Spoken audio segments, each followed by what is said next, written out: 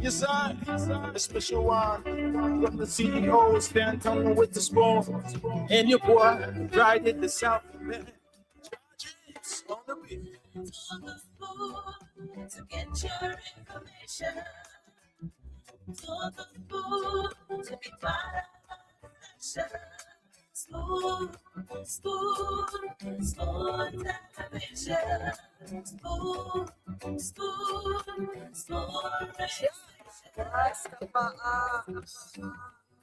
Spoon gonna tell you what is happening in Liberia. Spoon gonna tell you what is happening in Morovia.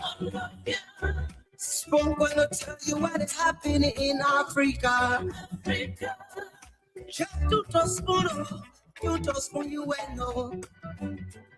If the children crying for starvation, just to spoon. You want to get a news update, my brother, to spoon. You want to know what is happening more than to spoon. Politicians want to make their decision, just to spoon. You want to know what happening in the ministry, to spoon. Yeah, to spoon. Yeah, to spoon. You from Bonjama, Maryland, to spoon. Yeah, to spoon. If you eat a pound, my brother, to spoon. You got a Spoon TV, you got a Spoon Radio, to spoon. Yeah, to spoon. You want to get a news update, to spoon. And you got the Spoon Radio, you got the Spoon TV, just tune to Spoon. This is where you get the news, the updates, the analysis. This is where you get to hear Liberians speak on critical national issues every single day. Spoon Talk is the place where we bring you up to speed with major happenings across Liberia, irrespective of where you are. Liberians across the world wait eagerly every single day at about this time to get authentic information about the happenings across Liberia from Spoon Talk. So I want to welcome all of you tonight. Thanks for joining us. This is Spoon Talk. We are live across the Spoon Network, Spoon 107.5 FM. We are live on Fabric Radio 101.1, Super 95.5 FM, several other frequencies across the country. Thanks to a Voice of Liberia 104.1. and a host of radio stations across Liberia that will most times relay the program even without telling us. We appreciate all of you for being a part of this journey. I want to say thanks to you for being here tonight. Spoon Talk is live on your radio, but we are also online. We're live across our social media handles: Spoon TV, Fabric TV, Super TV. We're also live on YouTube. Our YouTube handle is Spoon Talk Live. So welcome to the show tonight. It's good to have all of you joining us. Let me go to the comment section and recognize a few of you joining us tonight. I see Royal Prince is here. He says he's joining live from the EBK. Let me see okay, that's Grand Baza County. That's where he's joining us from. Thanks for joining tonight. William is here as well. Robert Gumbe, thanks for joining us. I see Per Kimber, thanks for joining us as well. Thanks to Abraham Gay for joining us as well. He's joining from England. And I see a lot of other folks joining us here tonight. We appreciate all of you for coming on. We ask you to kindly share the program as you join us tonight.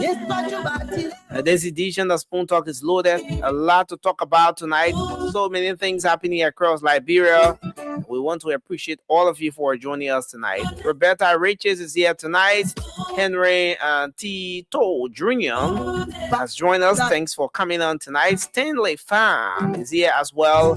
Orita Dolly is joining us from Dupont Road. Thank you for coming on tonight. And I see a lot of you coming on. Nathaniel K. Hill is here as well. He's joining via YouTube. Thanks to all of you joining us. Emmanuel Ricks, Velma McIntosh Parr, thank you for coming on tonight. Just keep sharing the program as I recognize you here tonight. Sam Popo is there as well. I see Arthur Robert is joining us. Gertrude Seaton is here as well. David Booker and all of you coming on tonight. We appreciate you for joining us on this edition of Spoon Talk. My name is Nelson Collier, and we ask you to just keep sharing the show here tonight. Well, a lot is coming up your way. It's coming your way tonight. On this edition of Spoon Talk, as you know, so many things have been happening across the country. The former president had a very fiery media engagement today. Lots of things were said.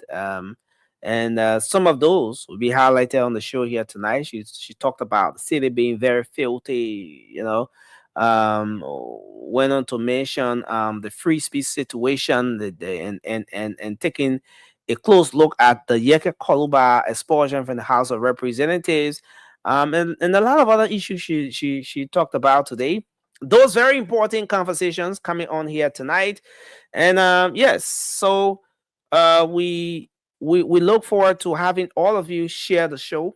Just keep sharing the program as you join us, and it's going to be a great conversation here tonight on this edition of Spoon Talk. We'll go to the phone lines as we always do, and hear from you, and hear what your thoughts are, what those issues are that are of concern to you. What is it you want to talk about? Just anything that's of concern to you: health, education, politics, sanitation, the environment, just anything you would like to talk about. We'll go to the phone lines and take your calls as we always do on 0555-101075. And you'll be live on the show tonight. 0555-101075. You'll be live on the show tonight. Vani Famboler, Mariga Jr. says he's joining from Banjo, District 17, Montserrat. District 17. Okay, that's represented DJ Blues District. DJ Blue, yeah. Represent Bernard Benson. You know, the man gets something at the house. Zoko, something. But I want to welcome all of you. Keep sharing the show. Let's have a great show tonight. The CEO and the rest of the team will come on. Once they do, I hand controls over to them, and they take over the rest of the show from there. But let's go to the phone line. 0555-101075 is the number to call tonight. 0555-101075 is the number to call tonight. And you'll be live on the program. Let's take our first caller here. Hello. Hello, Nelson. Hello, you're live. Paco, how are you? What's your name? Sorry. Paco, go ahead. What's on your mind? Thank you so much for the opportunity to come to me. Let me tell you, former president, please what I am appealing to all. Please, the children not to say, but we have people on all. Chua for try a second year to work server. Or some also talk about local resources to the day before here on shopping for. So that you tell what about the moon and the people from speaker Tara from there. The Jackass they gave the learner for La Blue that is supporting the 1-2. If the country gathered, they said that they were impact. Call the president to your hall and protest. You can't take the mirror and say this. But now, please, I think John Sapa, while I saw today, President Street, if I want to fuck, I'll call yourself Commander Mr. John Sapa, if the lady of the spoon there, please move for them. Right. Be taking a market here, Metro President. Please, thank you. Thank you for your input. Thank you very much for your input tonight. Please, the president, why you keeping Trump? Is there about the market here?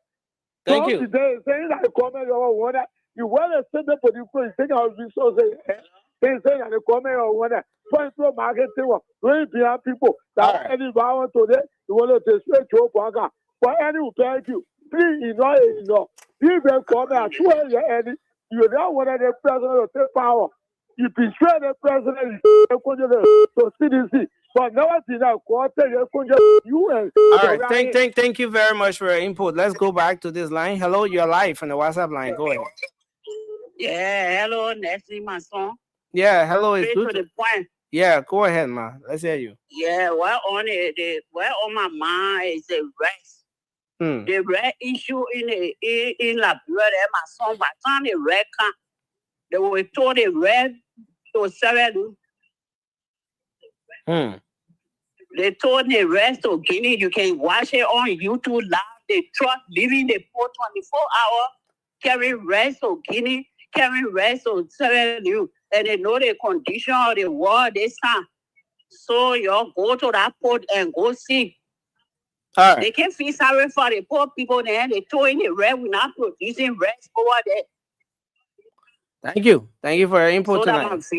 Thank you very much, man. Thanks a lot for your input tonight. 0555-101075.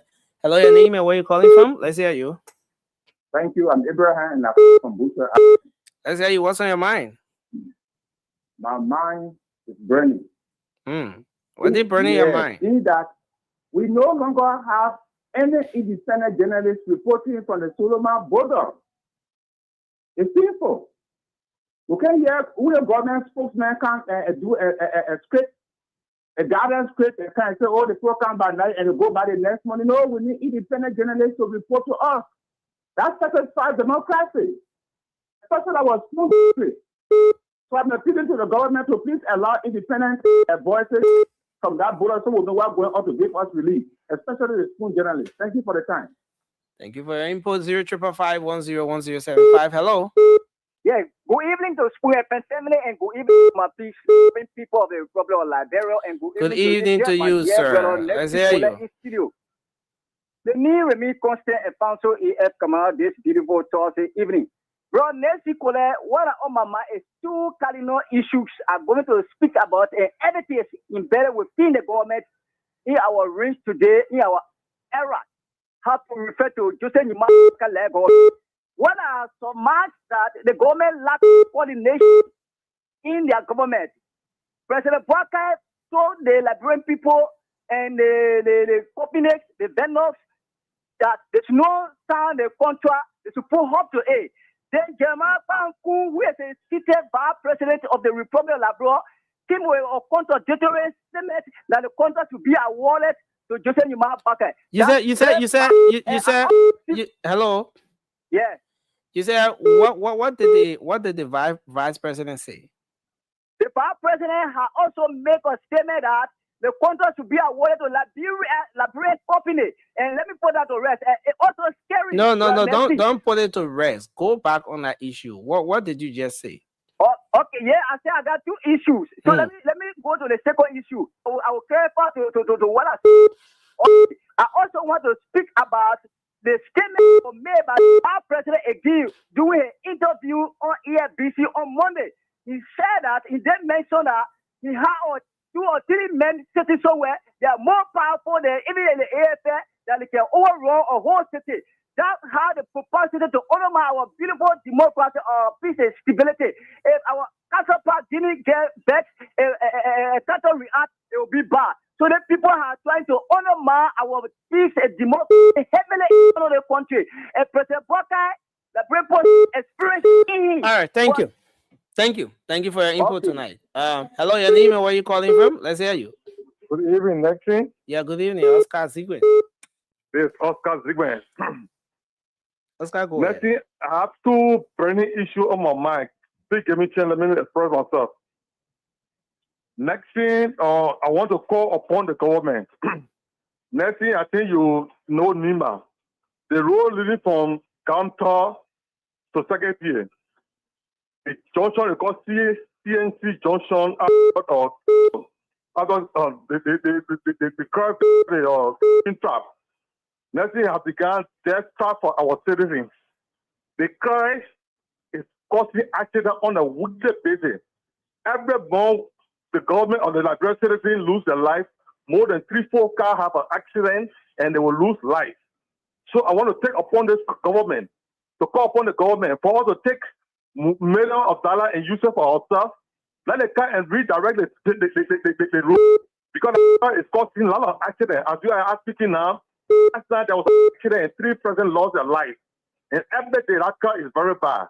So what do you observe? What do you observe as the reason why the many accidents along that corridor? Why do you think? What do you observe as the reason why there are too many accidents along that corridor? That's because the car is very, very deep. Okay. Very, very deep. Hit car. If you are coming to here, you will know what I'm talking about. After it parked, man, when you go to CNC Junction, there, that car is very bad on that train track.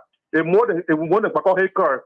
Okay. So every more than 3-4 cars will make accident and citizens will lose their life. So it's better for government to use at least 1 million or even 1.5 million to redirect the road in that to take the car from there and redirect the road and build the train trap. So thank you. Losing our citizen life. Thank you for your input. I appreciate you tonight. Thanks a whole lot. Then the second thing I have to do with the City Hall of Ganta. That's it. You cannot have a big city like Ganta. We don't have City Hall. The City Hall are there during the former president, we are administration. Up to present, the government has not touched anything on it. So we want to call upon the government. We cannot have big city like Ganta without no City Hall. Let us see reason and complete our City Hall so the city of Ganta can get a City Hall. Thank you. Thank you very much for your input tonight. 0555-101075. Hello. Hello. Yeah, you are live. Let's hear you. My name is Jawad Akbar and I call from Tunisia. Okay. What's on my mind today is the comment that was made by our former president, Mara Ellen Johnson Shirley, with regards to the removal of Honorable Yaka's Kolba. He did say people need to exercise free speech. So according to her, the removal of Honorable Yaka Kolba is a dangerous precedent because he only spoke him. So my question to her is, when she was president and Honorable Ellen Snow was speaker, did she not mastermind the removal of Ellen Snow because he spoke his mind?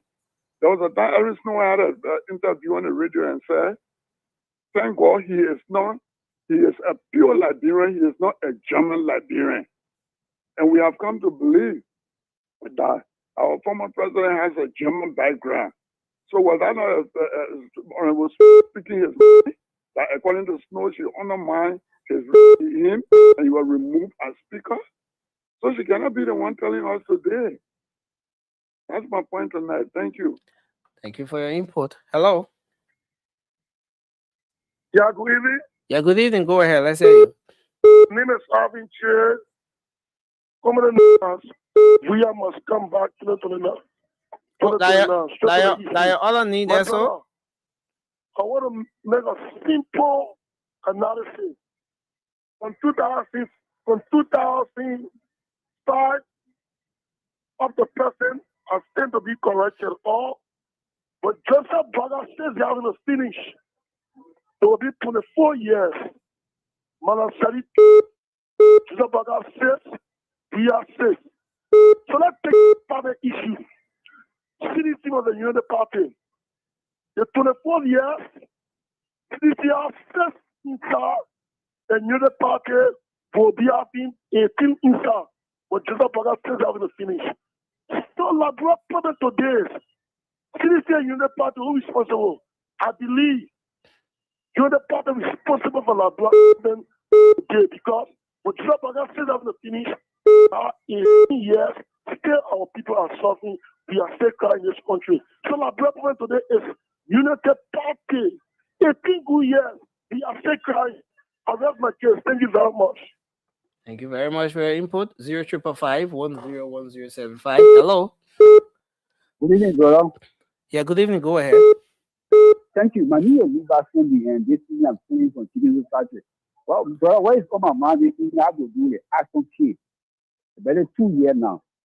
Well, when the case started, the Solicitor General of Liberia was posting all the evidence, international, local one, everything. So what is happening today? One case, and people, family members, are staying in jail for almost 2 years. And you do not have evidence, my brother. So the case for me, I thought they have judgment because the way the Solicitor General was posting on radio. In fact, he went directly accusing the former speaker at the time. He did not even use a letter. He said, when you get money, you must pay school. Directly accusing the man. Why is it today they are delaying their own case against them? They want transparency. It's not good. We all are Liberian people. When you not get evidence, you're trying to use your family member like each day. They are all Liberian. They're not control the capital paying your know it very well. All my people that don't want us. It's not good to treat your friend like that, man. It's not correct. Especially they fire men, the Solicitor General fire. I want you to me because he was posting that he really had all the evidence. People are going to see the people 2 weeks. You will see the evidence, the international evidence. But where are the evidence? Why is it you guys are dragging the case? Thank you. Great concern. Great concern. One case. Thank you, man. All right. This person, hello. Good evening. Yes, you're live. Let's hear you. Thank you so much. Vanif my name and I call from HK 15. What's your mind? Member of UP Intellectual Bureau. Go ahead. Oh, my brothers, I want to say this. If somebody talking say that the United Party, they are the problem when it comes to Liberia, look, then I would say they are joking, they are not reading, and they are not doing research. My brothers, if those guys Liberia, they are to themselves that government will come and go to even 2 steps, let it just wake up and go to Guinea, Nigeria, and Africa, or regular or Salvador. When they come back to Liberia, they will get to know the difference between Liberia and those countries. Look, you will cry for this government or against government, nothing you're bringing to the country and nothing, no tax you're paying to this country. You're only here for them to come to bring food to your doorstep to wash up baby diapers. It will never happen, my brother. So who they're not paying taxes now? These people who saying the United Party under 14 years, they are the problem for this nation. Oh, so the people those people then they're not paying taxes. For them, they're not paying taxes. They are not paying taxes. Even how you know the people are not paying taxes? My brother, all a year I am not paying tax. If you get on or that's a tax, that's what you want to refer to tax. But what do you refer to? What do you mean when you say somebody not paying tax? What do you mean by that? Because there are different kinds of taxes. They have the income tax, the GST tax, the goods and services tax.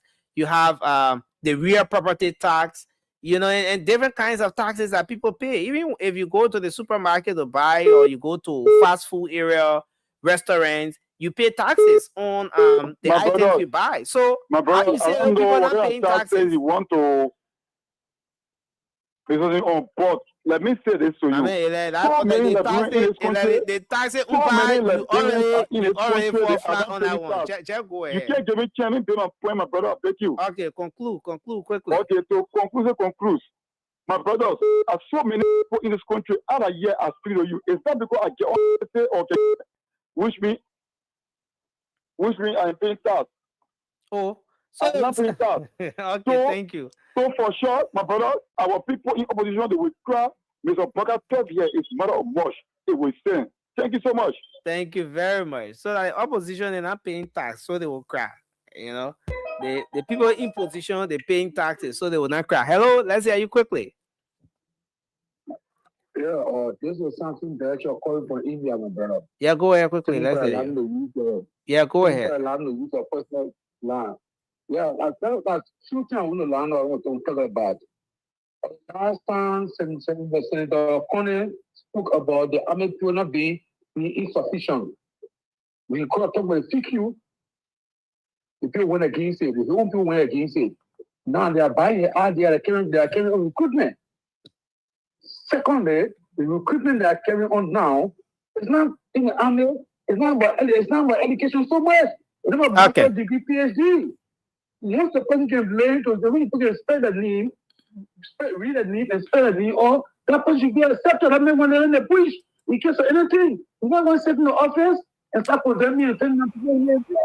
Thank you very much for your input. We appreciate you, sir. Thank you. I see the CEO has joined us. Dr. Richardson has joined in as well. Good evening to you, Dr. Richardson.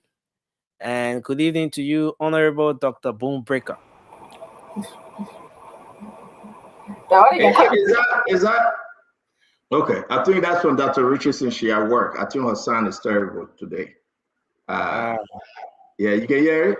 Let me unmute her. Ain't you hearing it? I said to say she's driving, right? Are you?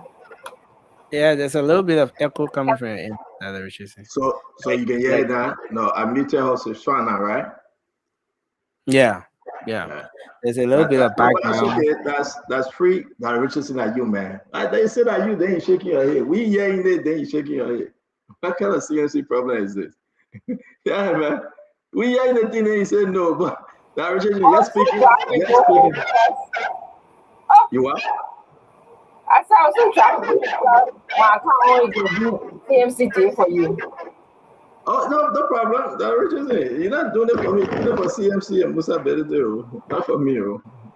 I got no fish to fry in that one. Oh, I forget, you're doing it for opposition unity. What you say? Hey, you see, she ain't even hearing me. That's what's up. What's going on in the country? What's going on? Yes, sir, I'm doing good. The country is always busy. There's always something happening. Yeah, and so what's happening today? What's happening? Always something happening. I'm getting a lot of stuff happening.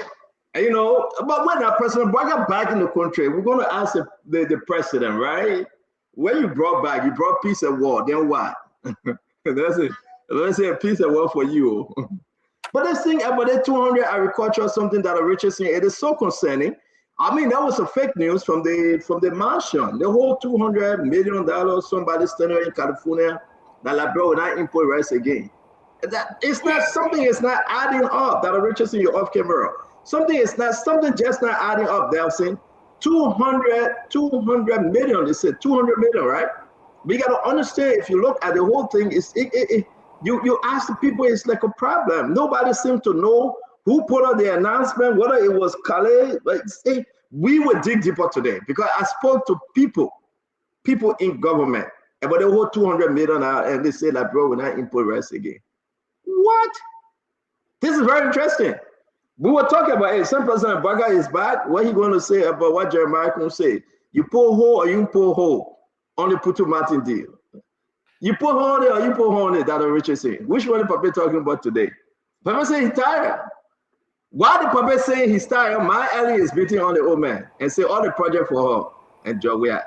Joseph Baga have not done one project. One. The my Ellie said, I mean, we play my Ellie. Tawan Gonglo said the reckless statement by Vice President Jeremiah Kpankun is the most dangerous statement saying the Guineans occupy Liberia. Tawan Gonglo said that it's the most dangerous statement that was put out there by Jeremiah Kpankun. What else we get in the news? MedTech. So what's the story about MedTech? What's this one? Guys, you gotta listen, right? Have you ever sent things to Liberia? Are you sending something to Liberia? Do you know that MedTech is getting free money and they are not reporting to the government all the hundreds of millions out of MedTech I get? Free money. Free money. The recommendation from the senators, Senate 2024, it's sitting on President Baga desk. President Baga didn't do jack, he didn't do anything about the whole MedTech thing. So people are asking, but what's going on? I thought the Papa said you were going to transform MedTech. Dr. Richardson, what's going on? You just sent Barry. I heard that you sent Barry to Liberia. You've been to that place for 6 weeks now. MedTech charging, but it was MedTech problem though. Dr. Richardson, what you put in the barrel? I heard that the barrel you saying you pull Abraham Oshu inside. Y'all can hear me now? We can hear you. We can hear you ever say. We can hear you. No, I'm hearing the echo. That's why it's bothering me. I'm looking to see what's going on. Turn your computer off and turn it back on. Yeah, so let me come back, okay? Yeah. Please don't run away because Bangura is here. I hope you're scared of Bangura. Don't run away.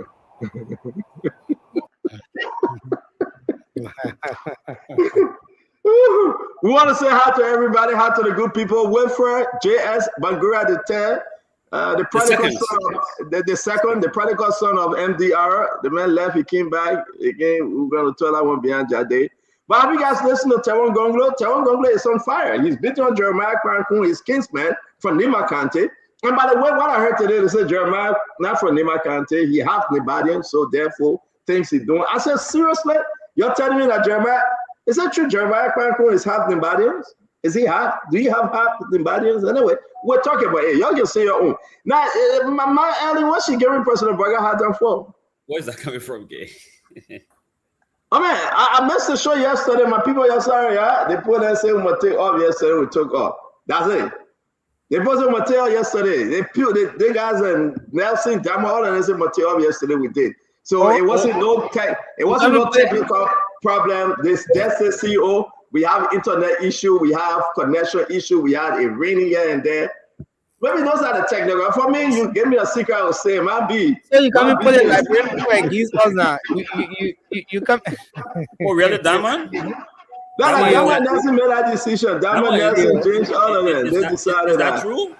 They didn't see you go rest. They were telling me to go rest yesterday. Is that true, Dama? You know, our rep on the page will vindicate us.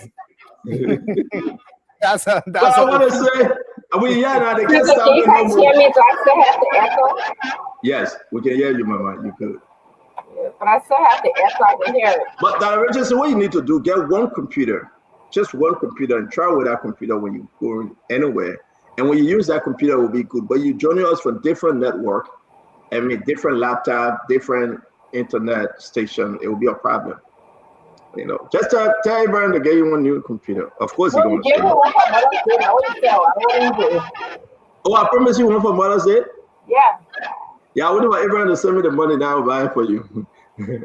But ladies and gentlemen, why is Prophet Key? I miss Prophet Key, man. He said, ladies and gentlemen, boys and girls, you can't take fraud to a beauty pageant. Where is Prophet Key? 180 calendar days. Yes, you can. That's 6 months. For freedom of expression, the jail, Unity Party jail, Prophet Key. Freedom of expression, they say they are removing Yeke illegally. Unity Party, what wrong with that? What wrong with Unity Party? And you know the thing is that they will get better because we here. What wrong with Unity Party? What kind of party that you can't hold there, you fighting the same people that try, you say, no, God, I'm making new land. But we'll have a great conversation tonight. We in it. We in Zigo right now. I want to say to all of you, Simon, Zoe Jr., welcome to the show. They call it Evangelist. Evangelist Bwaka Kamara. Evangelist, how you doing? T. Dawkins, Rachel is here. Tipo, Speaker Dempsey is here. Man, B. Popu is in the house. We want to welcome all of you. Joseph Kwagben Sr., I think that's the name. I got it right? It's good to see you. What's the name over there? Prince Double. Amara B. Conant is in the house. Ambassador Wharton Bashu Morgan is here. Jigba Cody is here. Who we got? We got Briscoe Sako, Anthony Teach. Anthony, my man, for long, man. You know, for long. I stopped seeing you hanging around us. We want to say we welcome all of you, but what's going on with Unity Party? We got a lot, and we're going to just play a little preview, just something, share the show. Let's make progress. And I'm saying that, listen to Tewon Gonglo, blasting at Jeremiah Kuhn. Let's just take a quick listen. Just 2 days ago, our vice president made a very inflammatory statement that could escalate the problem between Guinea and Liberia. When he said there are people in Liberia that he did not want to call names, that 2 or 3 of them could take a seat in Guinea. That statement was irresponsible, reckless, and inflammatory, and is not expected of a responsible vice president of Liberia. He undermined his position by making that statement, jeopardizing the relationship between Liberia and Guinea. We don't need that. I said on my first comment on this issue that I can put my head on chopping board. Guinea will never fight Liberia because.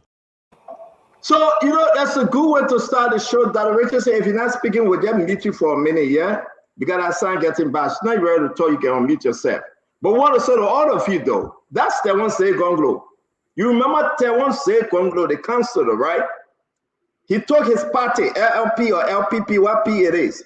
He took that party, Dr. Richardson, to Unity Party. Today, he is one of the strongest critics, saying that it is irresponsible, reckless, and inflammatory. Can you imagine that? But what did Jeremiah Kun say? We'll go to Nelson to give us that video when he's ready. What actually Jeremiah Kun say? What Tewon Gonglo is saying, is it true that the remark from Jeremiah Kun, is it true? I like to say, listen, I like to be fair yet though. But Tewon Gonglo, people are supporting this argument. Unlike Yeke, unlike Americone, unlike other individuals, are you telling me that Jeremiah Kun is exempted? That Richardson? I know we started the show yet, we will.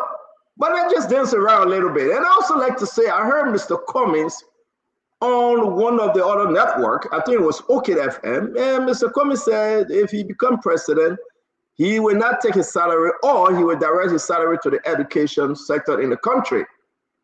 And a lot of people saying, well, I'm going to play that as well, but it will be for you to tell me what you think about Mr. Cummings' statement. And do you know that James Colette now turned to be another Marcus Parkos? He's going after Edwin Mervyn Snow. James Colette is, you know, he's going after Edwin Mervyn Snow. We got a lot, and we'll play everything that Madam Sally said today. She said the whole city is dirty. The woman been talking about dirty city, Dr. Richardson. It's her passion.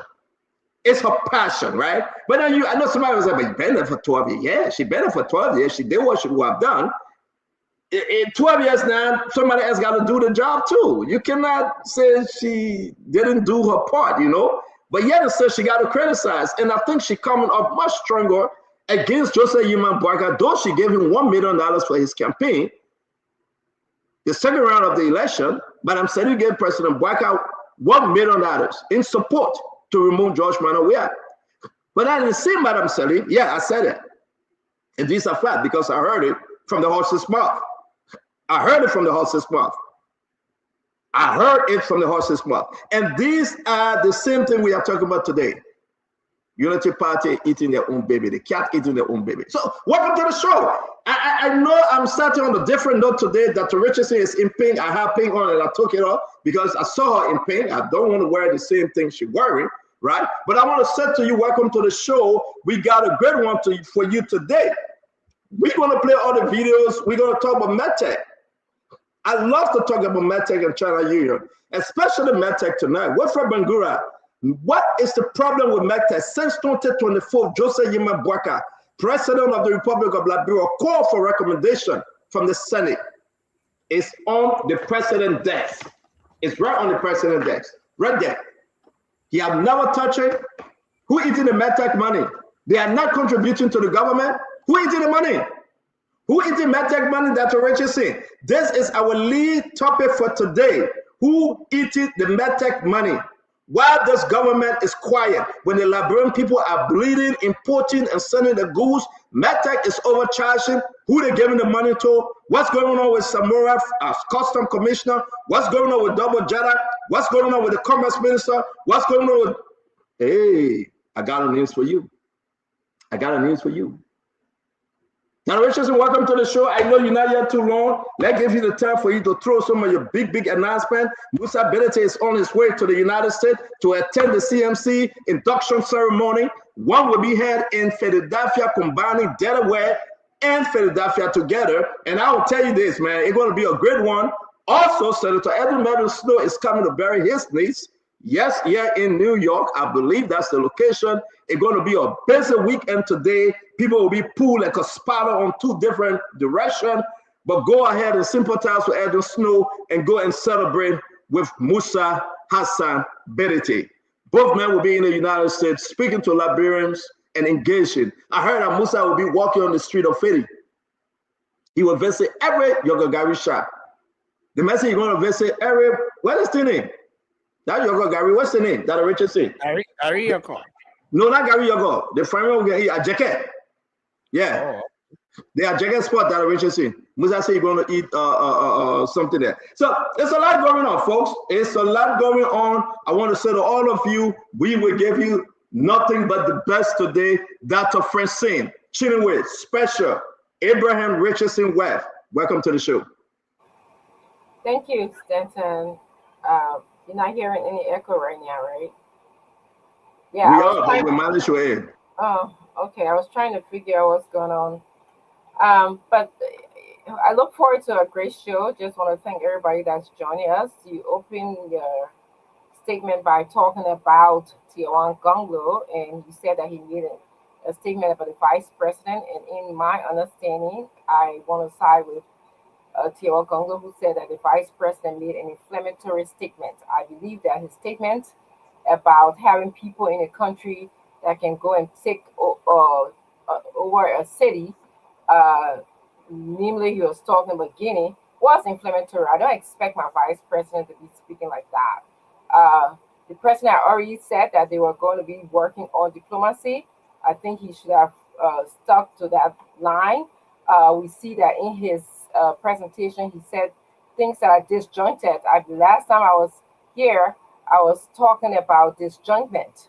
Okay, the vice president and the president do not, according to me and according to that comment that was made, are not working on the same accord. The vice president said some things as it relates to Pudu Mountain, like even though I knew you didn't mention that,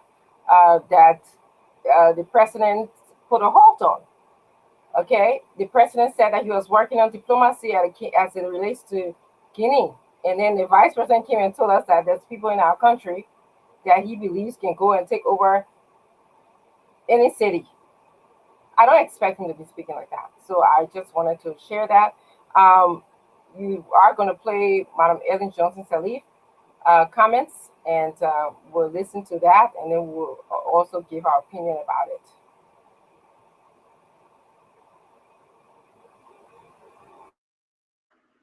Yeah, we're gonna listen to a lot. I want to bring in Wilfred Bangura, J.S. Bangura II. Wilfred, don't worry, it is all taken care of. Your consultant in chief, Stanton Witherspoon, is here. We'll make sure that everything is taken care of, and we get. I mean, Fubi is coming, or maybe you have Fubi to get his own percentage because we asked for 50. We asked for 10, but you see, you gave her 50%. So we're looking forward to that. Welcome to the show, Wilfred J.S. Bangura II, MDR/CMC member. No. There's no CMC to that. Stanton, thank you very much tonight. It's good to be here tonight. Obviously, we missed the show. It's really great to be on.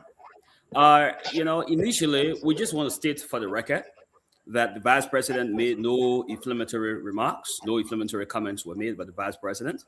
And when I listened to Councillor Gonglo, he's a respectable lawyer, and we respect him a lot. I thought that it's not everything really you're supposed to put a spin on. And I thought that his analysis were quite unfortunate because, if you want to talk about inflammatory, I think the Land Councillor was the one who was really trying to make inflammatory remarks. We analyzed the vice president's remarks on this show, and we had a consensus that he spoke in context, he spoke well, and we passed on that. So the records are well documented on this show. So, for him to come back and say that the vice president, spoke inflammatorily, I thought that was perhaps, misuse of words. And I thought that was not the case. That was wrong. That was malicious. That was wrong. And we're not going to countenance any such thing. The context of vice president's remark was clear. He reiterated that the position of the Liberian government was along the pathway of soft diplomacy, because he believed, as well as the government and the president, have clearly articulated the government's position, the foreign policy objective of the country vis-a-vis the Guinean incursion, that the only plausible pathway was to pursue diplomacy, soft diplomacy, as the vice president said. And that was very clear. He reiterated But that. when we start the show, yeah, my man, I just trying to say let's greet our people. We ain't there yet. We get Okay, so yeah, so it's going to be here. I know you're in Seco, but we ain't there yet. So all right, you know, we'll get there. We'll get there. Yeah. Yeah, let me bring in Fubi. Fubi, how you doing today, my friend? How are you today? God morning, man. Look forward to a good show today. So good evening, everybody, and we look forward to a good show. A lot of trending topics. I think they're all unique, they're on point. Thank you.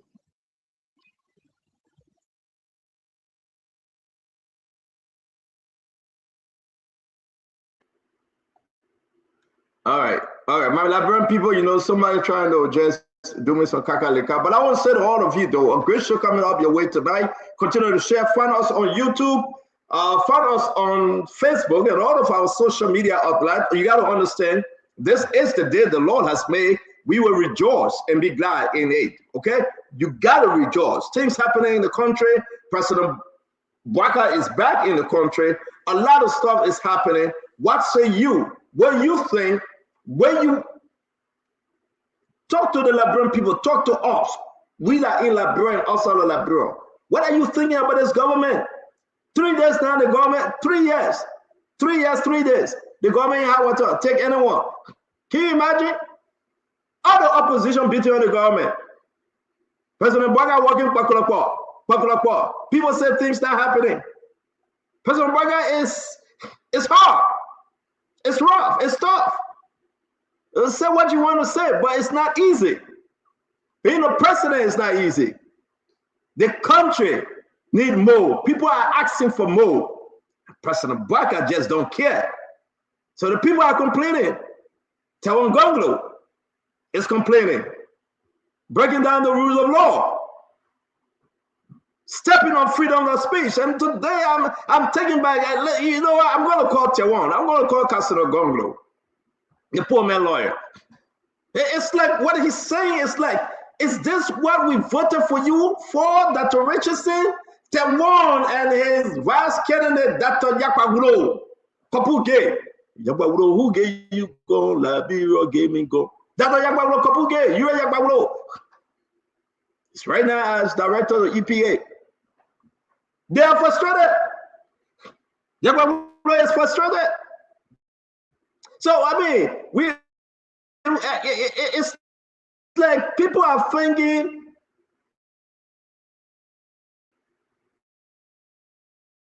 what's going on, President Biden? And, you know, these are some of the reasons when you get Wi-Fi Bangura, they won't play your internet. I will kick them off. They continue doing that thing. You can hear me, Fubi?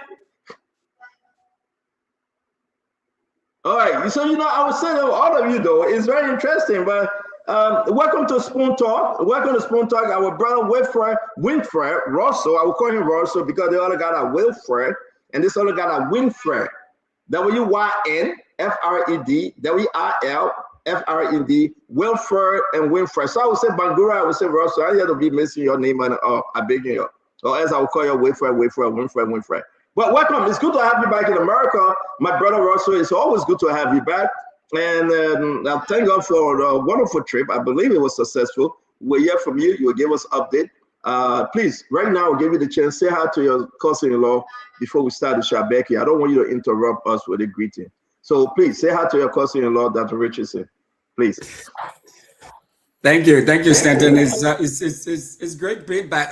I'm surprised you cannot differentiate between Winfred and Wilfred, or Billy D and J.S. Bangura. I mean, there's just all this distinction going on, but you know that's fine. I mean, I'll take Russell if you would take Bangura. You know, this is not a problem. But great being here. My dear, special, beautiful, intelligent, educated cousin-in-law. That this family Stanton knows good people. I mean, she's cut from the best cloth you can cut off from. I'm at that scam. We gotta do our show. That scam. The woman didn't say she leaving your cousin. And your cousin paying you to do that all the time, man. Okay, she agreed. take that pay, and she's not leaving your cousin. She will stay with your cousin till death do them part. You know how we say all the time. The rest of the family okay like you're right? Yes. Yeah, they're making back with Frances, so that's okay. Well, ladies and gentlemen, boys and girls, let's go into No, we didn't come together, okay, separately. No. Oh, no problem. Well, no, it's great. It's great being. It was a wonderful trip, and it was. But we can talk a little bit about it. So it's we will. I want to say to all of you, it's been a great day. We want to say thank you wherever you're joining us from. Let's have fun today. Let's discuss issues of national concern. President Boga is back in the country after receiving the peace award. The peace award for President Boga, he says, for the nation. I don't know who it's for, but anyway, we'll put that aside. But actually, the $200 million something that people talk about is confusing. Did the government actually sign on the document that somebody or company will give them $200 million or create an avenue that Liberia will not be importing rice again? What's the true story? Because people are saying the story is a lie. The story is a lie. So what's the name of the company? Did anybody know the name of that company? We'll put this thing up. Who signed the MOU? Who signed the agreement? Can we reach out to Dr. Nuta, the agriculture minister, Alexander Nuta? What did Alexander Nuta say? These are some very critical signs in our country that when they allow the president to leave the country and they set him up with all kind of lie operation. But we will get there because, you know, this announcement, well, when I reached out to Richardson and asked people, look, government holds discussion with partners in California to enhance agricultural productivity in Liberia, Sacramento, California, USA. The government of Liberia and the delegation from California Agriculture, Academic, and Investment Center, blank. Over the weekend, launched a joint initiative to eliminate Liberia $200 million annual rice input bill and modernize the country farming sector. What's the, you can't, Kula got to do better than this. So many questions. And I think Anthony Kula, for fun, I got to do better. Because that spin went out whole water today, right? And to those of you that just joining us, we want to say continue. Madam Sally was on fire today. We keep on reminding you because what time is it? Oh, we're about to get into it. Dr. Richardson, we want to say you want to give your announcement about the CMC program coming up quickly before we get to our conversation. Yeah, you did a great job opening the show with it. I will continue. We're having an induction ceremony this weekend. Musa is probably on his way over here.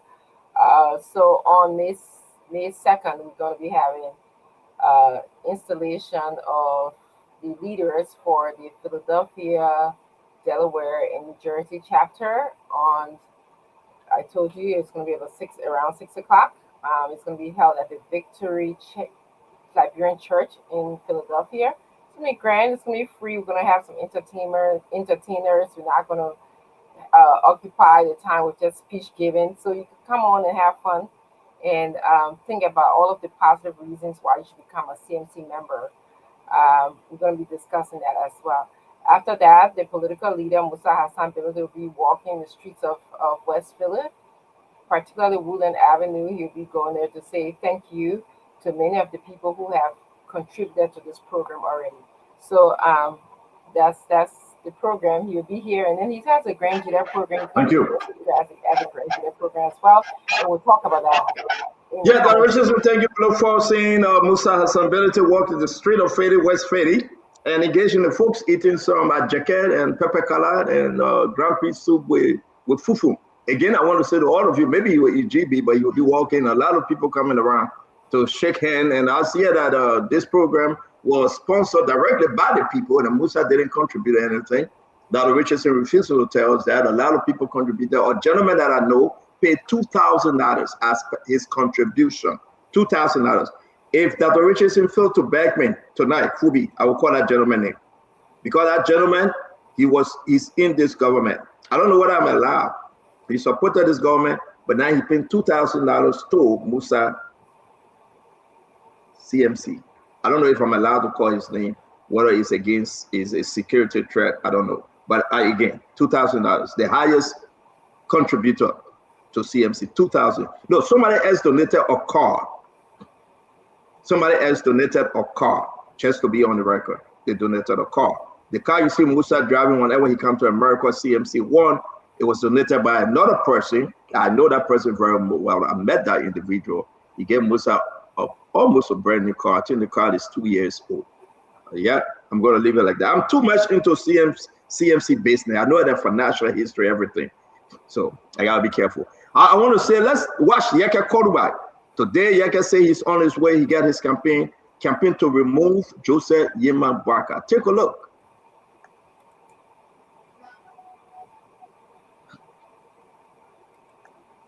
All right, so what happened is that no audio. We will get the audio, we'll play, but Yeke is in Buchanan. He's on fire. I want to welcome Dr. Rudolph Masio Boplay.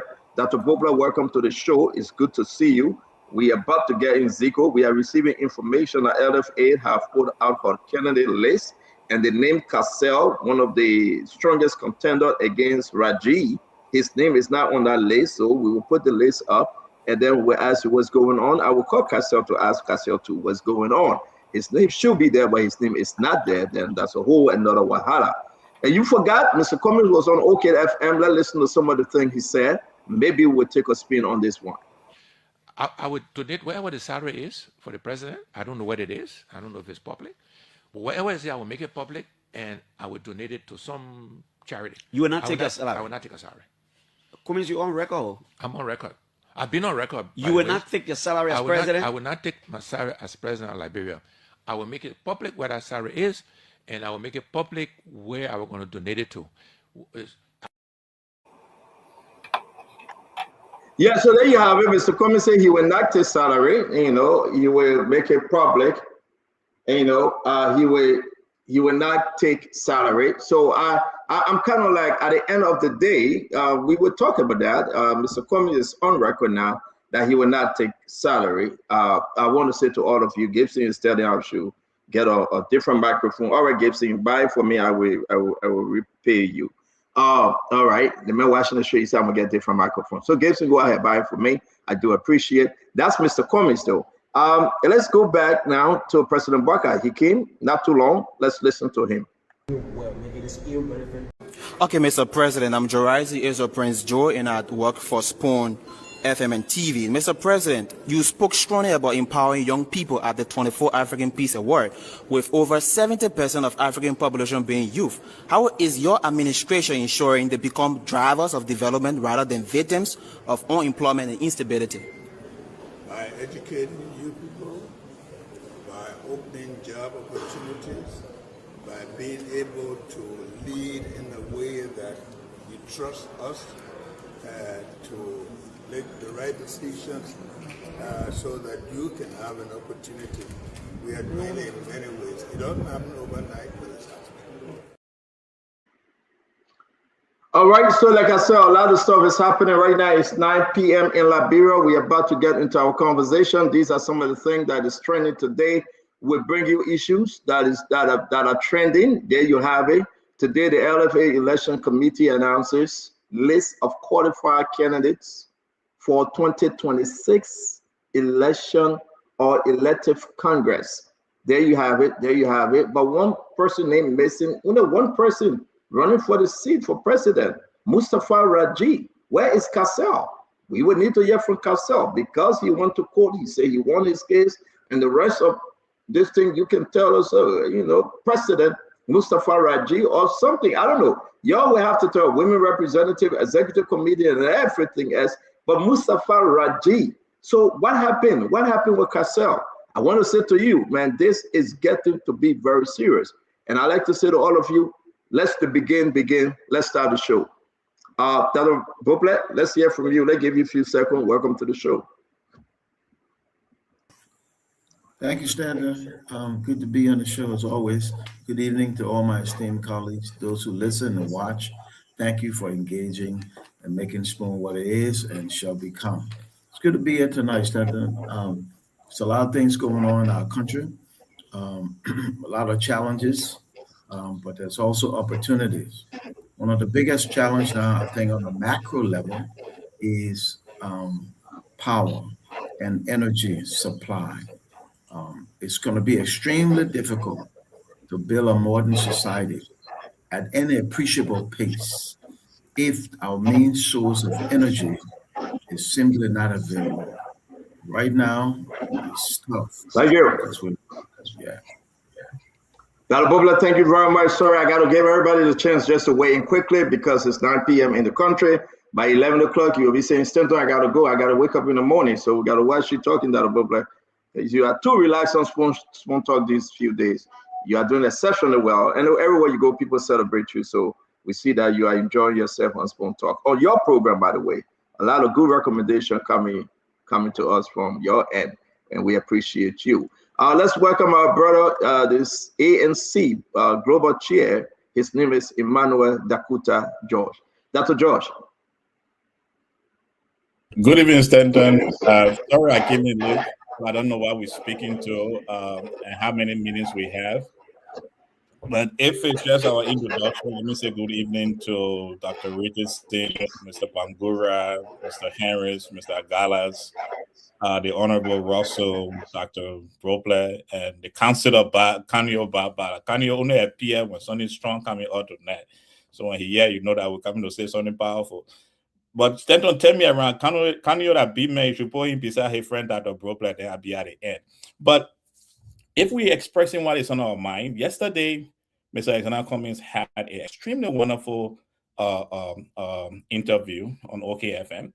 Great interview with great policy articulation to help his government. But unfortunately, some disenchanted member of the Unity Party have started putting some things out there in the public, challenging Mr.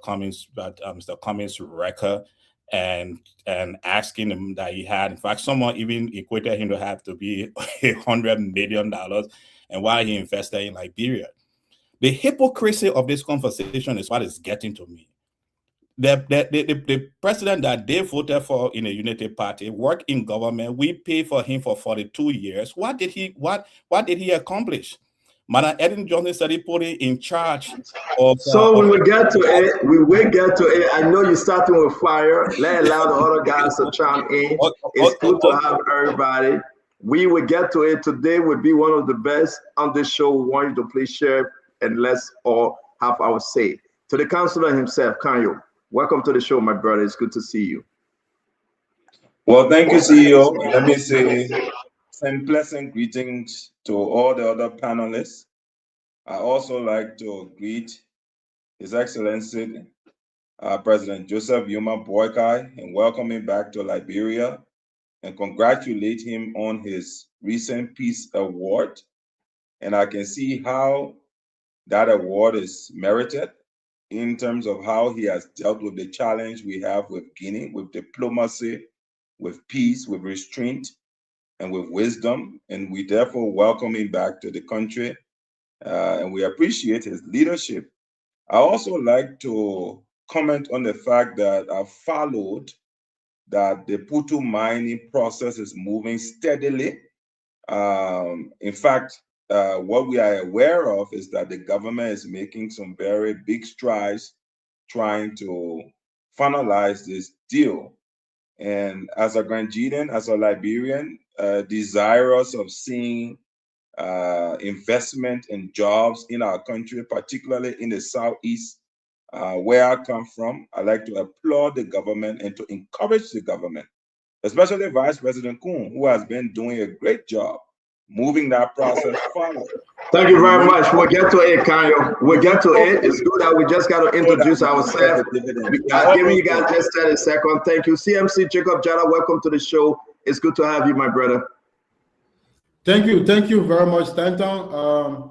Thanks to everyone for another possibly fascinating show tonight. I'm happy to be here from the perspective of the CMC, and we are in great spirit, looking forward to our political leader visit to the US. So yes, I'm happy to be here today and looking forward to these very hot button discussions going to happen in a few minutes. So I'm happy, yes. So thank you. Thank you very much, Jacob. It's always good to have everyone of you. The first conversation tonight, we got a lot, guys. So when you speak, you're just going to give it your one time, and we got to move on because, again, we got to be running with time. We got a lot, almost 11 different trending issues today. Madam Ellen Johnson Sally put us in fire in Zico, and we got to go. The first thing I want to say, though, is the councilor. the poor man lawyer, Councillor Tewon Gonglo. Let's put this up quickly and let's hear your own view. And the Liberian people will decide. This is Councillor Gonglo on the remark made by Vice President Jeremiah Kwankum. Just 2 days ago, our Vice President made a very inflammatory statement that could escalate the problem between Guinea and Liberia.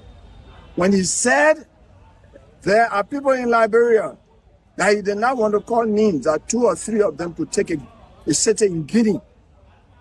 That statement was irresponsible, reckless, and inflammatory, and is not expected of a responsible Vice President of Liberia. He undermined his position by making that statement, jeopardizing the relationship between Liberia and Guinea. We don't need that. I said on my first comment on this issue that I can put my hair on chopping board. Guinea will never fight Liberia because as a former presidential envoy to Guinea, I was told by Guinean authorities that the Republic of Guinea owes so much to Liberia that it can never pay. Dr. Richardson, let's start with you, right? Irresponsible, reckless, and this is exactly what Tewon Gonglo is saying, inflammatory. Do you agree with Councillor Gonglo that the Vice President remark was irresponsible, reckless, and inflammatory? Yes, I agree with the Vice President with Tewon Gonglo, that the Vice President's remark was inflammatory and irresponsible. Is consistent with what I believe, that there's a lot of disjointed belief system that is going on in the government.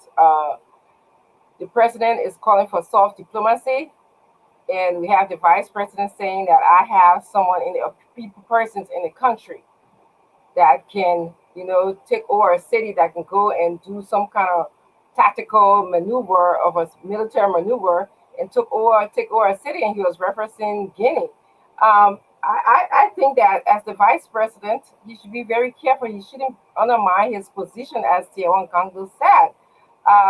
I believe that he's telling us there's people in our country that is being paid to do this work. Is that in the budget?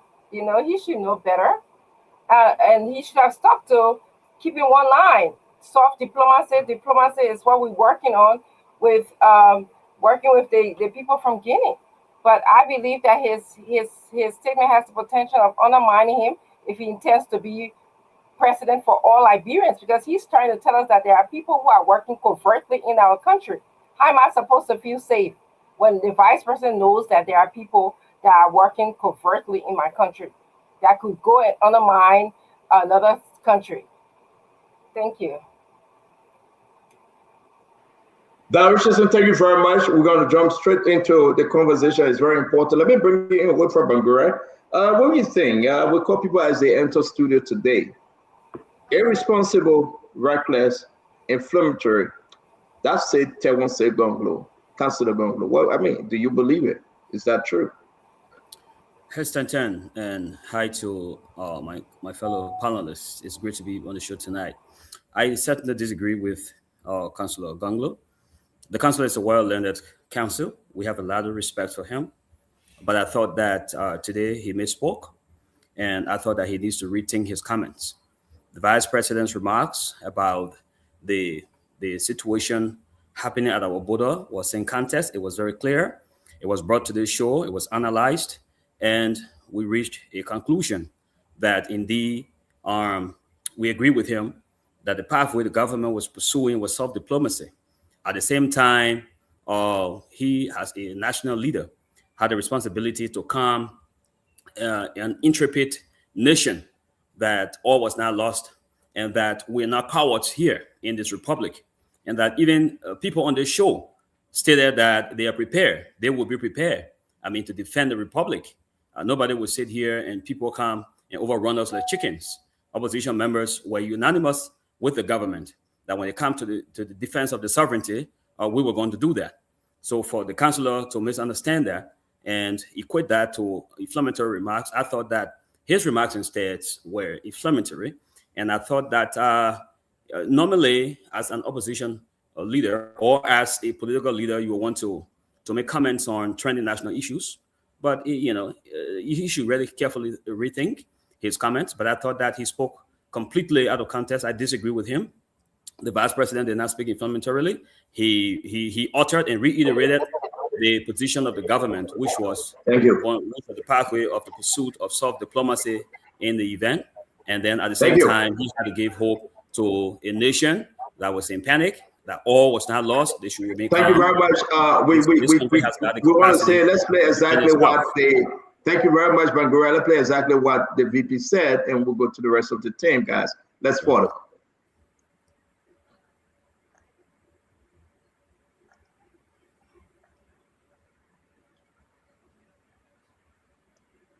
I can't make it.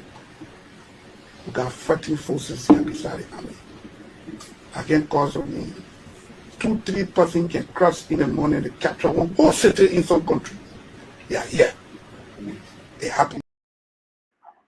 There you go. I think we're going to play the full clip, but let me bring you in quickly, Russell, before we go to Henry and Fubi. Russell, I mean, you consider what Tawan Gonglo is saying. The VP statement was irresponsible, reckless, and inflammatory, causing problem more harm than good when you look at our position from the Guinean side. Winfrey, Russell.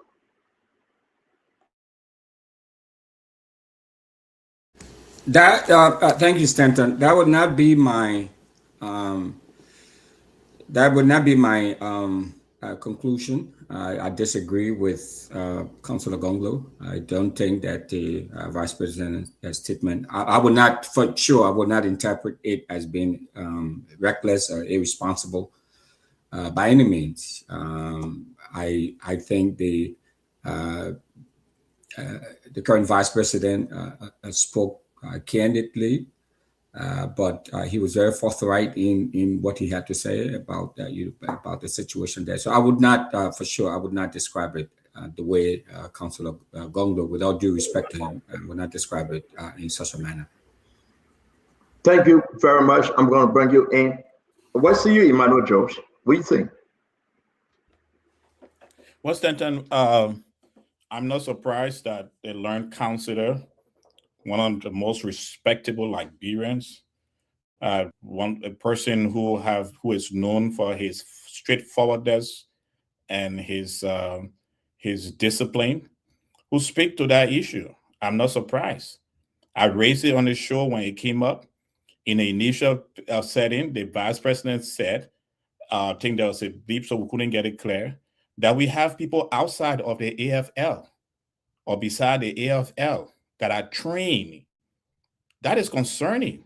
Who are these people that is outside of the armed forces of Liberia?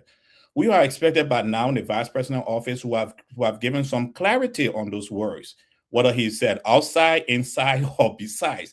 But unfortunately, we have not gotten any clarity from that, and that is concerning.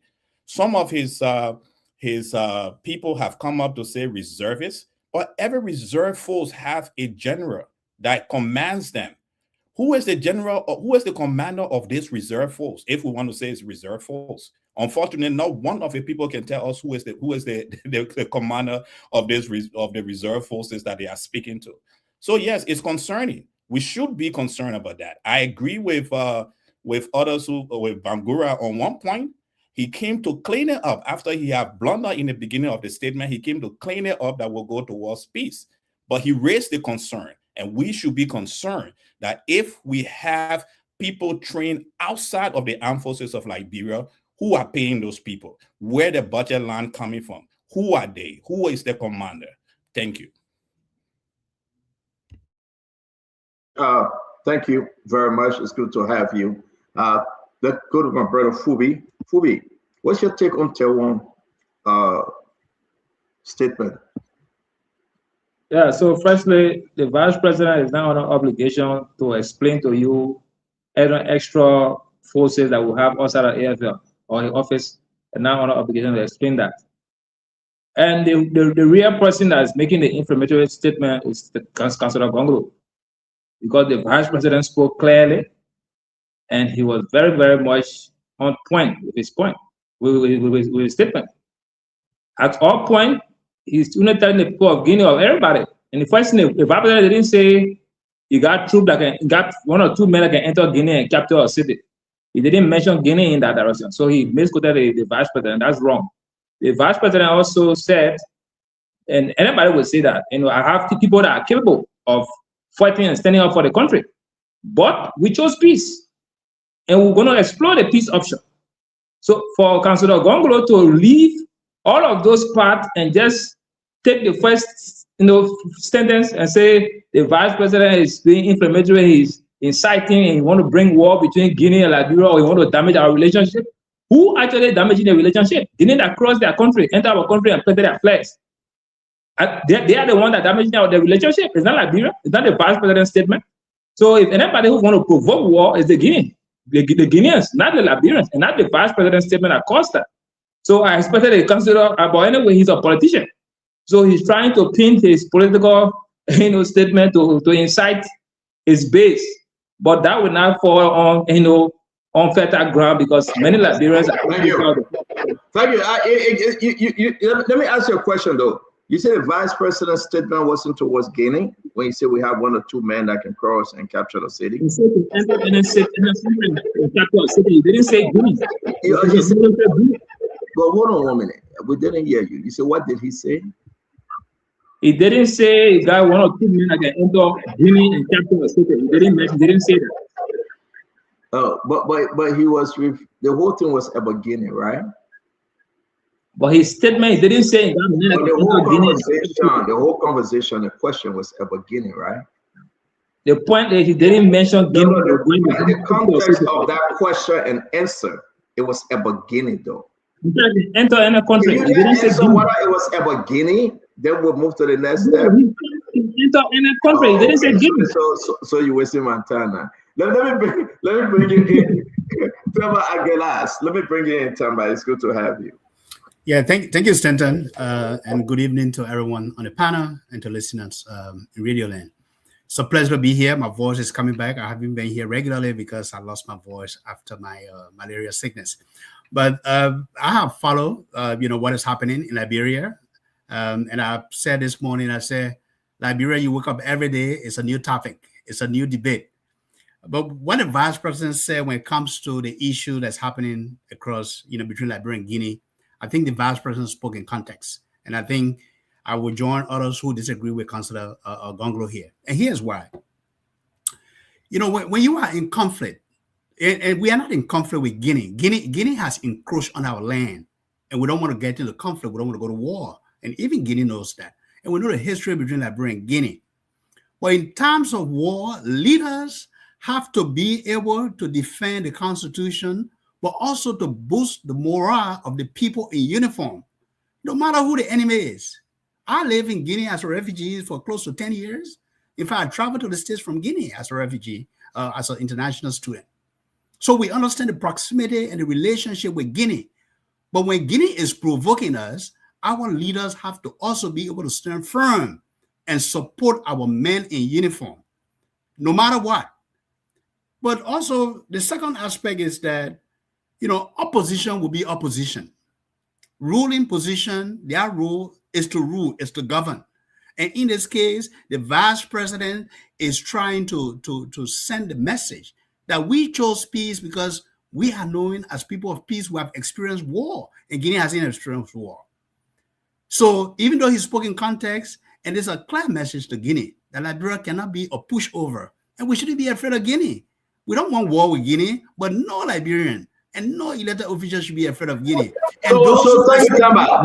Tamba, thank you though. So you go contrary to what Fubi is saying. He wasn't talking about Guinea, but you say it's a clear message to Guinea. So you guys, I know we want to say our own, but you saying that he was saying a clear message to Guinea. That's what you just said. But Fubi said no. He didn't mention Guinea. He wasn't talking about Guinea. I'm not afraid to say what I mean. He spoke in context, and he was referring to Guinea, but he spoke in context. I applaud you because exactly that's how people understood it. But thank you very much. Let me bring in Dr. Bople. Dr. Bople, let's hear you on this Guinea issue. Senator, Councillor Gongolo is a well-respected lawyer, public servant. I have a lot of respect for what he says. In this context, though, the vice president spoke.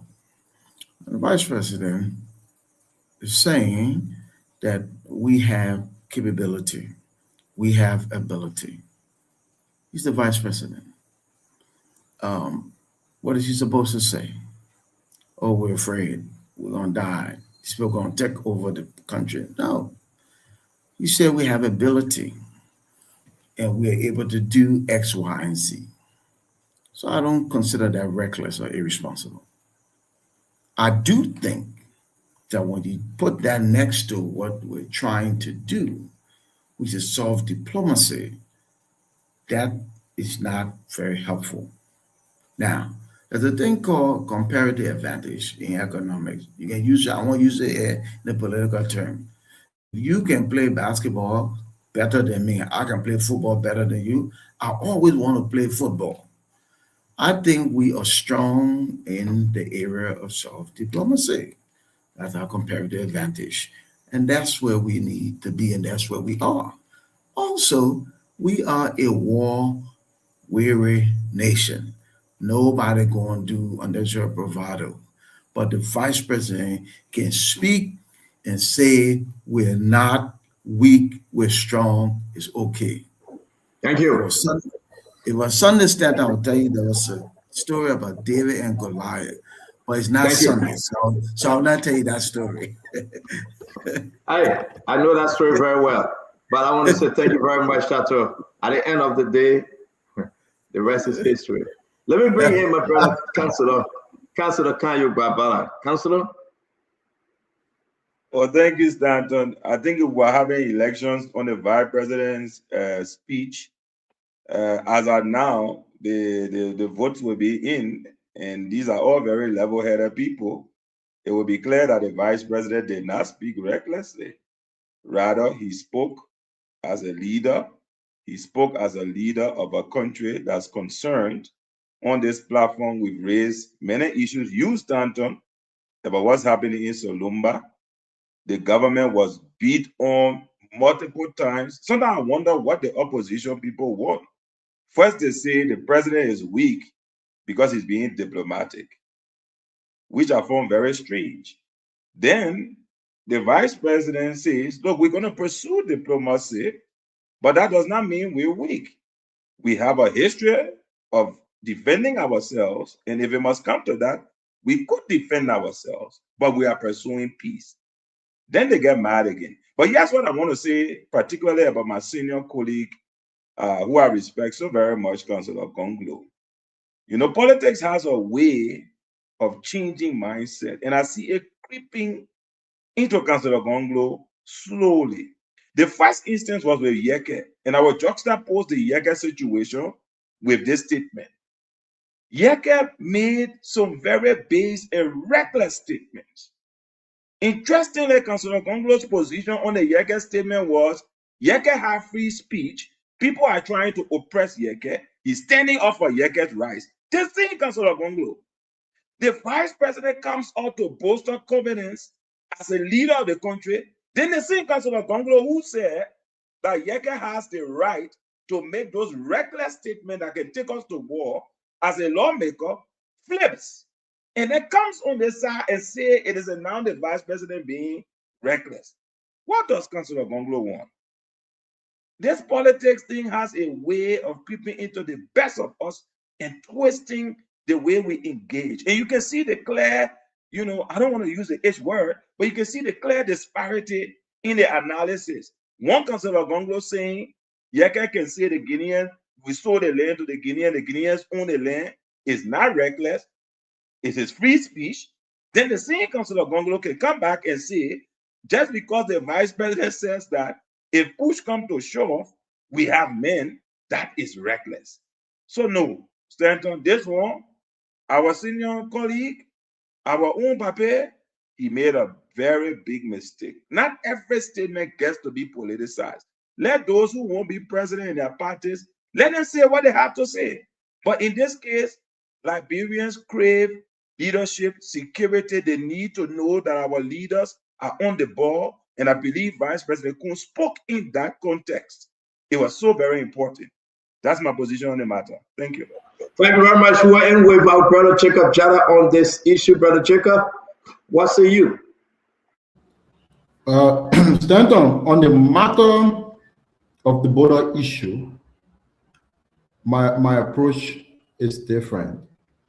So first of all, the way I look at what is happening at the border is the fact that I'll give a typical example. I'll give an example. Let's say, for example, in my home, in my house, I have my children, my family, everybody. I'm responsible to provide security and protection for them. And then I have an aggressor, next door, an aggressive neighbor who comes in and exhibit aggressive behavior. Now, what will I do in that context, normally speaking, from my point of view? Of course, naturally speaking, I will pursue the line of peace. I will try to get the police involved. I will try to get an amicable resolution along the way. However, personally speaking, I will not renege from the I will not dismiss the possibility of letting that possible aggressive neighbor know that I possess capability to defend myself. It's natural to me. And I think on the border crash, and you go anywhere, the United States, imagine if Mexico gets across the border to Mexico City and try to encroach on American land. Why you think if J.D. Vance comes out and say America has the ability to protect itself while they pursue peace to resolve the matter, will we call that reckless? I will not call that reckless. I will not call that reckless. I will not call that inflammatory. I think the Guineans, and Councilor Bongo said the Guineans will never do certain things he's been before. But that's not true. The Guineans have violated our territorial integrity. They've stepped across the border and disrespected the map and stepped all over Liberia and disrespect. So they've already crossed the red line in our Senate. Again, I will maintain, don't get me misunderstood. I believe in the peace process. I believe the government should pursue peace. We don't want war. That would be detrimental to all of us. And all of that. We don't want that. However, I don't think the leadership of this country should shy away from saying, making it unequivocally clear that the people of this country, not certain people, that the people of this country, the Jacob Jala, everyone, 5.3 million people carry the potential to defend ourselves. It will be cowardice not to say that. For me, let me be clear. It will be cowardice not to say that. We will not have an aggressor who will kind of walk over us here, and somebody like me will not volunteer legitimately to go and try to defend ourselves. So these comments must be made clear. So I don't think, I will not use the word reckless, inflammatory. And again, if I let you quickly update the CEO, I will potentially, if I have the vibrant, potentially will not have give the example to say we can go in other people's place. No, but he has to say, the president of the country or the vibrant is right to say we Liberians will defend ourselves, which is a natural, normal thing to do. If we have any aggressive behavior from our neighbors, we can defend ourselves. I think that's a fair statement to make. So again, we are looking at the recklessness of the statement. And I want to say to all of you, folks on this set, in Unity Party, in the country, beating on American, we might about maybe around 2,000 military personnel. You can say his sources tell him, or whatever way you want to frame what he said. The lawmakers say they removed Yeke because his statement was terroristic. Then the change they say it is against the policy and rules and whatever nonsense they have. Can you just believe? They are silencing folks not to talk about the border. So, but when it comes to the vice president, Jeremiah Kwankun, I think he slipped. That's not the way to go. I would take a position. If we talk about soft diplomacy, it should be soft diplomacy. We shouldn't go in there and say we got men to defend. Yes, we do. But I don't think it's the time of season to say such a thing. You cannot be petting the lion to get your hands out of the lion's mouth. Then you go slap the lion's eye. And you say, I will pet the lion. This is, I think the vice president, I would take this position, but I don't care how kind you look at me bad way. of Fubi hearing that's saying he wasn't talking about Ghana. Who you were talking about? The vice president was referring to Guinea. You think the pen were talking about Nigeria? No. The whole conversation was about Guinea. But I beg you, let me do my own 1 second closing now. The whole thing was about Guinea. I think if he asked the vice president to re-answer that question, he wouldn't have said what he said. And he would never say such a thing, because you cannot tell the Guineans that you got people watching them and waiting to go in Guinea and take, some of the town and villages. It's an out of war. Let me do my closing time, please. When you're talking at the end, you say 1 minute. And at the end of the day, I think the vice president will rethink. I don't know what my brother Jacob Jara had. 1 minute he said, well, he was fired. Thank you for your service to the nation. Then another minute he said, the vice president will not say again. So that Richardson, I do agree with you. I think if we're doing soft diplomacy, it should be soft diplomacy. And I think it's about time for the president to give the country another update. Because the last time the president spoke that to Richardson, the Guineans stay at the border. So maybe the president should do every 3 months, give us update every month, every day, every week. What are we doing? Even if you go record at the border, NSA looking for you to arrest you. Our reporter, they were trying to arrest our reporter and told him that the day he go live again, they will arrest him and jail him. That's not right, though. If we got to discuss this border issue, we should discuss it holistically. And if not the president, it should be the information minister. Somebody got to tell us from the government what's the status of the border crisis. We still got issues at the border. And they said, don't talk about it. Yeah, so Unubuni, Suruba, whatever the name is, that's a wretched sin. What we know happening at the border today? The Guineans stay there? Yes, they are. Are they leaving? We don't know. How far have President Barker gone? We move. I want to say thanks for all of your opinion on this matter, and the Liberian people deserve it. Let's continue to have a great show, because this one today will be powerful. And what Tewan Gonglo said, I'll tell you why I agree with Tewan. You can say what you want to say about me. I do agree with Councilor Tewan Gonglo. I think the vice president slipped. His statement was a little bit reckless, and I think he will reconsider not to drive in that direction anymore. And I believe what Tewan Gonglo said, he spoke from experience, and he spoke when you talk about diplomacy. And I agree with Councilor Tewan Gonglo. The vice president should do better when he's speaking on this issue. Now, we move to the next one. To be fair, Tewan Gonglo made some factually incorrect statement. He said, but you finish, but yeah, how we can do this thing, brother? You told all your thing, you didn't say it. Now we close the thing, you want to come back and say to be fair. To be fair, where? You and who arguing about fairness? I beg you, my member. You finish talking your own, let go. To be fair, where? Go find to be fair. To be fair, it's in reality market. We move. But when you start talking about we go to the next topic about. That's so that's 3 to 7, eh? 3 to 7. Oh, but yeah, we remember we really beating you on there. Okay, all right, but we gotta move now. The Liberian people will decide. Yeah, to be fair.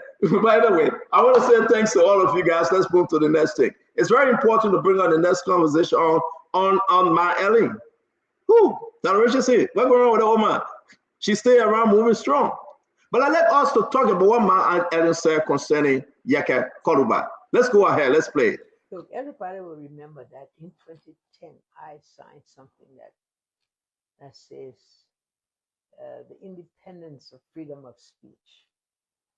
Now, yes, freedom of speech carries with it certain responsibility of being able to protect the rights of others.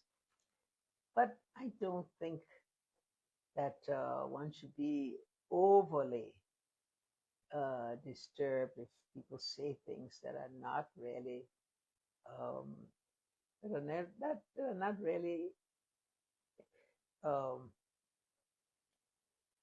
pleasure to individuals, particularly to leaders. And I certainly do not think it would be a reason for anyone to bear penalties, for freedom of speech. So I believe that in this particular case, there'll be other ways to curb those who might get involved in sensational discussion, sensational expressions of other people. There are other ways to curb that. Yeah, but one should also observe that one has a right to say things in our country, or in any country. That's what, and the freedom of the press is something we must respect, because that's what makes good governance. That's what makes a country credible. That what makes a country advance with the support of others. There you have it. Dr. Richardson, though it was low, but it's out there. We have listened to it. Let's hear you, Madam Salif, today. You're not talking about freedom of speech and expression to that of what the House of Representatives did to Yeka Koluba. Now we'll talk more about what they did, though. They are changing their own avenue, their own lane, their own street name, and renaming the reason why they did what they did, but the Supreme Court will rule. But this, again, is another way to say that she disagreed with the decision. Dr. Francine Richardson.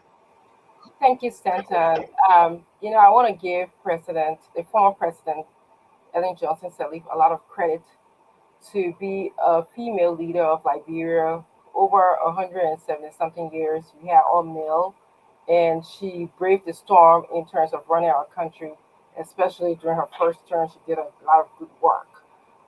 In regards to your question relating to freedom of speech and Yeka Koluba's statement, a lot of times when we speak on this show, people want to do a lot of lower level thinking. They want to look about how explosive, how dangerous Yeka was.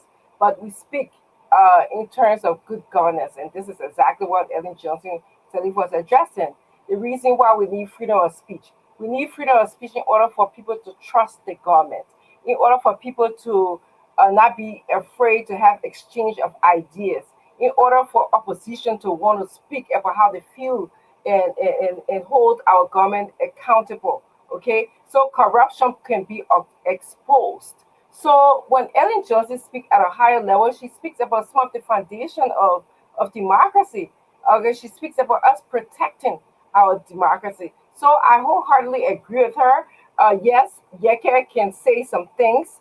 I have said on the show, he's not necessarily my cup of tea. However, though, I will respect his freedom of speech, and that's what Ellen Johnson is speaking at a higher level, at a level where in order for us to practice good governance, we have to start respecting each other's freedom of speech. That protecting freedom of speech shouldn't be guaranteed for only a certain group of people or a certain group of class. So thank you. Dr. Richardson, thank you very much. I think you nailed that thing. Let me go ahead and bring in our friend and brother, Bangura. Bangura, you agree with Madam Ellen here? She off for something here. She totally disagree with the House of Representatives decision to expel Yeka. Stanton, I was glad to hear from the former president. We're happy that we have two former presidents, at least two in the country, and the other one is out of the country. So our democracy is making progress. However, let's note that the former president came to power right after the war ended. So in a sense, the modern democracy we enjoy today, our President Sirleaf served as the first president, at least in recent Liberian history. She did some good things, but in terms of removal of elected officials from office, she set that record. To me, that was a dangerous precedent. Under her administration, 2 speakers were removed. Why were they removed? Because they expressed that they had ambition to run for president. Speaker Snow, although did not, overtly say he wanted to be president, but in her view, the way in which he was obtruding himself, she thought that was a threat, and he was removed under her. And the most notable one was the removal of the former speaker, Alex J. Tyler, from office as speaker. And I can remember, I think that became almost chaotic as resources of the state's coffers were expended lavishly. And I even heard some people say that she's prepared to even empty the state's coffers if it meant that she should do so, because she was determined to remove Ellis Tyler from office. Now, how can the former president come and comment on removal? Let me say something. You know, she should have really set the foundation, in a sense of the democracy. And a lot more was expected of her. That imperial presidential power of getting your will, using the legislature, calling them to meetings and instructing them, etc., etc. We saw these things on our Ellen. So all the other people now who are following suit, removing people from elected offices, borrowed this idea from Ellen. They became emboldened by that because she really set the precedent. So I really think. Okay, so let me on that note. Thank you. Quickly, though. So President Barker learned it from her, right? To remove lawmakers and speaker, right? Is that what you No. So let me say this. I did not say President Barker learned it from her. You say all those that are doing it now, they're imitating her. So it means that President Barker doing exactly because President Barker was there 12 years with this woman. President Barker is not removing anybody from. He's doing exactly the president is not removing anybody from public office. What is happening is happening in the House of Representatives. They are removing themselves. But during Tyler was in the House, Snowden was in the House, right? It was clear. It was clear. Her hands were everywhere, and everybody knew that. Emmanuel George, we'll come back to you, my friend. My work is to moderate and to ask you guys to have questions. Emmanuel George are kind of confused. He just said they are copycat to Mara Elling. So he just, proving the point that President Barker is doing this thing. But anyway, let's hear you that to George. Yes, and then when my brother Bangura was speaking, what you said came to my mind. That's what came to my mind. That so President Barker was actually learning on the foot of Madame Salif in how to remove people, because he was there for 12 years. And don't forget, Mr. Bangura, that President Barker was a mayor in Samuel Kedo government, the coup government. He was an officer. And he's linked to the Lofa Defense Force. So don't forget all those things, my brother, when you try to make these, they defend these indefensible things. But I agree with President Salif. Look, those of us who have brought children in this world and have read them to adulthood, the primary thing of a parent is to allow your children to speak freely, or else you will lose them in their teenage years, in the adult years, if they cannot speak to you as a parent what is on their mind. The same thing goes with a nation. Freedom of speech is a call for any democratic governance. And unfortunately, we see it eroding piece by piece.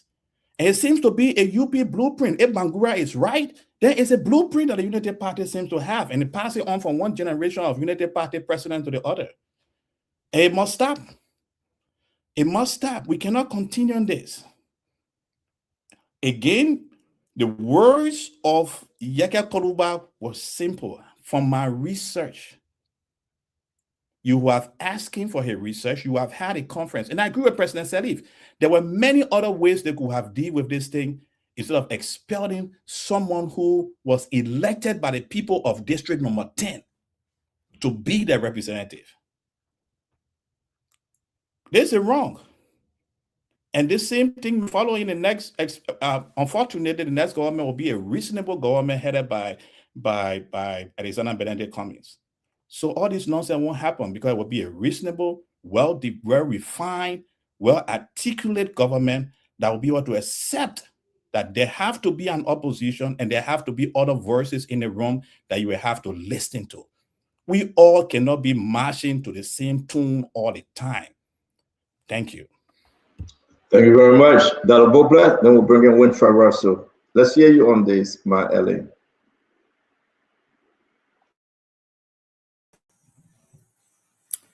The former president exercised her freedom of speech. That's what she did. She exercised her freedom of speech, and she opined on a matter of national interest. We all have been talking about the Yeke Koluba ordeal. And so she said her own, like every other citizen, have a right to say their own. I said on the show on the inception of this, and I'll reiterate, I thought that the former lawmaker was reckless in his remarks, especially when he tried to speak with certainty that he did the research, the land belongs to the other people, and all of that. I thought that it wasn't helpful. It was reckless in his position. And I said that on the show when he was there. I said, not only being a lawmaker, but a person of influence that people listen to in a critical moment. This is not helpful. That said, I also said that I didn't think it rose to the level of, removing him from his seat. You could censure him, something like that. It didn't rise to the level. But then again, you follow the story. He was asked to give an apology, and he said no. So it's the prerogative, constitutionally, they have the authority to do what they did, and they did that. And so that matter, in the process, Kanye didn't understand this better, was sent up to the High Court, and we'll hear something at some point. But the first branch of government did what they perceive as the right thing to do. Yes, how I would close that, though. Yes, I would close.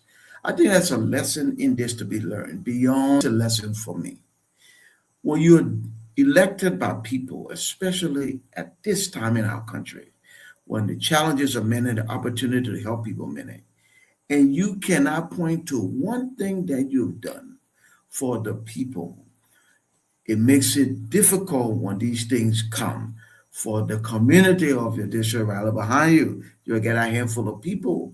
We need to use the opportunity, all of us, especially those elected, do something to improve the lot of ordinary people. And then this conversation could sound a lot different. But if you've done nothing, when these things happen, people say, well, he did. Thank you. Make a difference to me. Thank you very much, Dr. Boplet. Winfrey Russell.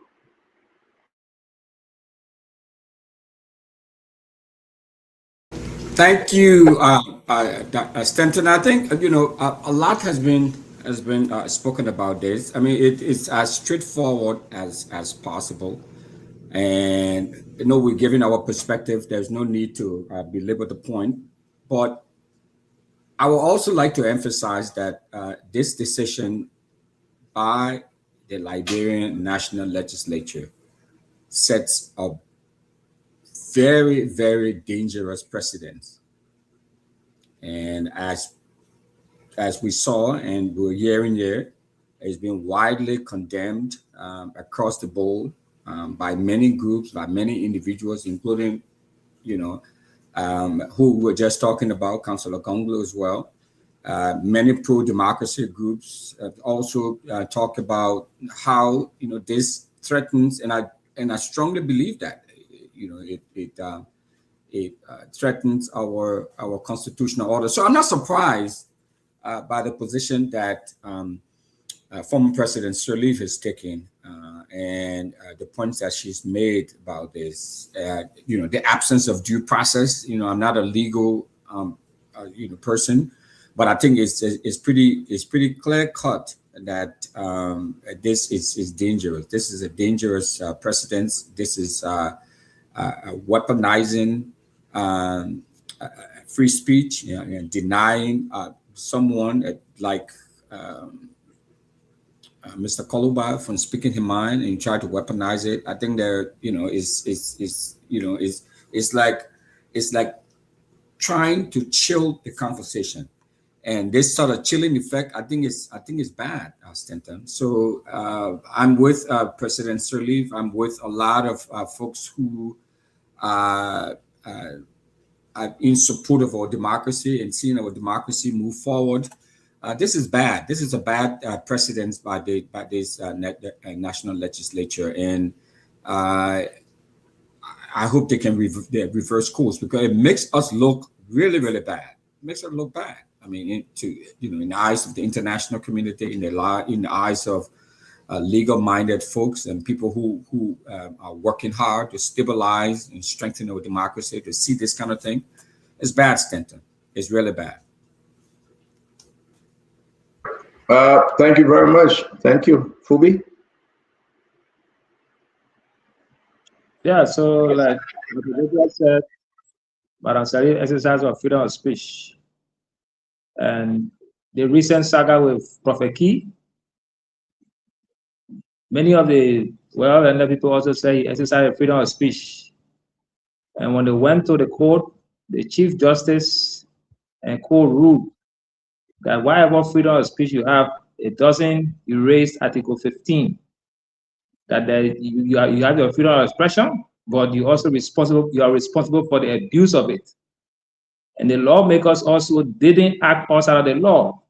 Article 38 gave them the right to expel their member for a cause. So, Dr. George, you can be elected, but you can be expelled by your colleagues. So it doesn't excuse you from making reckless statement. And so Yega Kolba, even though I said, yeah, we're now supported expulsion, but he was not remorseful. He challenged his colleagues. He said he cannot take his word back and nothing they can do to him. So when you challenge, and that just say, you also give your children freedom, the right to free expression. Your children, that free expression does not mean your child can curse you or challenge you in front of your friends and the public. It means to be able to tell you factual things, but not to be abusive. But when Yeke decided to challenge a colleague that they can't do anything to him, they accorded him the process or due process to go and explain and give them where he took his research from. He decided to walk away. So the guys showed him that the authority that they had, they were exercising. And they exercise it. And we can't blame them for that. So you should learn to understand the power of the Constitution. Like I've been in the house for 8+ years. He should have known better than challenging a colleague that they get done to you. Running to the Supreme Court, you can run to the Supreme Court as many times you want. The Supreme Court can't solve that problem.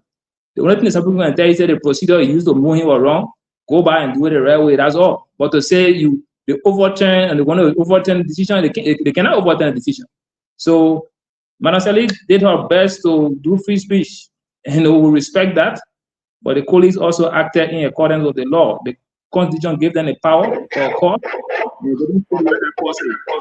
Thank you.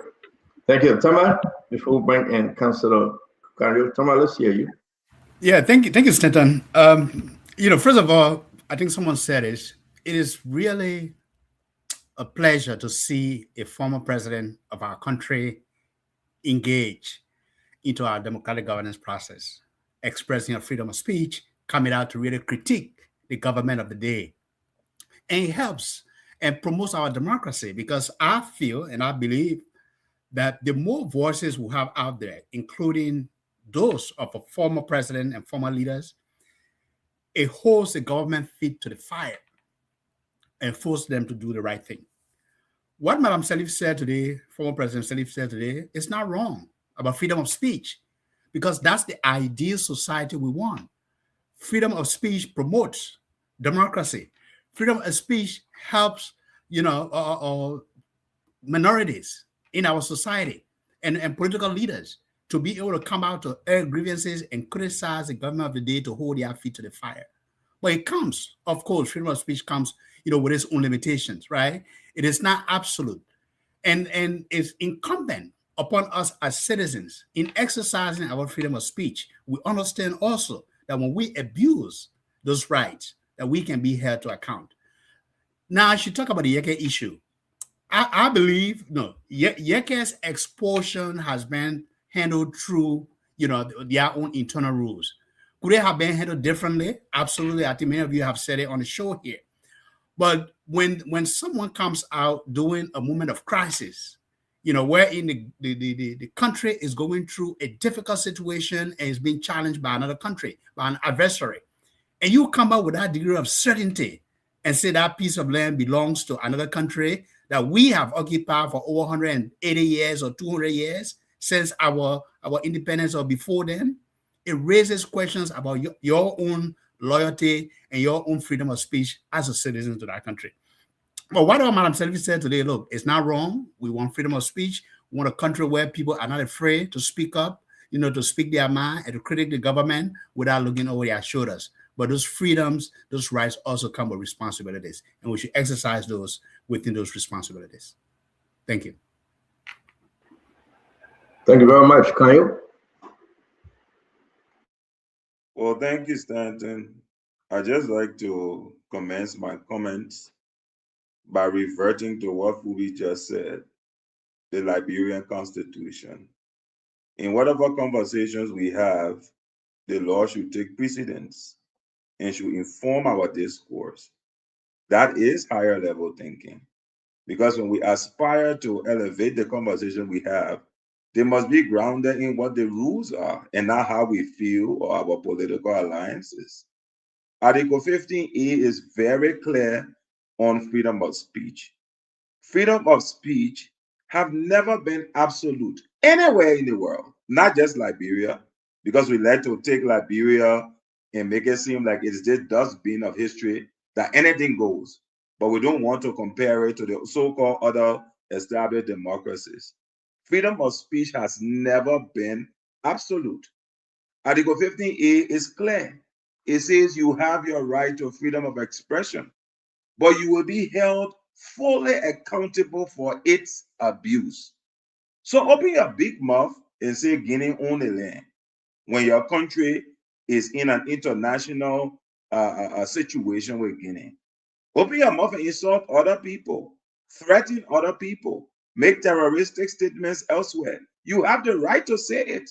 Like Voltaire said, everybody should have the right to say what they say.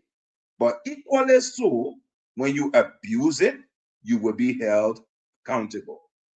Yeke made reckless, borderline, treasonous statements. None of you on this platform disagree. None of you have ever disagreed that what Yeke said, he should not have said as a lawmaker. None of you here disagree. His peers called him to a forum. Answer, why must you make these statements? And what did he do? He spat in their faces. He decided that he would not succumb or bring himself to be interrogated by his peers under the same rules that he lived by when he became a representative. That is good governance. If they had expelled Yeke without inviting him and giving an opportunity to be heard, that would be bad governance. But they invited him. Instead, he decided he won't comply. So no, I think Madam Sirleaf has been misled. Yeke was not expelled for speech. Yeke was expelled for reckless and disrespectful conduct to his peers by bringing our country almost on the brink of war. So he bore the penalty. But people are trying to reframe it like there's no chilling effect. If there were chilling effect on speech, we will not be on spoon today saying what we say. Dr. George will not be referring to the president. Thank you very much. Let's bring in Jacob Chana. Thank you. It was a ban on speech. Thank you, No Councillor. ban on speech. Thank you, Councillor Bala. For conduct. Councillor Kanyo Bagbada from Councillor Kanyo Bagbada from the Central Movement. Thank you very much. I'm going to bring out with Brother Jacob Chana from CMC. Brother Jacob, let's hear you. Yes, Stanton, when it comes to freedom of speech, I always tell people, for me, I'm drunk with freedom of speech. I love freedom of speech. And the day in my whole life, the standard for me to punish people for speech is almost an impossible standard. It's so high. To the extent where, for me, the only speech I would consider, in my opinion, that somebody could be held accountable or punished for, we have to be comment that will make that will incite violence, create disorder, peaceful disorder of society, or violate women and children, that will lead to, physical endangerment of society. And with the exception of that, all other speech for me goes. I'm very clear. Whatever the honorable representative said were nowhere near to me, nowhere near qualifying to be punished or expelled from the legislature. And I think most of our people who are in public service need some growing up to do. These are teen, most of them are very teen, men and women who really need some growing up to do to be able to live in a democratic environment. So I 110% agree with Ellen Johnson Sirleaf on the point that Yeke's rights were violated and that the decision that was taken is dangerous for democratic development. That would be my view on it. I don't think, that comment qualifies for expelling Yeke, or Yeke gave his view about the border crisis. The view was fair. That's his view. You expel him for that. That's dangerous. And I think the bar has to be extremely high, for the exercise of. And I think Ellen was right, because for me, as far as I'm concerned, Ellen is a paragon of free speech. If you look at her record, at least since the end of the war. So her comment was 100% right. And I think the rescue government is kind of like damaging her record in terms of the protection of free speech in this country. So that would be my point. Tina, can I add something? I know before we close. Let me say my own quickly. Dr. Richardson, you go ahead. Then I will go ahead. Then I will do the closing. Go ahead, Dr. Richardson. Sorry, thank you. I wanted to add that often, look at opportunities to learn something from the situation. And I want to say that just because someone said that Ellen removed Snow and Tyler, it does not mean that we have to continue removing people, silencing people in order to protect freedom of speech in our country. We know that freedom of speech goes hand in hand with democracy. It is a challenging act to balance, okay? You don't want to oppress people because you want to deny them their freedom of speech. So I think that we can say that we want to sustain our democracy, we want to protect others, especially those who are marginalized in our society, want to drive progress, want to have exchange of ideas, want to have people who think critically, for them to feel free to bring their thoughts out. Want to empower our citizens so the citizens can feel like, I can trust my government, I can trust that if I say something, I'm not going to go to jail and rot in jail. So I want us to say that just because Ellen Johnson did X, Y, Z, it doesn't mean that we should continue. Our country is evolving, and our democracy is always evolving. So that's what I wanted to add. Thank you, Stanton.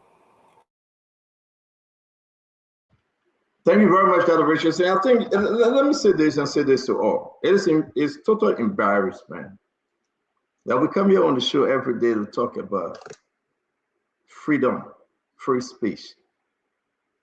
What was done to Yeke by Unity Party and President Waka was wrong. Remember, it will come back, I like what Brother Russell said. It will come back to haunt the next government. President Waka should have not done what he did to Yeke. I know you guys will play around and say it's not President Waka, but it is President Waka. It was condemned by lawmakers. It was condemned by politicians, political leaders. The House, a representative headed by Regime Speaker Richard Coon, he's not on his own. He is led by President Waka. He's under direct instruction by President Waka. It will come back to haunt the House of Representatives and probably the Senate. Make no mistake, the precedent to remove Fonati Kofa and talk about the burning of the Capitol building, and they're saying they're removing Yeke Koruba, and you talk about rules and principles, and laws that govern themselves, so they are above the Constitution. Guys, we pray to God to be given long life. Longevity is all we ask for. We will see this. This will be repeated.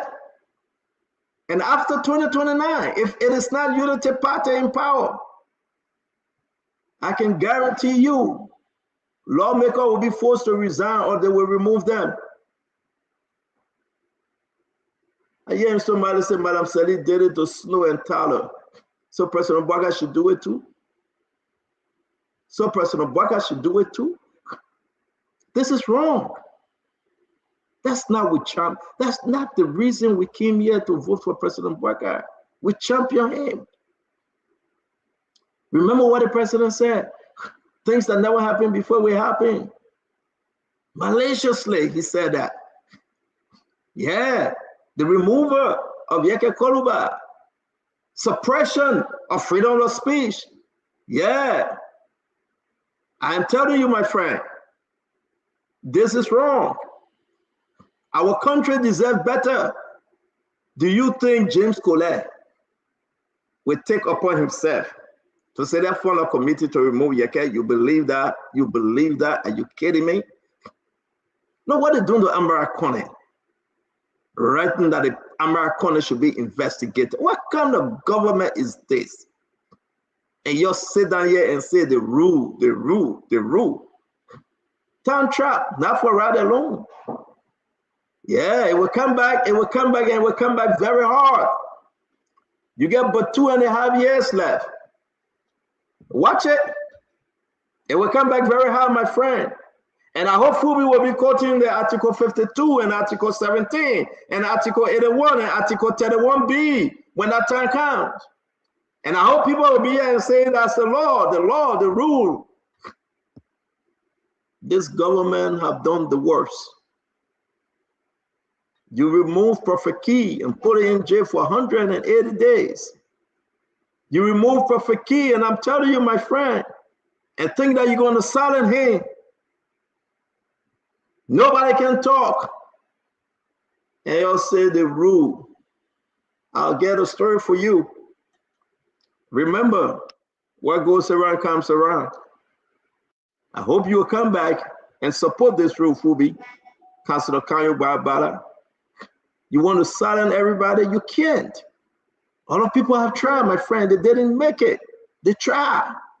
You will not make it. This is all about Joseph Yeman Boyka, President of the Republic of Liberia. This is the act of President Boyka. The removal of Fonati is the act of President Boyka.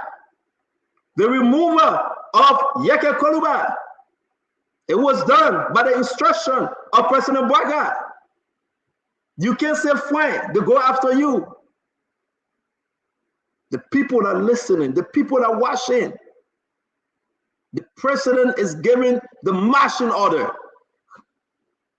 I don't like you, I will remove you. It's bad for our democracy. It's so bad. And I applaud Madam Salih. You say Madam Salih did it to Taro and Snow.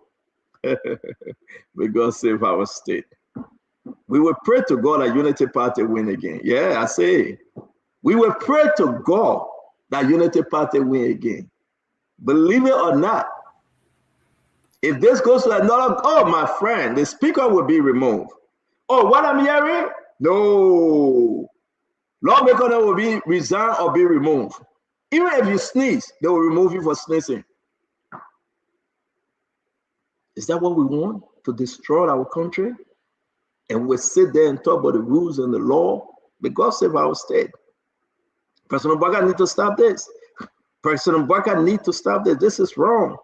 This is President Boyka doing. This is the rescue government doing. This is Unity Party. And Unity Partisan, the actual Unity Partisan, they are angry. Let me tell something to you. One day we'll tell the story. We were in the back trying to solve the actual, you know, when your mom born you and your brother and sister from one man, one part, your clique. But in that one man, one part sibling, and maybe they bring somebody, hey, how for you to clique? Come on there, they are not one man, one part children. They are all salons. They just can't enjoy the gravy. I know my brother can't get very with me. Emmanuel Joe. They're not one man, one part children with Kanyo there. For me, that I one man, one part children. But wait now, but I beg you, but wait, let me feel it. I know you say your own. We are talking about the real one man, one part children that have been abandoned today. And you get, let me hold it, I shouldn't talk it.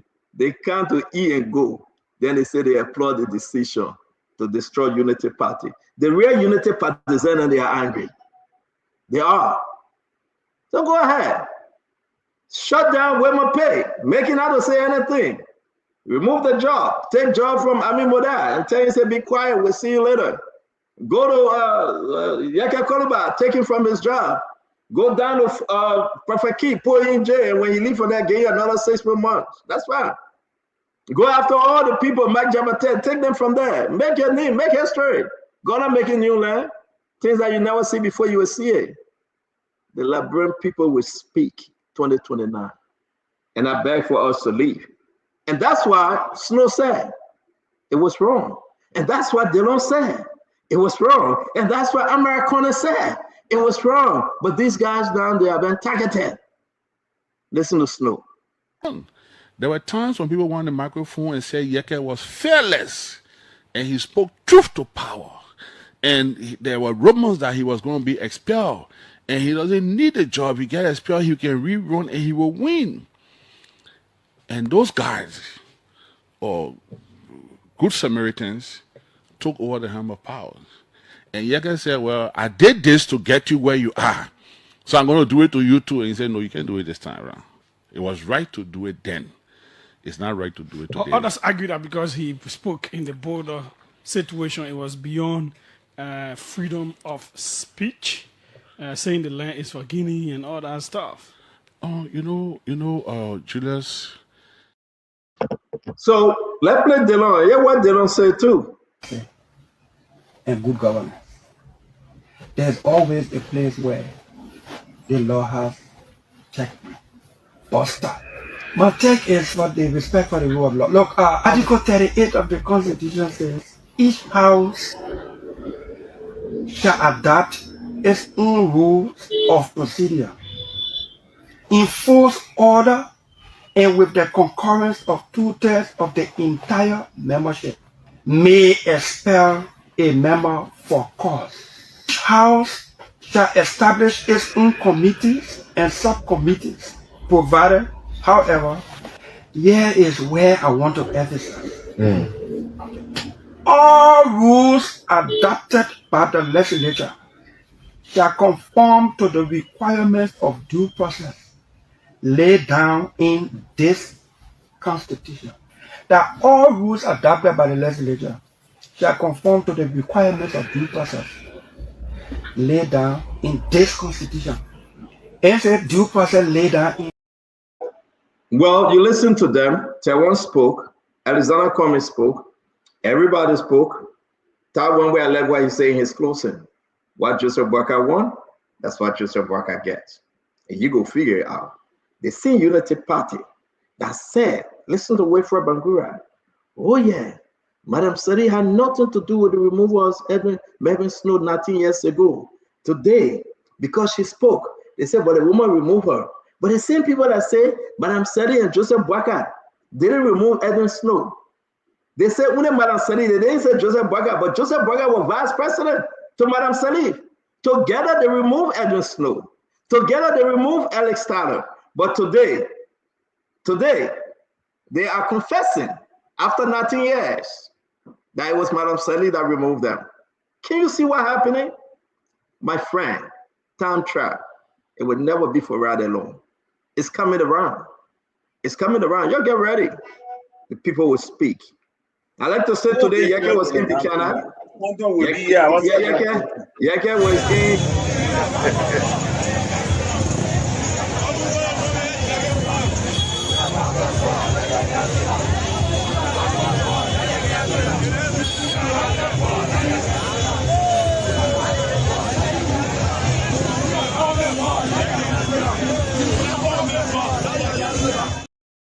So Yeke is on the road. Yeke is on the road. Again, this is the spice to what will happen 2029.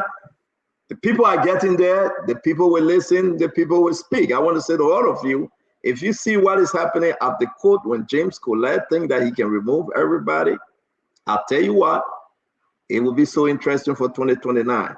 We're going to move on to the next thing that is happening here. We want to say we're glad to have you on.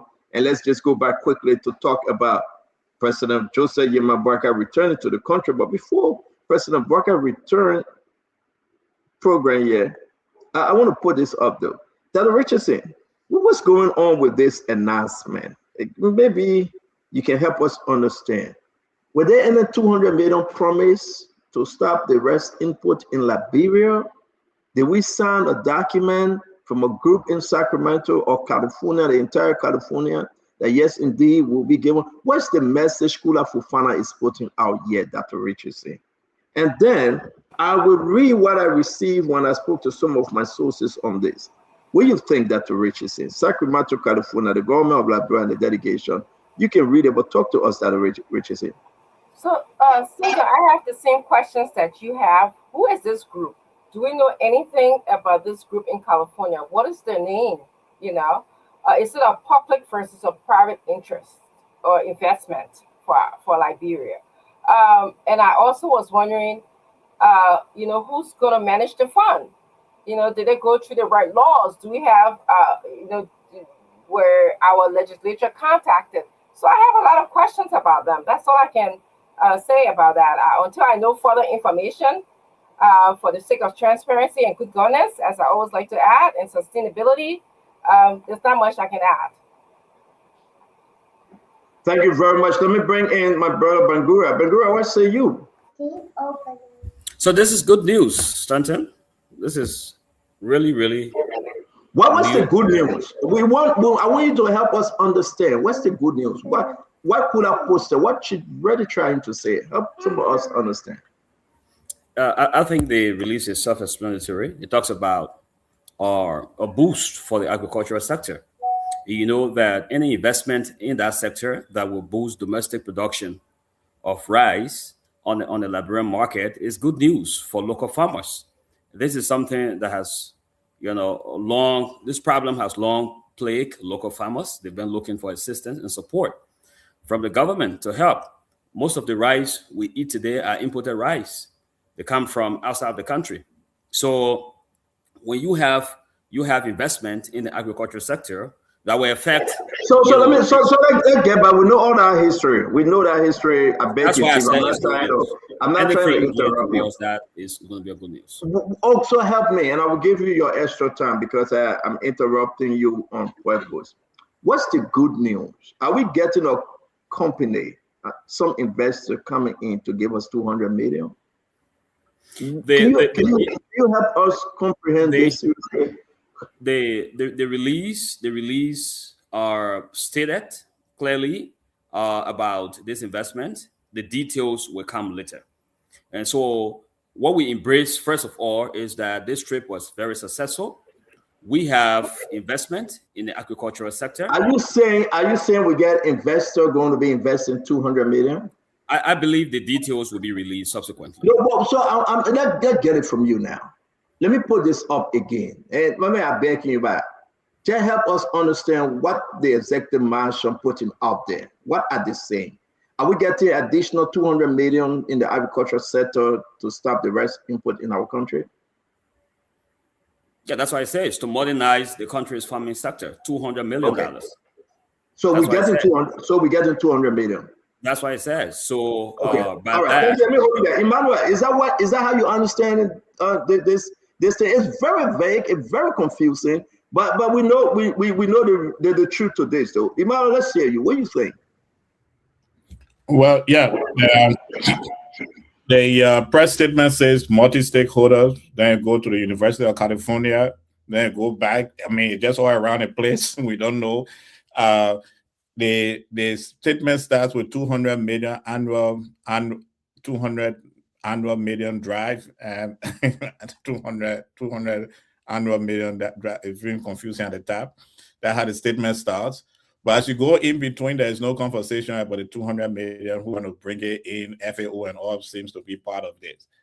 So I would take it as a developing story with caution, as a developing story. Maybe when Bangura then go to the VP office, they will say they look at it and try to bring something better that we can understand with the lay people. But it reminds me of the charade that is in the public center of this steel force story that is in the public right now, where it came with so much momentum. At the end of the day, it seems to be. So I bet you we'll go to that private forum. But I'm asking you though, are you seeing 200 million here that will be getting 200 million, Dr. George? No, I don't see that we'll be getting 200 million. They say, I mean, again, as I said, I would take it as a developing story. There is nothing in what I'm reading. What are you taking as developing story? What are you taking? That's why I want to understand. Oh, they have several things that is running through this. It's 50,000 hectares of lowland. No. Leave that one. You can read too much. I just put it one up. Help me. Why you understanding from this one? Oh, what I understand is that a conversation was held at a meeting in California And because the government wanted to win something and show some kind of story for the reason of this travel, without finalizing the details of this conversation, the press release was made. That's what I'm saying. I will still take it as a developing story until the nitty-gritty is spoken to. Okay, so that's fine. Let me bring in Dr. Buple. You guys didn't get Dr. degree, man. You need to help me here. Dr. Richardson didn't help me. Emmanuel Joshi didn't help me. My brother Bengura with 2 PhD, he didn't help me. Dr. Buple, can you? I do not have a PhD, please. I gave you one already. Don't worry. Dr. Buple, can you help me? Stand the release says delegation, the government Liberia, and a delegation from California agriculture, academic, and investment sectors launched a joint initiative to eliminate Liberia's 200 million annual rice input bill and modernize the country's farming sector. Full stop. At best, it looks like an attempt to say something exciting, but it actually says nothing. It's vague, it doesn't explain anything, it leaves more questions than answers. And to release that on the executive mansion page, to me, is a disservice. The news not together yet. Hold it. When you put it together, then you release it, then we'll get excited. Say they sign paper, they promise to invest 200 million over a 3-year period. In the process, that investment will help modernize the agriculture sector. Over time, we will eliminate that 200 million bill by growing rice here and importing less. You didn't say that. You write like this to people, a country like ours, that every county has soil that can grow rice. Yet we have not been able to be self-sufficient right now, even one county. I say that all the time. If we segment our approach and we partition the projects we're doing, this country will make progress over time. Just say we will make the Western cluster self-sufficient rice production in the next 2 years. If you did that, that's progress. That's 1/5 of Liberia that can feed itself. And if it can feed itself, then we can look at what they're doing as a best practice, and we can emulate that for other places. But instead, we have long conferences, we write speeches and all these things, and we input rice, and we input rice, and we're still inputting rice. And unfortunately, this particular release did nothing to help us, because it leaves more questions than answer. I hope the author would take it back, rewrite it, and release it. Or don't put it out until you have the details. Doc, I think you're in charge of Dr. Richardson. Yeah, who goes next? Is it Winfrey Russell goes next, and then Thomas Agalas.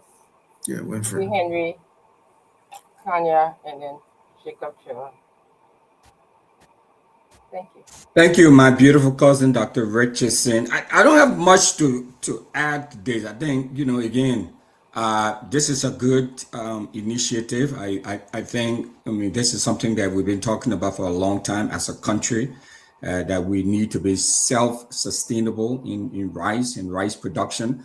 I like the agreement with the university. Like in this country, in the US, we know that there are a lot of development, there are a lot of initiatives that come out of these big universities, these research universities. So, I love to see that partnership. That California is a huge state, and they produce a lot of food, and the university system there is a very, very important educational institution or educational system in the world. Students come there from all over the world to study there. So I'd like to really see a strong a strong research component to this, and so that they can strengthen our College of Agriculture at the University of Liberia.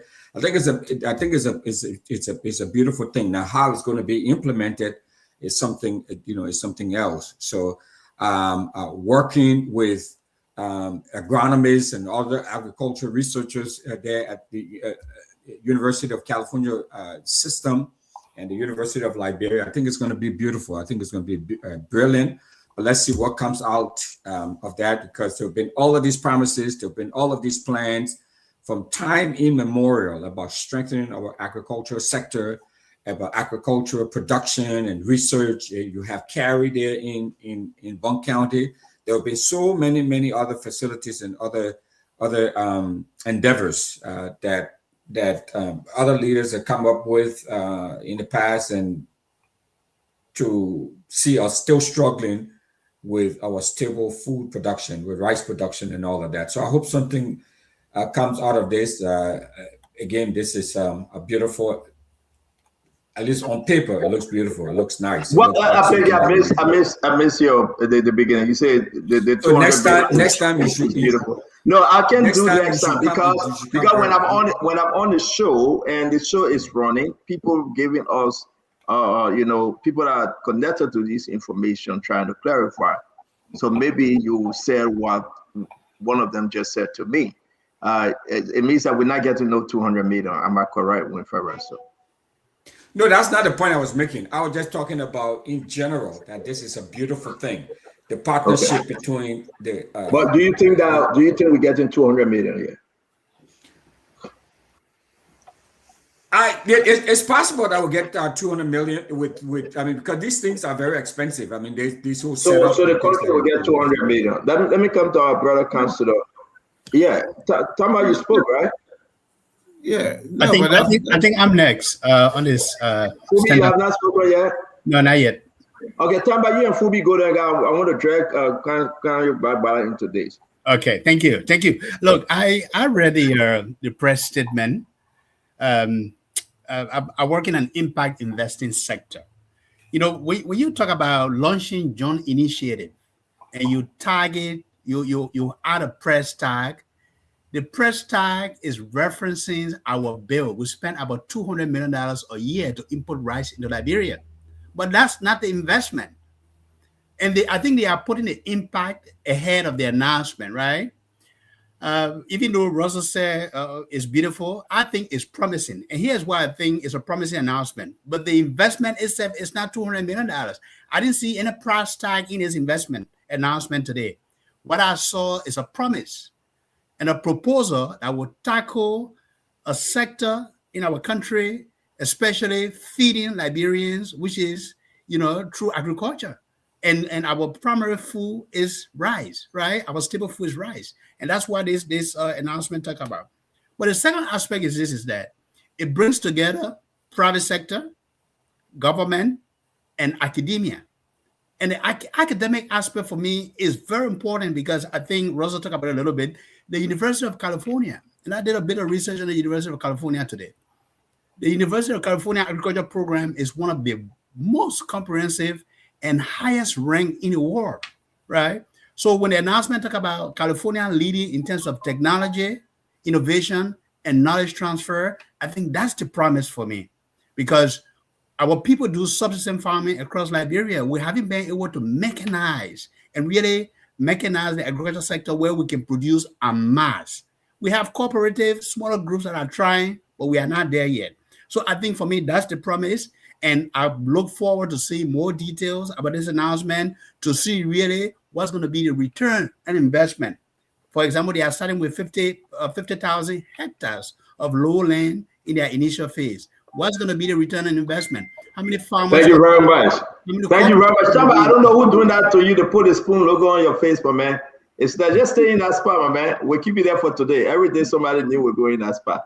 Once you go more than a time, we'll black your face. We can reduce the logo or we'll put it down. It's okay. No, we're working on it. We're going to remove it. Kanye will be there plenty of time. Yeah, let me try carry that small. There you go. Yeah, but so it's a promising announcement. but the price tag is not $200 million.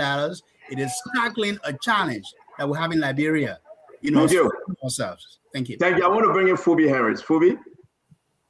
Yeah, so the announcement that firstly states that there's a joint initiative by the Liberian government and the California group, and also is to eliminate or prevent us from importing 200 million worth of rice every year. So the initiative is not to give us 200 million, but we stop the importation of rice that's valuable 200 billion. So whatever initiative that the government and the California group is launched, that will help the government or the Republic of Liberia from not importing, because we import about 200 million every year.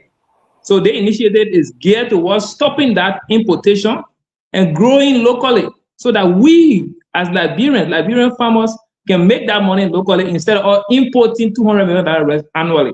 That's the essence of that statement. Probably they didn't word it properly, but that's the essence of that statement. Thank you very much, Dr. Phoebe.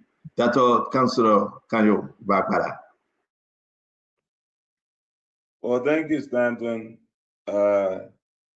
Maybe it's on account of both my professional and academic background, but I find nothing problematic with this statement. It is only those that are seeking to twist the statement to make it appear that there is something wrong, and clearly they're going to find something wrong. The statement is clear. There is a partnership to address a long-standing problem in the Liberian agricultural sector between Liberia, the University of California, a couple of investors. They are going to start with 50,000 hectares of land. What are they trying to do?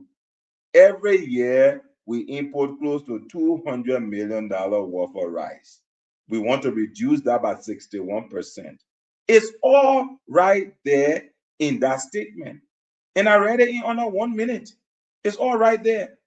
I don't know why we pussyfooting. We're behaving as if we don't understand what's going on, or did we get 200 million or not? But this is a classic Stanton move. Stanton deliberately mentioned that 200 million. He read that statement. He knew exactly there's no 200 million. He knows exactly what the partnership is about. But he comes and says, oh, are we getting 200 million? Automatically, he got Dr. George in his trap. ANC opposition leader. He jumps in the trap. Oh no, nothing coming back. The country going backward. They went there. They didn't achieve anything. That's not for you into that trap. But that's thank you very much. Let me bring in CMC Jacob Jala. Thank you, my friend. Danu, I think you were asleep on your phone when I was speaking to the. You know, I was here with Jacob. Not Jacob, I was here with Kanye. Let me bring in Jacob. Jacob, my brother. Let me talk my own. I'm on time here, right? I'm finished. I'm finished, my man. You stop me just now. Let me not finish. Let me I told you gotta tell the man up there. That's where he will be every day. I think you. They finish grabbing you. Just let me finish. You know, as a patriotic Liberian, me, I know we the stepchildren. You know, we're not from the same man, the same by United Party. We the stepchildren that we not come to help. But sometimes too, when the children want to abandon their parents, then the stepchildren too got to step in and help. So we are helping. President Boyka came to rescue, and we stand with him. He will rescue. Those who say thank you, brother. We gotta go. You will say that guy. You will not get shot. You will not. Your name will not be on the wheel. You are outside child. You will go to your father. You are that child. But Jacob, let me bring you up. Jacob, let me bring you up. Yes, Stanton, I think the release was poorly written, a lack clarity. You know, if you want to communicate, especially non-verbally, you have to go for clarity, because when you write, you written, you're not going to be there to start answering questions for clarification. So if you're communicating verbally, maybe when you say something and somebody can ask, you clarify. So it's always good to write extremely clearly, so that you almost answer all the questions that will be asked, why you're not there. So I think there's a lot of fuzziness in the way the document written. The second part of the lack of clarity also is, he said a delegation from California. What do you mean by a delegation from California? That's very unclear, because delegation is not a company, a group of people. I mean, are they under any special banner? You know, what is it all about? So that for me was also unclear. And then also, I saw some Unity Party people like online who added this, the 200 million we're talking about, they added it to the IMF RSF program. Say Joseph Boga brought 400 million back to Liberia. No, can you didn't read that one? He read that one. No, that's why they outside cheering there, trying to clean up the crazy. But man, y'all the outside cheering there will help y'all, okay? Y'all will not get part of this will. Y'all will not get part of this will. Y'all run that thing to the sea. Jacob, go ahead. He didn't read the forces. He didn't read that one. He get that memo. Yeah. So that was extremely misleading. So yeah, so you know that's the case of it. So yeah, no 200. No, I agree with you. Let me say this, right? Because I know. Listen, can I interject for 1 minute, please? I beg. Senator, can you put that press statement up? And ask my dear brother Kanyo, you know I love you. Please read the first line and tell me if you really understand that very first line. No, I ain't going back to Kanyo. Well, I'm not trying to. You know that. I ain't going back to Kanyo. I beg you. Don't let Kanyo text you for you to get extra time. Yeah, but let me say this though. It was done with an intent, and that's wrong. To mislead the Liberian people. And that was absolutely wrong. There is no 200 million. No promise of 200 million. The people that were involved in this whole discussion, it was just on the surface that the Richardson in passing. Like when we used to be picking and we walk in for the old man hall with no slipper, then Jika get in your toes. That in passing that the Richardson. This is bad. This is so bad. And they added the 200 million to the one Gafana put the country in another debt. About that IMF or World Bank money they say they're going to get. Nobody knows. They say climate change money. But we're talking about that. And they say President Barga bringing back 400 million. They say that the people say President Barga will bring 5 billion from China. China will give you 5 billion. But let's leave that straight for a minute. This is wrong. And I asked my brother Winfred Bangura, this is spoon talk, man. I beg you, Chief. Don't do this. It's not CMC. This is not MDR. This is this spoon talk. Try to get connected with sources that will help you. You said that people bringing 200 million. That's not true. That's not true, brother. Here's the story. From the University of California, in the agricultural lab, Winfred Ross, I know he spoke to people out there and they try to clean it up. They are mad with Kula Fofana. Kula Fofana put out a wrong, you know that she changed the post, right? The first one she put out, she took it and she put another one up. Whenever Kula Fofana posts, screenshot it quick. There's a 100% possibility she's going to change it. They met some people. They talk about Liberia agricultural setup. And this is exactly what he said. We are importing around 200 million in rice input in the country. Emmanuel George, that's what he said. The people didn't promise 200 million. The people don't know about Liberia.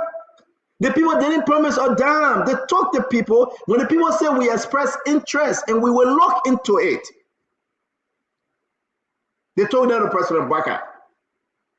Because the people say we'll look into it and see how we can. And then they ran with that story. They lied to the Liberian people. Sorry to interrupt you. No, Chief. I'm not understanding you. Please clarify that. Chief, I beg you, Chief. I beg you. I'm not here to clarify for you, but I beg you. AI get clarification. Just put AI clarification will help you. I beg you, Chief.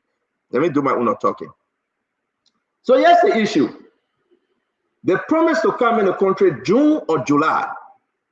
There is no commitment, Emmanuel George. Those people will come and do assessment June or July. No commitment of $200 million. They have not seal the deal that the people will come. It was a promise. And when I asked, I will read. My brother say he don't understand the words that are coming out of my mouth. But let me read this. And I'm not calling anybody's name because I don't want to put any government official in trouble. They are watching the show. Somebody that was part of the process that Rich is saying. We are not aware of any $200 million discussion. Dr. Joshua, what we know and what we said, we spent around $200 million on rest input. Then I asked, concerning the executive mansion post, the people that were there in California, we cannot speak to the executive mansion post. Emmanuel George, why would the executive mansion be saying one thing and the people that are there trying to hustle and they went to that Waka and brought people to him just to find out there's no agreement? Fubi, why would you run with the story like that and still getting 200 million? I mean, it's bad. If President Baka ain't get it, he ain't get it. Don't lie. We got people jumping up and down. My brother Wilfred said they're bringing 200 million. What kind of nonsense is that? Wilfred, you got to stop. Wilfred, I get to be discouraged. I will believe Musa Ability now. I don't think I will believe you. And I don't think that we'll give you your money because your money is in transit. I think we'll take it back.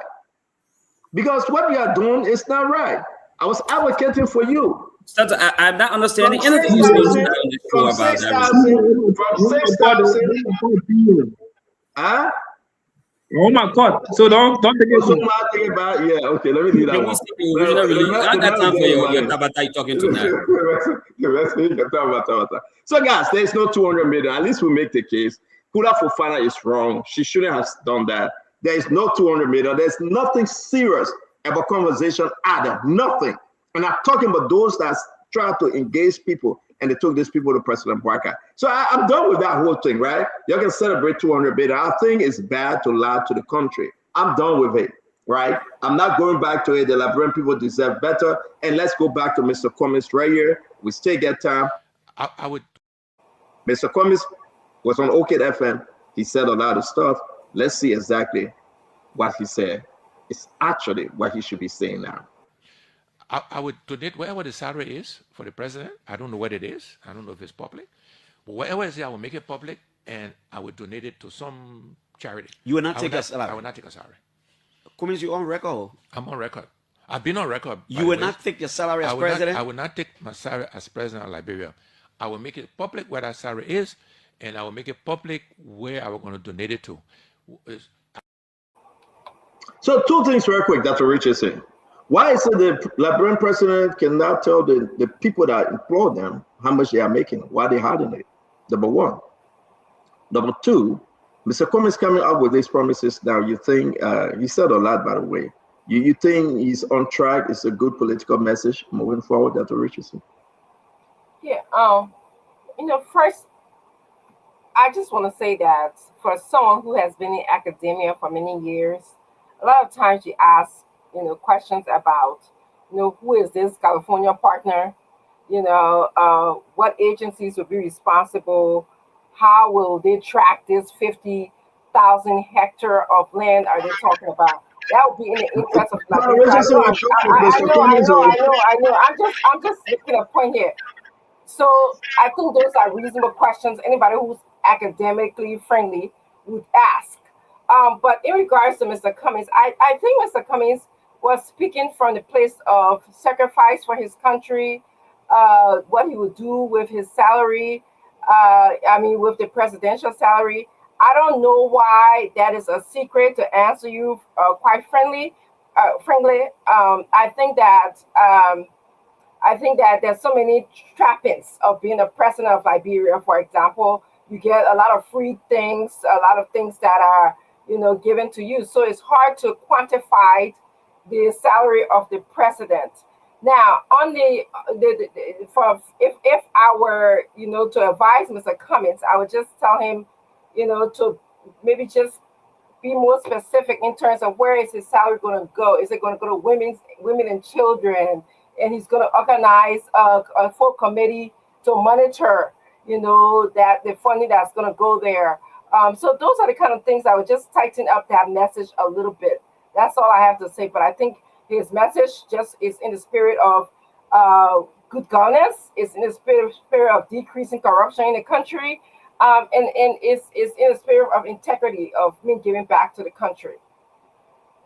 That's what I like to say. Yeah, I like what you said, though. I think that's a good way to put it. Okay, but my question to you: do you know how much the president made? I answer that. It's hard to answer that question because we have a lot of trappings. I mean, the president gets benefits. The actual salary, not the benefit, not the. Yeah, I don't. Maybe others know. I don't know. I think maybe. I don't know, but I want to say the question is: does the salary commensurate to improving a particular sector in the country? That's what I understand. Thank you, Dr. Richardson. I'm going to jump over to ANC brother Immanuel George. We'll hold him for last. Well, Wilfred, though, Mr. Cummings, you think that's a reasonable message to the voter to say, I will not take my salary, I will redirect it in other sectors? What do you think, Wilfred Bagura? Stanton, certainly doesn't sound like a policy statement to me, because the president, the Ministry of State has its own budget. The actual salary of the president, although is not clear, but some people put an estimate between 25,000 to 33,000 monthly. Now that amount is just so infinitesimal to develop anything. It cannot develop any sector, cannot change anything. I know you want to talk about will, but of course, when you are the president, the state has a responsibility to care for you. We want to pay our president to do our job.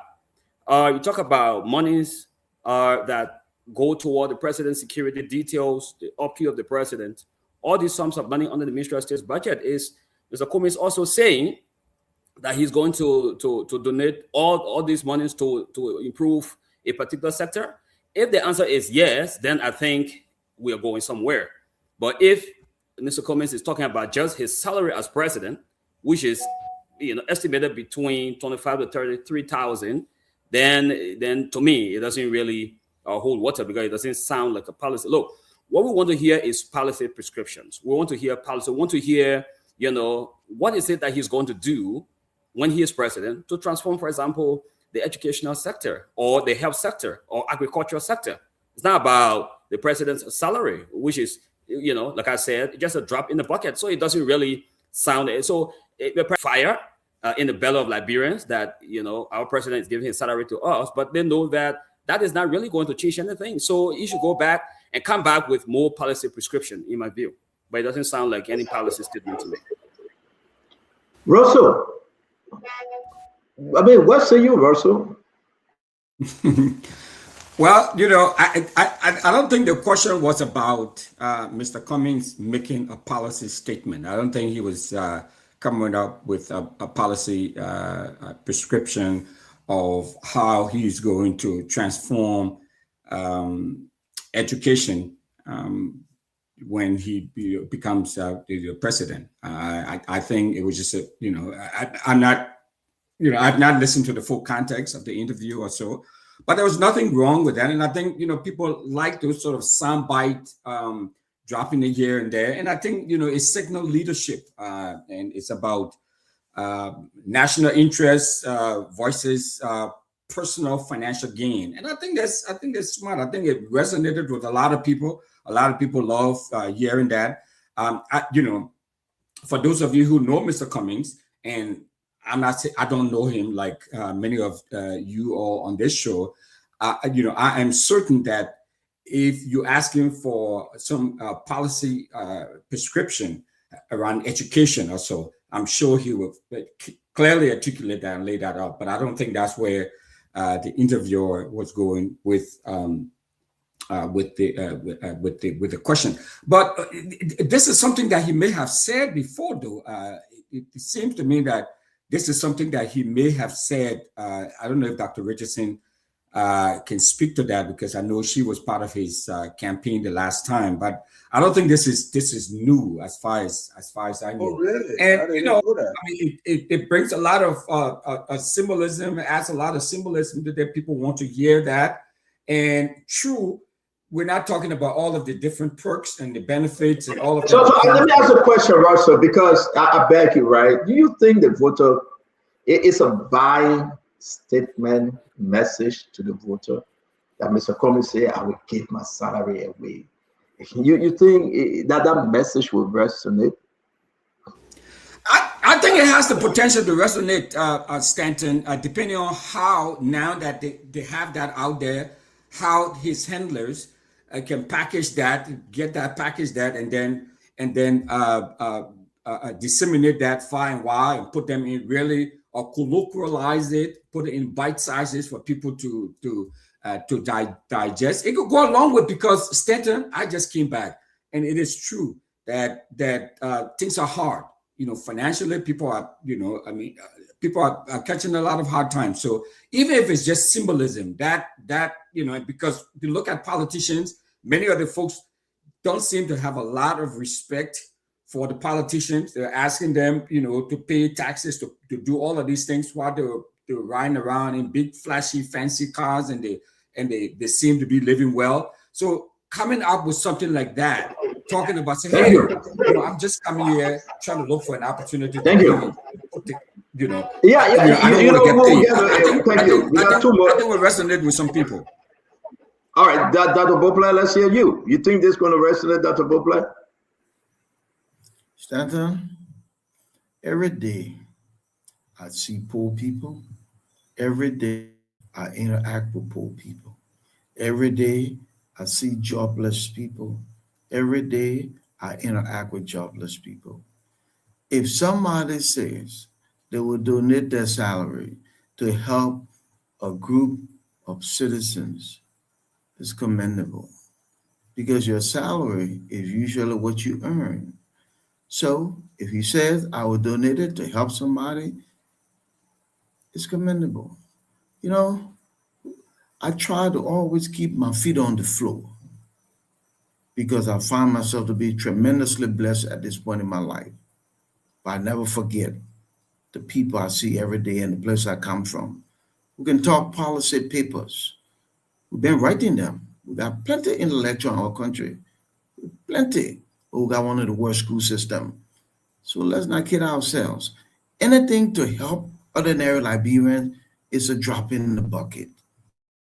People who try to do that, and we try to move forward as we tackle the other issues.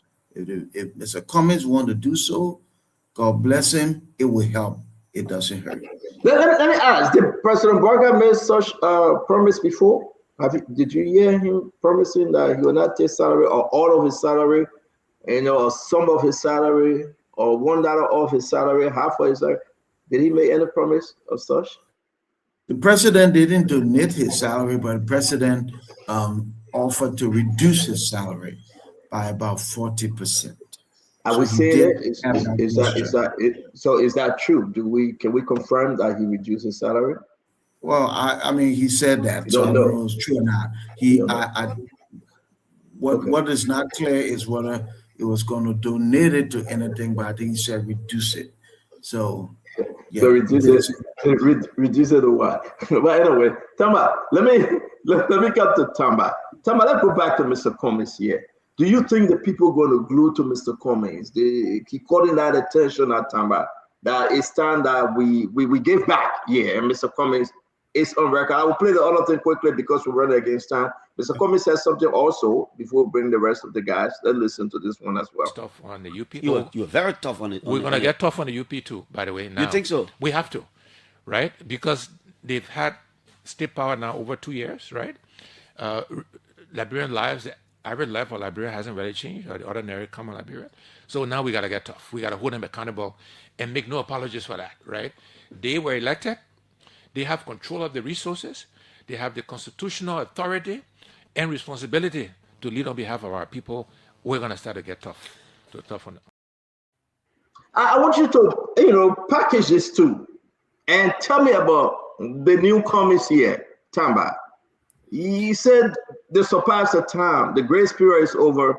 We are going to get tough. It's about time that we hold them responsible. But he said that people are suffering. So he is saying those things. Tamba, talk to me. Yeah, thank you, Stanton.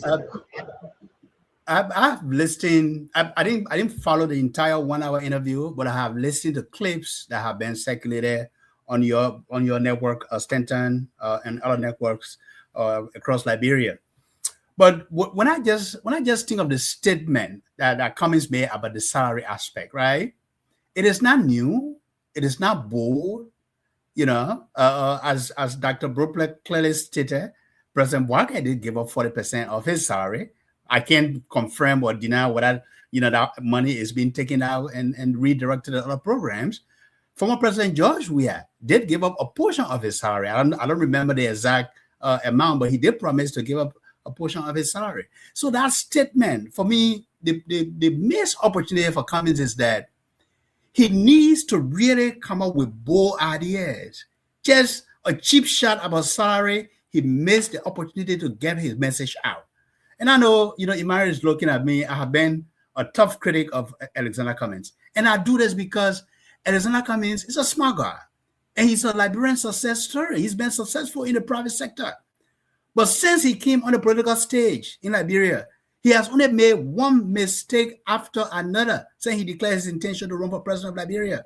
I haven't seen those bold ideas where he would talk about transformation, where he will talk about things Liberians were glued to that they will talk about for the next week and 2 weeks. You see, now the entire 1 hour interview is lost in translation because of that man's statement. He said he would give up 100% of his salary. That's cheap shot. It's a missed opportunity. And then coming out to say, well, the United Party been in government for 2.5 years and going to that 3rd year. Absolutely. He's an opposition figure. So if he wants to be a leading opposition figure and as a potential contender in 2029, he has to speak up, but he has to do it consistently. Not when it's convenient for him. Not when his supporters call him out because Yeke has been expelled from the House of Representatives, right? We want to see consistent leadership and people with bold ideas. As we march towards 2029, we don't want the same business as usual. And he has said it, you keep doing the same thing and expecting different results. So for me, this was a missed opportunity for Cummings. Cummings should do better. He need to present himself in a better light for the Liberian people to really embrace him. What the hell are you talking about? I see where I black your face. I tell you, we will black you permanently. What the hell are you talking about? Do you have malaria in your brain, in your medulla oblongata? What the hell are you talking about? Because I just dismantled Cummings. It's the same Cummings that been saying the thing over and over and over and over again. He have not changed. You're going to talk about he have not spoken on issues? Oh my God, look. I think we got to check your temperature, man. One flew over the cuckoo's neck. Nah, thank you. Come and speak out when it's convenient for him. He's coming out when it's convenient. Okay. Have you seen the consistency? I gotta push you, but thank you very much. Let me bring you Fubi Harry. Fubi, what say you about Cummings? So Mr. Cummings actually does not need the presidential salary to survive. Like Ofa Bangura was saying, 25,000 per month. If you do that for 6 years, that's $1.8 million. Mr. Cummings does not need that to survive. And so he can donate that to the people of Liberia or whatever sector he wants to give it as charity. Because Mr. Cummings are even giving more than that without even being president back to the society in Liberia. That I know of. I have been close to Mr. Cummings for a lot of days. I can say that for a fact. So he doesn't need that. So it's not a statement that he's just saying.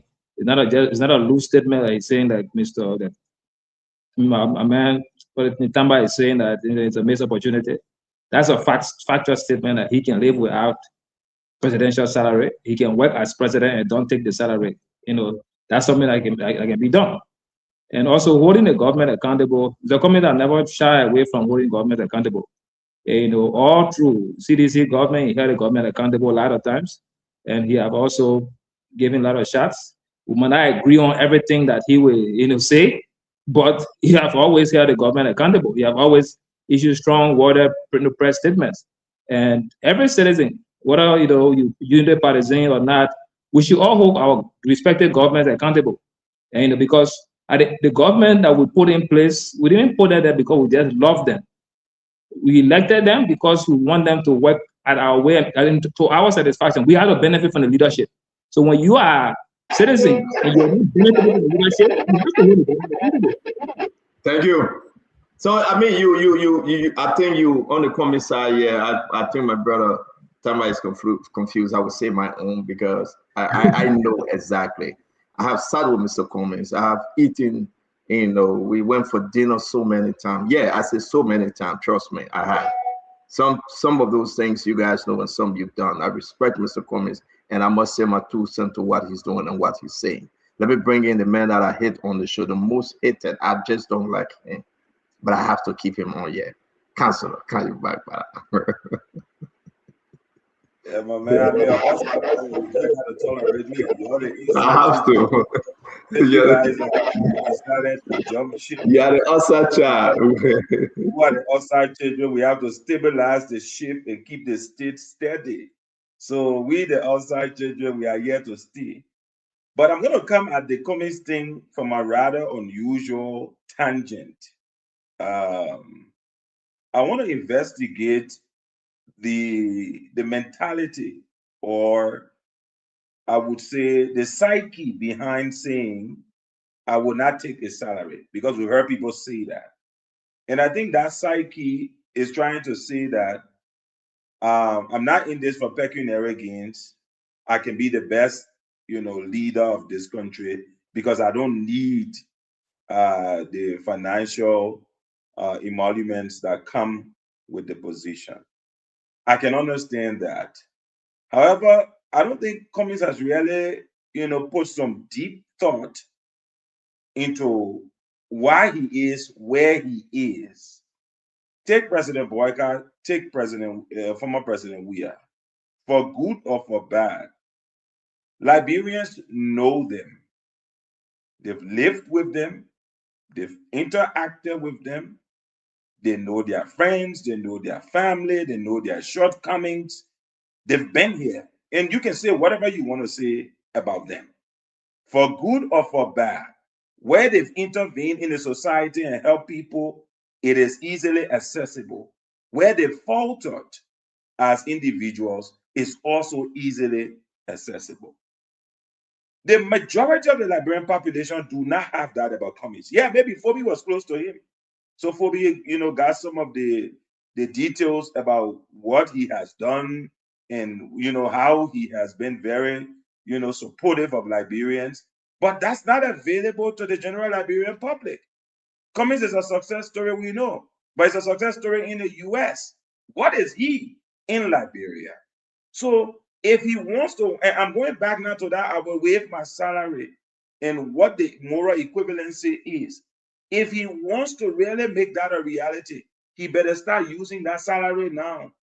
If the salary is $25,000 per month, right, and he wants to waive it when he becomes president to demonstrate that he's not looking for anything. If I were a Cummings strategist, I would say, look, take that $25,000 every month and do something impactful. And maybe he's done that. But maybe those who were the strategists and the folks who advise him on what to do, how to do it, did not implement properly, did not choose the right projects. And so he spent a bit of money, but got very little impact back. But I would say go by skill. He's from Maryland County. Or where he from? Choose a constituency and show impact at scale based on what is at his disposal. And let that impact be the basis that says to Liberians, if we were to award him the presidency, it's not for pecuniary gain. But in and of itself, because we've heard about this salary waiver, salary reduction, salary donation, the loan were giving salary out to my own bank, the loan, my good guy, I don't know what became of that. And then all of the perquisites that are available to the president, even when you waive your salary, it has almost minimal impact because the environment you exist in will still not permit you to spend your own money to survive, avoiding your salary. So what I would say to, Mr. Cummings, I think he's a fun guy. but they need to re-strategize on communications and impact. Because just saying that I'm going to waive my salary will not cut it with Liberians right now. You may say that, it's a good thing, it's a philanthropic thing, but it's a futuristic thing. I mean, I will waive my salary when I win, meaning when you make me president, then I will waive my salary. But what are you waiving now in order to justify me making you and other Liberians making you president, in addition to the fact that we really don't know you like that? And that is the truth. The biggest thing Cummings confronts in this country is that people don't know him. I don't say they don't know his name, that he hasn't been around, but they don't know him. Thank you very much, Brother Kayo. I don't know how he's going to address it. Thank you. Let me bring the other guys in. Guys got to speak up real quick. Let me bring it. Thank you. Okay, can I go? I have to get it. But yes, so that's what I want to say. So you got a big problem. You got many problems. Somebody say I can do something, I can help with one. And then you say no. Bring something holistic, bring something grandiose. The man said I will not take a salary. The resource will be diverted somewhere. Bravo to him. We bless him for that. Does that by itself get you the presidency? No. But he didn't say that was his presidential message or campaign message. He simply said, I will not take a salary. And I commend him for that. Because a lot of other people who could afford in this town not to take a salary, but they take it every month. So I commend Mr. Cummings for that. In the bigger scheme of things, huh? No, I think is that a rebuttal? Is that a reduction? No, a rebuttal, because I thought he spoke on the salary issue. Oh, no, yeah. Just, no, Dr. Bobla is leaving, so let's give him the time. He's leaving. Kyle, he's leaving. Let's just give him the time. He got to run, please. Councilor, you spoke. Okay. Councilor, you spoke, and you're not a deputy host here, man. Yeah, okay. This is not cross-examination. I beg you, hold your fire. So all I'm saying is, yeah, man, don't bring a cold out here. All I'm saying is that. Well, man, I've never practiced in a courtroom, so when you talk about cross-examination. In the bigger scheme of things. You have people that get wrong with anything you want to that though. In the bigger scheme of things, I think almost midway into this tenure of the UPJNB administration, there are challenges, but then there's also opportunities. And I think when I hear people talk about bold, well, the government in power have the opportunity to do some bold things. We got to do something bold with energy supply. Because it undergirds all the things we're trying to do across all the sectors throughout the President Rest agenda. If we slow roll and do the same thing, bend down, expect a different result, we're not going to get out. So, thank you. Chief, thank you, and thanks to all my panelists, those who engage and watch. I got a very early run in the morning, so I'm back to leave. Thank you very much, Chief. We do appreciate your time here. Have a good night. Yes, sir. All right, let me go to my brother that just joined us, Colonel Evan Gray. I said, do just take it from where you met us, and then we'll go to Emmanuel Drosh, who will finish up the Cummings conversation. We got one to go, which is MedTech. MedTech will be our number one topic tomorrow in China Union. I posted MedTech 2024 recommendation document from the Senate in the chat room. I want to give you guys a chance to review it, and then we will get into it. China Union is a mess in our country. They are refusing to pay any dime to Freeport. We got all the documents. I will share it and we're talking. But for now, let's continue on to Mr. Cummings. He will be aggressive on this government. And again, he waived his salary if elected president. Colonel Evan Gray, what say you? Welcome. Well, good day, man, everyone. Madam, how are you tonight? Good. Stanton, the president, is one of the most powerful individuals you can ever tap on in a society. They have so many benefits they enjoy. I have no doubt that Mr. Cummings is clearly a philanthropist, somebody who has done enormous kindness and goodness for many folks, many other folks. The president's emolument is a law by extension. Nobody can tweak that unless by legislation. Unknown caller. I'll take this call and then come back later after those speaks. Is that clear? Okay, thank you. Isaac, go ahead, sir. Somehow we are living in strange times. We are in strange times where supporters of President Barkai are questioning anyone of what they have done in this country for anyone. We are in strange times. We are in strange times. Someone that supports President Barkai will question anybody on their impact towards citizens of this country. If anyone should be questioned, it should be the person who has received so much. My other people always said, to whom much is given, much is expected. Mr. Alexander Cummings is from a whole different party. I'm from a different party. I would hope someday he comes around, so we form a formidable force, but we have to speak truth to power and say those things that are right. President Barkai has received taxpayer monies over 46 years.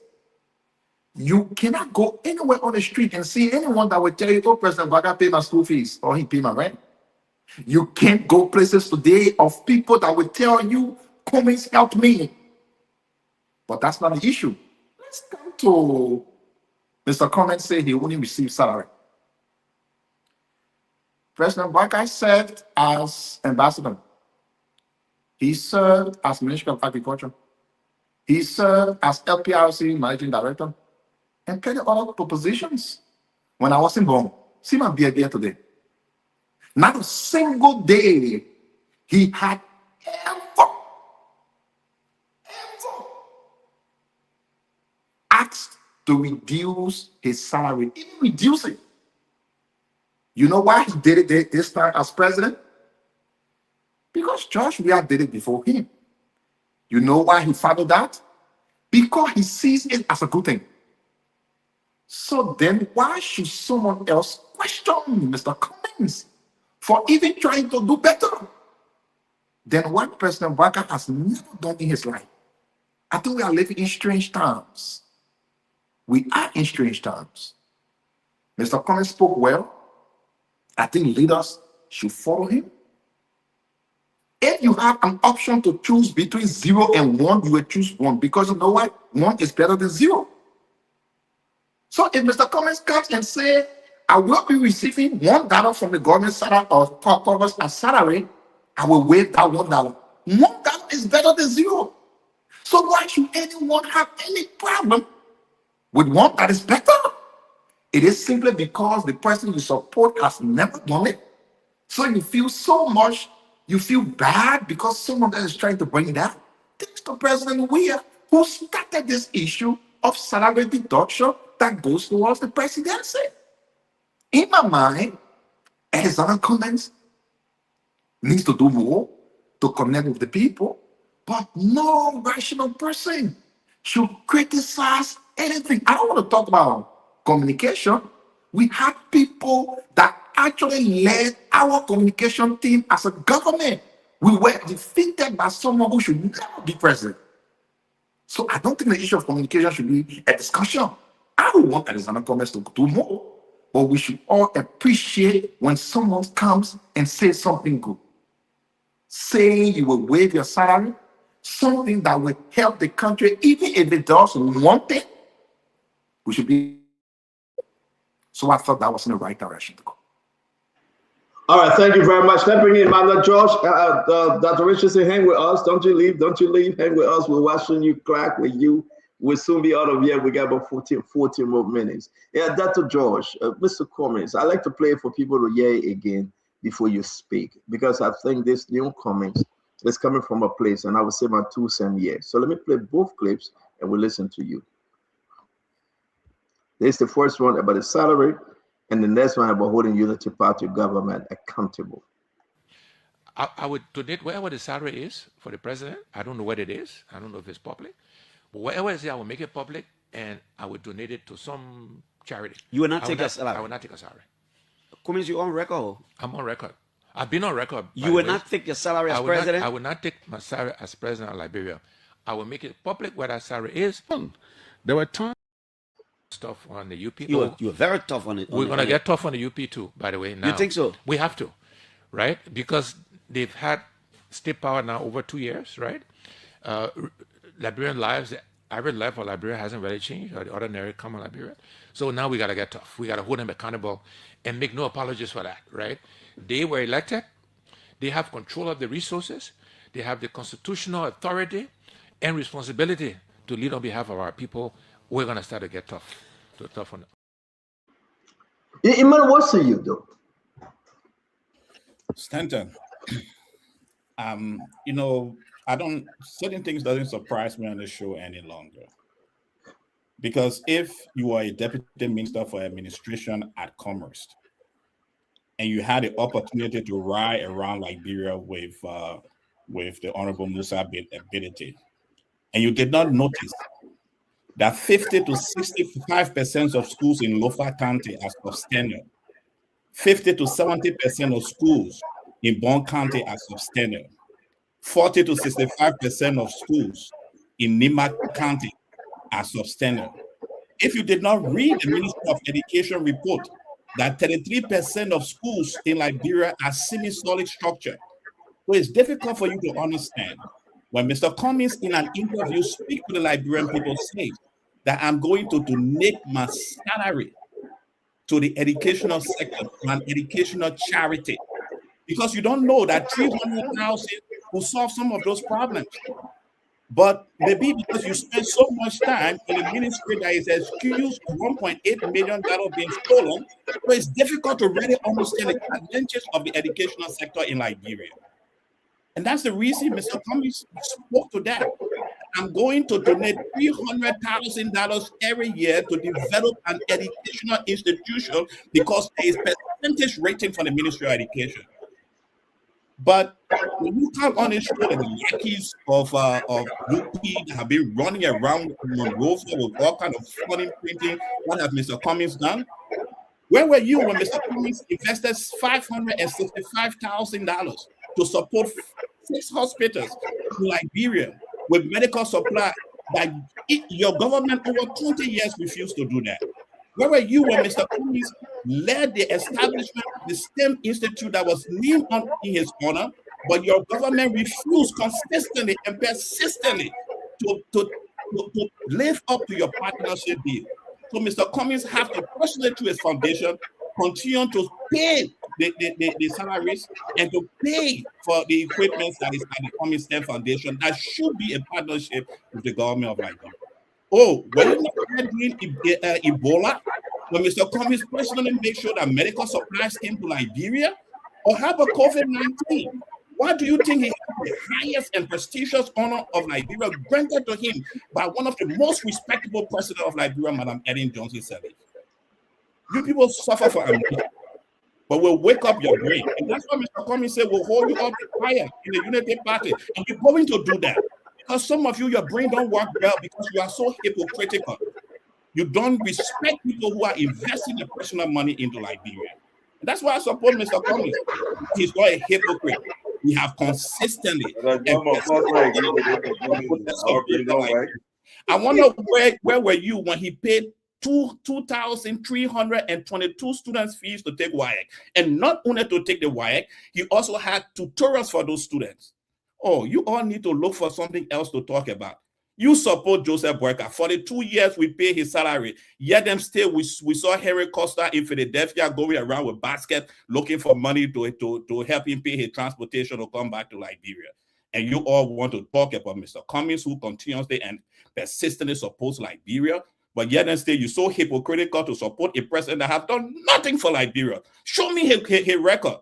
Where have he supported? What have he supported in Liberia? By the time we made him president, he's using our money to extend his house on a rehab road. He went to Foya and spent $10 million to develop a property that he did the groundbreaking for, and came to us to tell us that he had no idea as to how that structure. How did he get to the groundbreaking ceremony? So you all need to find something different, you lackeys of the Unity Party. You don't have much to talk about. Find something else, because Mr. Cummings have invested in Liberia more than any other politician. And I want to say, I beg you that let's keep the 8 minutes, and because we got to close. But I want to say to all my fellow Liberians, it's been a great show. We love you. We wish you well. Thanks all the time that you take up your time to join Spoon. Because of you, we are here every evening. Though some of the outside children will come and go because they got to get what they want, but we're here. We're here. We are the God sent. God sent us. The other people going sent them. They were on the other side. You can't talk about Mr. Cummings? Are you serious? One of the best Liberians ever? Are you kidding me? I hear when people say, oh, I will get 5% of my salary, I will reduce it to 40%. To show the record that you reduce your salary to 40%. Show it to us. Those scam days are over. Let's be frank. Whether the Liberian people made Mr. Cummings president or not, but he have done his part. He's playing his part. The country was good to him, and he is good to Liberia. He's good to Liberia home and abroad. He's good to Liberia on the international front. He didn't take government money to represent Liberia. He didn't take government money to invest in Liberia. He didn't take government money to pay children's school fee. He didn't take government money to put medication in hospital. He didn't do that. He take his hard-earned money. Show me your politician today. They have taken their hard-earned money to build schools, to support a hospital initiative. And you want to talk about Mr. Cummings, say you have not seen? Yeah. And Jesus Christ said, better are ye that have not seen, but yet believe. And people believe Mr. Cummings. Trust me, he have done enough, and he continue pushing. But yes, my disappointment with Mr. Cummings.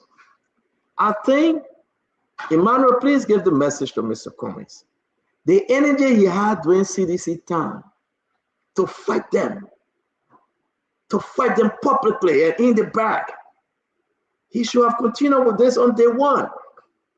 I think Mr. Cummings gave Unity Party long, too much of a time. He said 2 years, 3 years. Somebody who upset on Mr. Cummings, you are giving them the longest time ever. And that's why we have the Osacha, Kanyo Bala. He's not even Osacha, he's adopted. We're about to send him back. And we have other people saying that they don't know what Mr. Cummings have done. We know what Mr. Cummings have done. Trust me. So I said to Liberian people, wake up. Try to rethink. Show me a politician today, that have used their own capital, money, resources. They have not sat in office as minister or deputy minister or lawmaker that the richest thing, but they use their own resources. Show me one of them. And when they came to power, I will give you that because he was playing soccer. He contributed vastly, and the people rewarded him. So the whole different chapter 2 of the textbook. But Cummings have not been rewarded. Not as representative, not as senator, not a minister, nothing. But there's a man that just giving. So let's face it, my friend. You know the truth. And you'll speak on the truth. And the truth will set you free. I just blame Mr. Cummings that he have sat on too long, believing that Unity Party were going to do better. So now he say he will talk. Let's wait and hear him talk. And Mr. Cummings not talk, we make him talk. When the money can make Becca dance. Refubi, I love when you say that. We make Mr. Cummings talk. We embarrass Mr. Cummings. We tell Mr. Cummings that you're wrong. You need to speak on this issue. And Mr. Cummings will listen and he will speak on those issues. And that's what made Unity Party vet. So now they get in vet and say they got amnesia. I applaud Mr. Cummings' interview and thanks to OKFM for that brilliant interview. We do applaud him. I hope he can do more. And I hope he can do more. I quickly want us to let's go back to Colonel Graham. Man, we'll pass you, we'll catch you on the second round. We got only 3 more minutes left. I beg you, my friend. What happened to Mrs. Salif and the city? I think she spoke about that too as well. Yeah, we coming. That's why I'm coming. Yeah, that's what I'm coming to. I just want to flash with this MedTech. Tomorrow will be a great one, guys. I put all the documents in the chat room. I'm begging you folks, we got to discuss MedTech. MedTech is destroying our country. MedTech money, nobody know where the money going. Since Joseph Yuma Bwaka, the president said they will review MedTech 2024. The document on the president desk, nobody know where the money going. And MedTech is overcharging. Y'all read the document I put in the chat room. And let's discuss it more. MedTech is overcharging. Liberians are bleeding. They are suffering on a MedTech. And we're talking about CTN too. I also want to say, yes, the document here about LFA. I spoke to Cassell. Cassell said he's going to court. The opposition to Mustafa Raji. He said he's going to court. Maybe we'll have him on the show tomorrow to speak to us. But there you go. They remove his name. The committee for the election, LFA. They said they're not going to recognize Cassell because of his past indictment. With that conviction letter or document or whatever it is, he cannot. He's not eligible to run for that seat. And I also want to say, CDC is bouncing back. Look at the party headquarters, as you can see. Seditions are in her spirit. George Manon, we are Dr. George Manon, we are Baku where we are. The man said he must do this thing. He must do it within the time frame to start his counter tour. And I'm saying to you, you know, when I come on the show, I say something people lie. I speak to all the leaders in the country, past and present. And I talk to President Weah. He take my calls. He and myself can argue sometimes, we speak crew. And I asked him, I said, Mr. President, former president, when are you going on your counter tour? That make him talk. But I will say to you, they are bouncing back. He's in high spirit. He is in high spirit. And I will say to you what we're hearing. I support President Barker. I hope he's ready. Joey will die tomorrow. Joey sick. Joey gets sugar problem. Joey hanging. Joey shaking. Joey is in high spirit. Joey is in high spirit.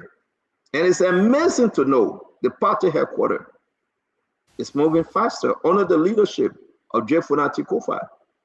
I'm telling you, something is about to happen 2029. Seditions are waking up, and I will give this time to Ase. Bring us up to speed, Ase, about your program in Philadelphia in June. I heard that the president is coming, and you guys will be coming on the show to talk. Then from there, we play the last 2 clips of Madam Studies and Coach to say. Ase, turn your radio down. Now, who playing radio? Who playing? Guys, I beg you, Chief. I said, are you? No, not me. You know, that Russell. That Winfred Russell. Yes, yeah, go ahead. Thank you for giving me just 1 or 2 minutes to talk about our program. I'm muted. In Philadelphia. But before going there, we just showed on here the progress the party headquarters is making. I know you said you wanted to vote me, but then you didn't as a member of the committee. I cannot be over happy that I am. Whenever we speak about that and we see the progress that is being made, I think we are just way ahead of where we thought we would have been at this time. And all thanks to President Weah, his enthusiasm, his efforts in showing that we move more than fast as we had planned. We know seditions are ready because one thing is assured, President Weah will be and is, as of today, the 27th president of Liberia. And that's why when people come up to say, oh, Georgia will not run, and they can be funny, you see the man hide there, Unity Party headquarters for him not to run, or for him not to be president, he will be president. He is the 27th president of this country, and we can guarantee anyone. That's why we are certain that the next election, the winner will be the president, nothing else. But let me go to Philadelphia. So come June, truth being told, is not finalized yet because of President we are scheduling. We are looking to see if we will carry it back 1 week or so to fit in the time because we want him to be there every single day. We are still discussing that, but as of today, June is the planned convention. You know what the CDC has been doing? We've been trying to, reposition ourselves, reorganize across the globe. Europe CDC had theirs. Canada CDC is going to be going that way very soon. Australia CDC is also doing the same. There in the United States, we are trying to put the team together to bring a new leadership that will take the party to the next level. And in June of this year, we will be having our convention, and that convention will be attended by President. We are in very high power dedication from Liberia, including representatives. I know Representative Eugene Colley will be one of those that will be attending. We will be engaging some high power folks in the US and many other places, just to be sure we let them to know that we are ready to take over matter share of the country again and to cross those little T's that we need to cross and many other things. But Stanton, one thing that will surprise you is to see the level of reach out we are receiving from Liberians who even did not want to hear the name CDC. When I lived here, sometimes I go on Facebook, you see too many people. When I go on their Facebook pages, I will see United Party things, sometimes, from other political parties. And I thought it's been amazing. And so we want to encourage all Liberians who are in the USA, reach out to us. If you were to go on the internet, just put www.cdcusaconvention.com. You will see the page for the convention where you can register, where you can send in communication to the team. And as a matter of fact, I'm the Secretary General for the convention that will be hosted there in the USA. So, we are playing dual role here in Liberia, there, and everywhere else, because we want to be sure that once that time comes, the CDC is in a better position, organized, ready to assume stewardship of our country. It's June. I want our people this to sink in. You can reach out to us. I think attendance is $120, $140. Thank you. Why you pay?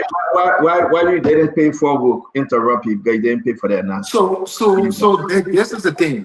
The team headed by Reverend Solomon Moore, who is the officer in charge of the CDC USA right now, and is the chairman for the convention there in Philadelphia, and Palo will be on screen very soon to ensure they give every information to our people, because people want to register, people want to attend, they want to know everything. I can give it, but I don't want to. Thank you very much.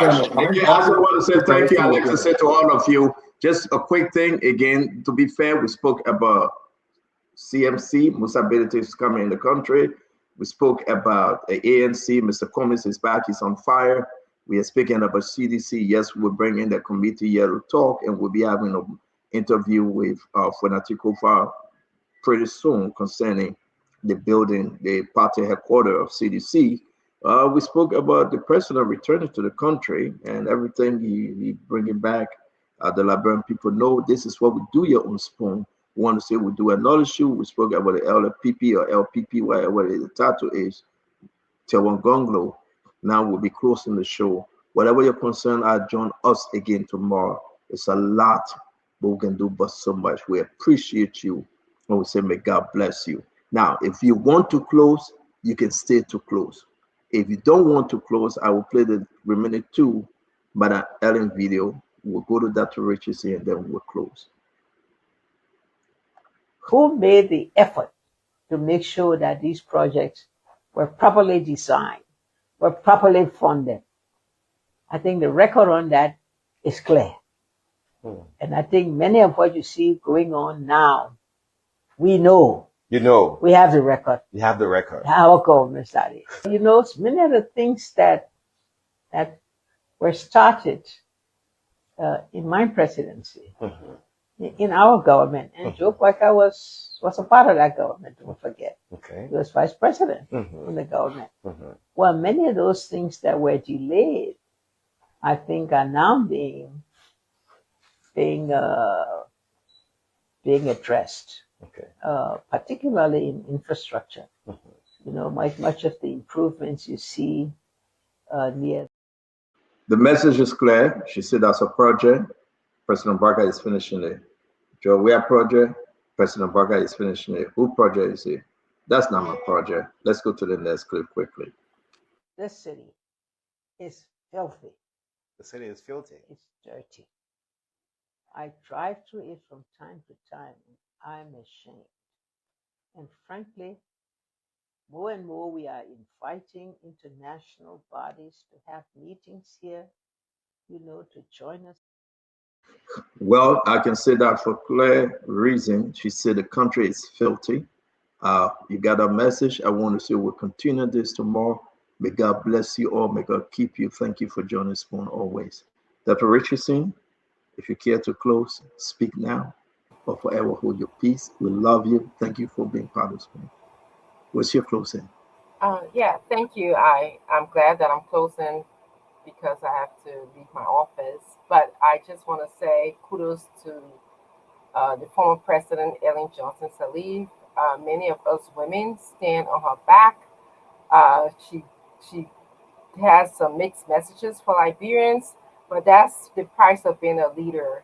You don't always get it right, and sometimes you do make mistakes. No humor is perfect. But regarding the tape that you played, she said that a lot of the projects are her projects that she started. You know, some people can argue that government is continuity, as Joseph Boca was part of a government, so he is completing or he's contacting her resources that she had to begin to complete some of the projects. She spoke about the city being filthy. She drives from time to time in the city, and many of you can admit to that. We've seen pictures on social media. I've been to Liberia at least once a year, every year. I've seen parts of the city that's filthy, and we hope that, you know, this government will do better, or will use some of Ellen Johnson's resources to clean up the city. Many of us complain about it. That's just to be frank and honest. So I don't know where Senator went, but I will stay until he comes so I can beg your indulgence to leave. Thank you. Who goes after me? Emmanuel, is it? Senator. Here you come. Senator, thank you so much. It was a great show. Thank Liberian for listening. I'll talk to you. Thank you. We'll see you tomorrow. Thank you very much, Dr. Richardson. Let me bring in our brother. Let's go to the guys in Liberia. Let's go to brother Henry Fubi and in Wilford Kanye. Where's your Osacha? He left. All right, Fubi, your Osa brother left. No problem, no problem. Good to be Osacha sometime. No, but honest. Okay, look. I can just enjoy the political fun. I know everybody claiming project. We are project now. Ellen now caught the case and said that Ellen project. So we accept it. The Ellen project. But the most important thing is government is continuity, and none of the past presidents own any project, whether you started it or not. You all met Liberia. Liberia also was a project that was started by some people that declared independence. So they can be claiming Liberia as their project. It is a country, and you play a part as president.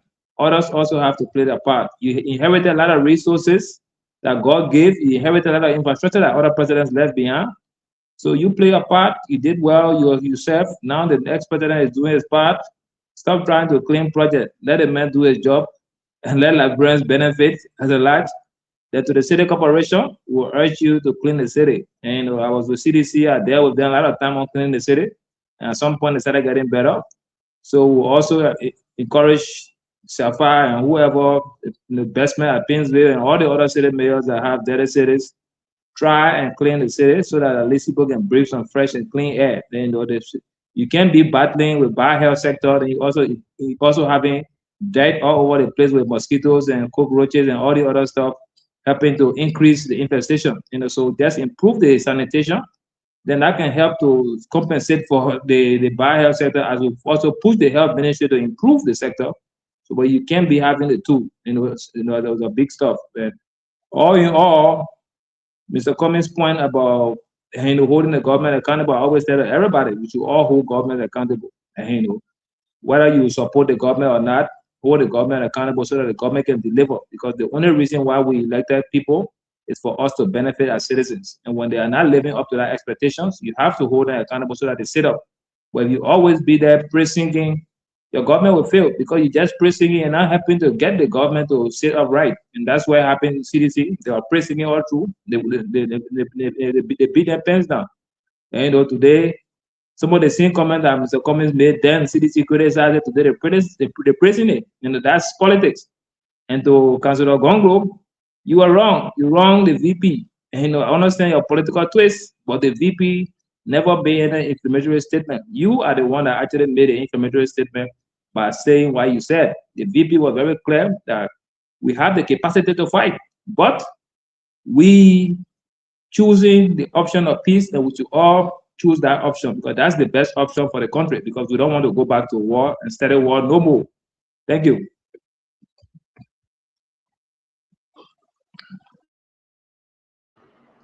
Yep, thank you very much. I want to say thanks to you, my dear brother and friend. Let me bring in Wilfred. Wilfred, let's hear you closely, my brother. Senator, thank you very much. I'd like to say thanks to my fellow panelists. I think we had a great show tonight. The only thing I want to say in my closing, not to forget, Dr. George, you are not in power yet. You are very intolerant. I heard you speaking, berating those who disagree with you. There's something called emotional intelligence. Doctor, if you can exhibit that on the show, you want to claim state power, referring to colleagues as having brain trouble. Did you really mean that? I was disappointed. You criticize Joseph Boakai on this show every night. Every night we gather here. Joseph Boakai takes criticism because he's the president. And he takes that in good strides. But the question was posed about your political leader, donate his salary. We made a critique of that. You went off, and you talked to your colleagues like they are your kids. I thought that was not fair. And I want to advise that please calm down, Chief. It will get heated some days here. We need to have very thick skins, because when we roll our sleeves, we will debate the issues. And I hope you'll be prepared for that. I also want to close by saying that I thought about the president's name, Joseph, and I thought that not just an ordinary name. That Joseph is a biblical name. And if you study the Bible, he received the Israelites in Egypt. He rescued them during tumultuous period. He helped to restore their dignity and livelihood.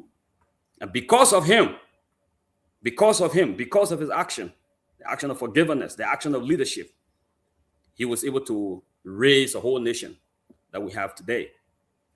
So when I try to compare that with those who created or coined the name rescue, I said, wow, what a great coincidence. Did they really know what they were doing? Because I see this synergy. It's amazing. And so this Joseph Boakai, who is our president, is determined to deliver a prosperous Liberia on the project issue. And Fubi was right. Liberia itself is a project. In fact, it's called the Liberian Project. If you want to call it Liberia, you can say the Liberian Project. The whole nation state is a project.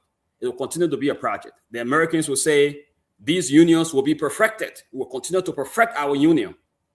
These are different ways, you can say things. So as long as these projects are delivered, as long as prosperity is delivered for the Liberian people, it doesn't matter who gets the credit. President Boakai's dream and goal and mission is to deliver a prosperous, a more equitable Liberia and a strong civil society. So for him, this is about legacy. So I want to thank you on that note. For the show tonight, I'll be looking forward to a more engaging debate or conversation tomorrow. Thank you very much. Thank you very much, Wilfred. It's good to have you on. You want to go ahead, Isaac?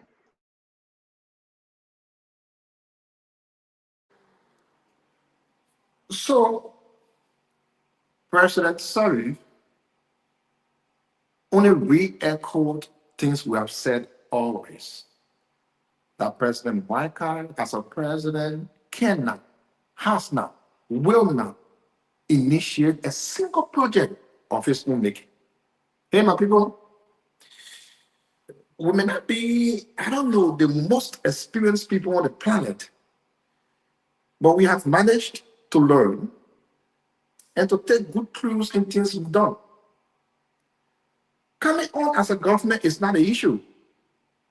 Sitting at a place, thinking of something, putting it into actionable plans, looking for money, implementing it, dedicating it is not a small task.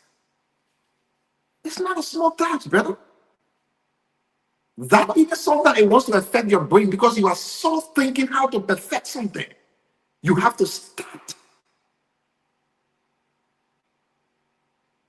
It's not an easy thing.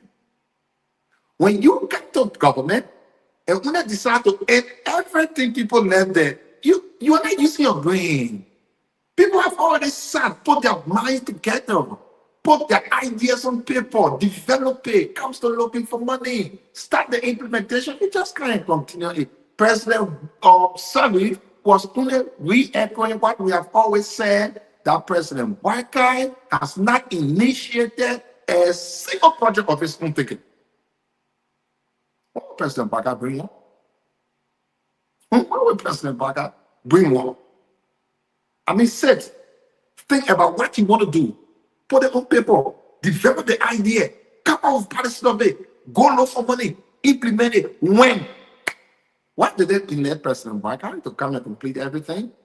That is true. And the second thing she said, listen, I was in Liberia recently.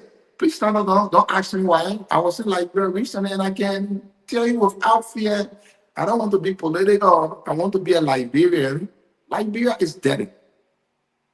And people, let me tell you, when you go on Facebook and you see video where the children can be there showing the street like a clean, I beg you, my people, let me tell you what they can do.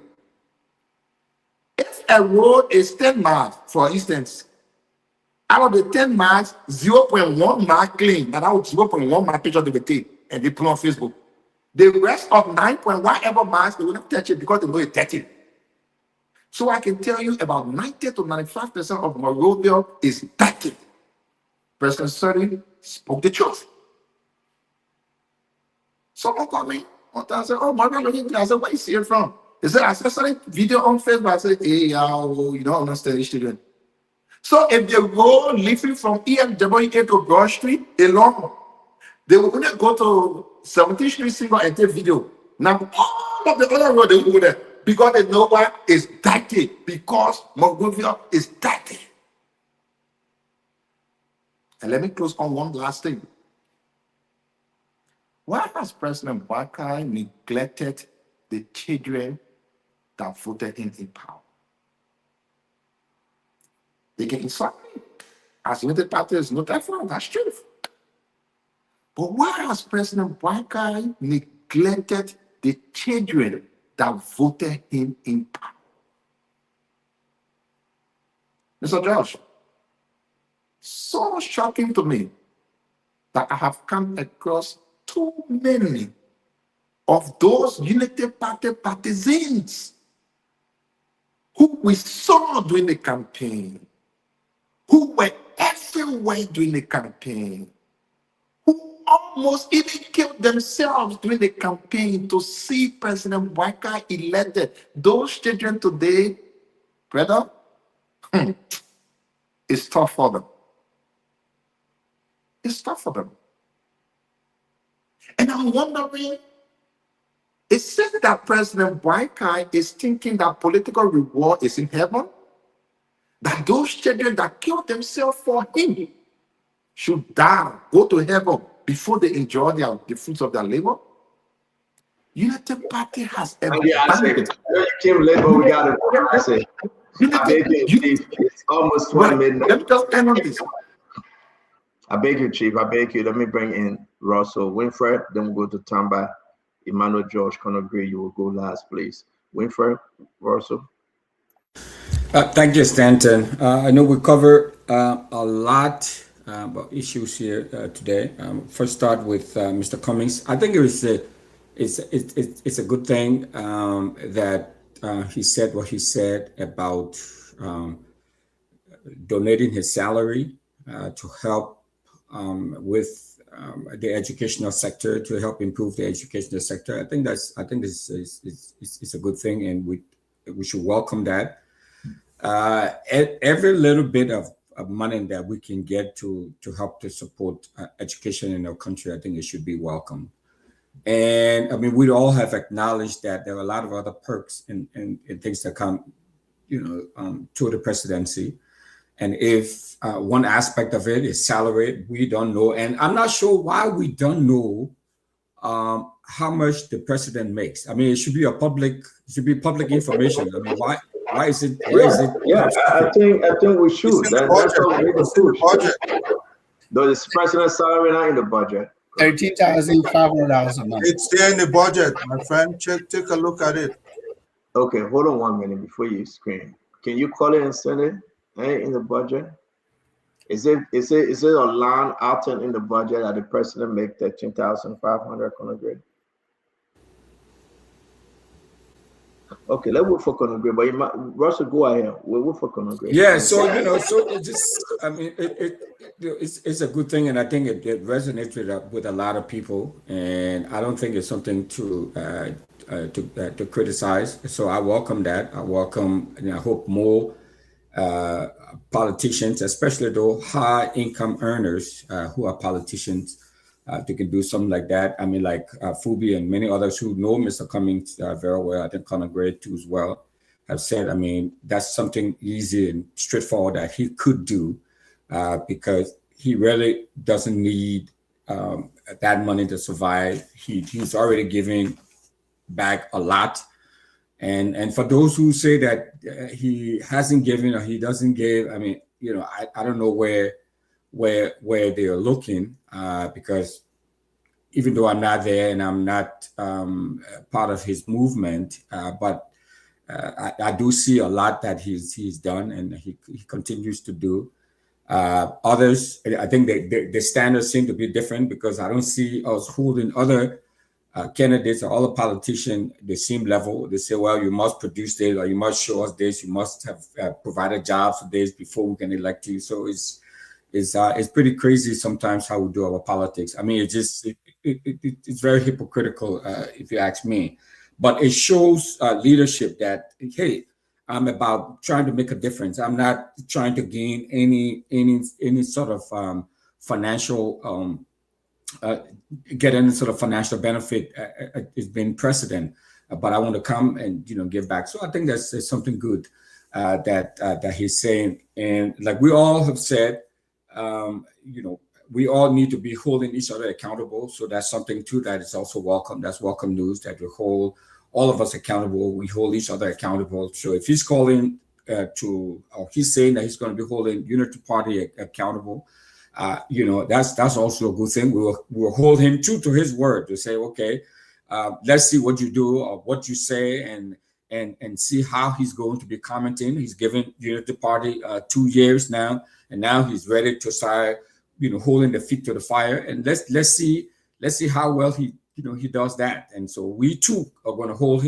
his feet to the fire to ensure that what he says that he's going to do, that he does that. And lastly, Stanton, I was just in the country, and I think what President Sirleaf said, I mean, there are some things that are working, there are some good things that are happening, and that we can talk about that later. But we're talking about what President Sirleaf spoke about relative to the sanitation condition of the city, the cleanliness of the city. The city is dirty. It's not propaganda. It's not trying to put the government down, but the city is dirty. And I think you get to a place. I was talking to someone on the plane last night, and he said, you know what? And it's just so it was not because of President Sirleaf's comment, but it was just random conversation. And said, you know what? I think the country has gotten to the point where they have given up on Monrovia, Stanton. People are building other places. They were doing other things. They've given up on Monrovia. They don't have the capacity or the political will to keep Monrovia sustainably clean. And if you go to parts of the city, you will see that, I mean, they have thrown in the towel. They just can't do it, So it is not a stretch and it's not a lie. it is true. I mean, the government may be doing other things, but I also spoke to the mayor of Painesville, who is trying his level best to keep things moving and to keep the city clean. But we also have to recognize, folks, that these cities, the municipalities, and we talked about this over and over, there were some fundamental structural problems with our municipalities that make it very difficult to keep them sustainably clean. And the legislature need to address that. They need to urgently address that. There's no resources, local resources, tax base that these cities have, to keep it clean. The specialized equipment that they need, to keep the city clean. So there are a lot of other issues, but it is true that we can do more. The government is doing its part, but more needs to be done because the cities, not just Monrovia. Monrovia is our capital city, but it is demonstrably dirty and filthy and serious sanitation problem. And we can do better than that. We need some structural plan put in place. But this is what happens when you put people in positions that have no capacity in city governance, in city governance structure, and all of that. Being a mayor is more than just being garbage collector. There's more to being a mayor and keeping the city sustainable than just collecting trash. But that's what we have. That's part of what we have to take care of. And I hope that we can look at the structures of these cities to try to turn things around, because it is ugly and it's bad. And as we're trying to promote tourism, this is not a good place to be. We really need to keep the city clean, keep it sustainably clean, not just clean up campaigns here and there. Clean up campaigns here and there will not cut it. That's not what we're talking about. When I hear you crying like this, then who responsibility is it? If John Chirac is not working, remove him. If the mayor in Painesville is not working, remove him. Find people with innovation, ideas that can come and contribute, or help them to do better. Bring in more money or so. Maybe they are underwater, they are dry, no money, no resources. When you guys want to make selection as to who to come and do the environmental trash cleaning and everything, guess what happened? Politicians step on them. It's failed leadership from the top, Russell. All over, it's failed leadership. It's not only the mayor of Painesville or Monrovia or Gainesville. They are not getting the resources. Total want to back, but no hands. And that's the problem. Tama, you spoke already, Tama? No, not yet. Let's hear you. Yeah. Let's hear you. Thank you, Stanton. It's been a good show tonight. We've covered a lot of ground. So, first of all, I think let me start at the top. Vice President Jeremiah Kukun spoke very well. He brought morale to our troops, and he brought reassurance to our population that despite our 5.3 million population, despite our small size, Liberia as a sovereign nation cannot be bullied. Liberia as a sovereign nation, we as sons and daughters of Liberia stand ready to defend and protect our motherland. So that should always be the message to all Liberians, wherever we find they find themselves. I enjoy Madame Salif's interviews. I like the fact that as a former president, she's still around, and may God continue to keep her. Hopefully her time will come for accountability. But it's good that she's involved and she's speaking out. She's critiquing the government, and she's expressing the freedom of speech. This is all great. And I do agree with her that we should cherish the freedom of speech that we have in our country, in our democracy. When she talk about the challenges of garbage in Monrovia, and we, also the structural issues that we have across our cities, this is an age-old problem. And I understand that the current city mayor and his team are, doing their best to clean the city, but their plan has not shown any sustainability. And there has been for every government that have come on the stage in Liberia. There are no sustainable plans in place. But in addition to the structural issues, Russell, there's also the behavioral issue of our Liberian people. You know, we see city workers go out in the street at night to clean a block of street, and then you come there the next day, the entire street is ready with garbage. People leaving their houses at night to just come and dump garbage in the street. So we have that other aspect that we have to deal with in our society, you know, to become responsible citizens, to change the mindset and the mentality. And that's something also we have to deal with. And then let me close tonight with leadership, Stanton. You talk a little bit on leadership. You know, where there's no vision, you know, the people perish. And it starts with leadership. You know, it is easy to criticize when you are out of government. We saw Madame Salif when she was in opposition, firebrand, Iron Lady. She was tough. You know, she contributed to some of the destabilization and falling of the governments that we saw, you know, previous government. And that, you know, eventually ushered her in the presidency in 2005. But Madam Salif also, she failed in her role as president to set this country out to success. She succumbed to corruption by involving her children and her family, and she was unable to beat corruption during her 12 years tenure. You know, come CDC. CDC was in opposition for 12 years. I mean, they carry caskets in the street. They protested almost every season, every quarter, every releasing dry season. There was a protest going on. They are holding the government feet to the fire. And CDC got the opportunity to rule Liberia for 6 years. And George Manawia, one of my president, George Manawia, they failed bigly. This is why Joseph Boakai was ushered into the presidency after his attempt in 2017. And today, Joseph Boakai is president. Is everything rosy across Liberia? Absolutely not. Are we seeing progress? Are we seeing, you know, some progress across some sectors? Yes, we are seeing infrastructure development. We are seeing roads network being opened.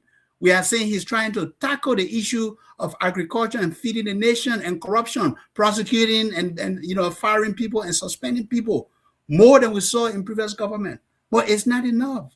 We still have more to do. And this is where leadership matters, Stanton. It may be our Uncle Joe today. Who is this next? You know? So it is easy when I hear people in the opposition, and we are all holding this government feet to the fire. You know, like my colleague, Imari George, who seems to be a bit intolerant tonight, you know, calling his colleagues names. You are just in the opposition yet. And I pray that the ANC and you, Emmanuel, the people continue to give you the 1%. But look, we have to be tolerant. We have to agree to disagree. Even in this network, on this network, we would not all agree with you, Stanton. There will be times where we would disagree with your position, and we should be respectful of each other when it comes to disagreement. But the bottom line here is about Liberia first. We love our country, and we want to be involved with what is happening, and we want to see change happen. It's been a pleasure being on the show tonight. My light just went off. Thank you, Stanton. Well, thank you very much. Thank you. Thank you very much. Let's bring you on now. Is that you, Conagre? Now, Emmanuel, take us home, or which one? I know Fubian have not spoken, but Fully spoke. Okay. Well, let me take on this. I was just saying before I got distracted that Mr. Cummings is a philanthropical individual. He has done enormously well in terms of assisting other individuals. But when they're not in the presidency, don't make promises that are inherent in our basic law. One guy said, well, he doesn't mind riding wheelbarrow to work. Would the institution of the presidency allow you to ride wheelbarrow? You can make all the promises. Don't make promises that are unachievable, that others you don't have control over. It's the law that when you become the president of the Republic of Liberia, you don't just play with your salary. It's something set by law. So when people begin to make unreasonable promises, I can hold that as suspicious. In other words, if you do your salary and you want to forego it, that's fine.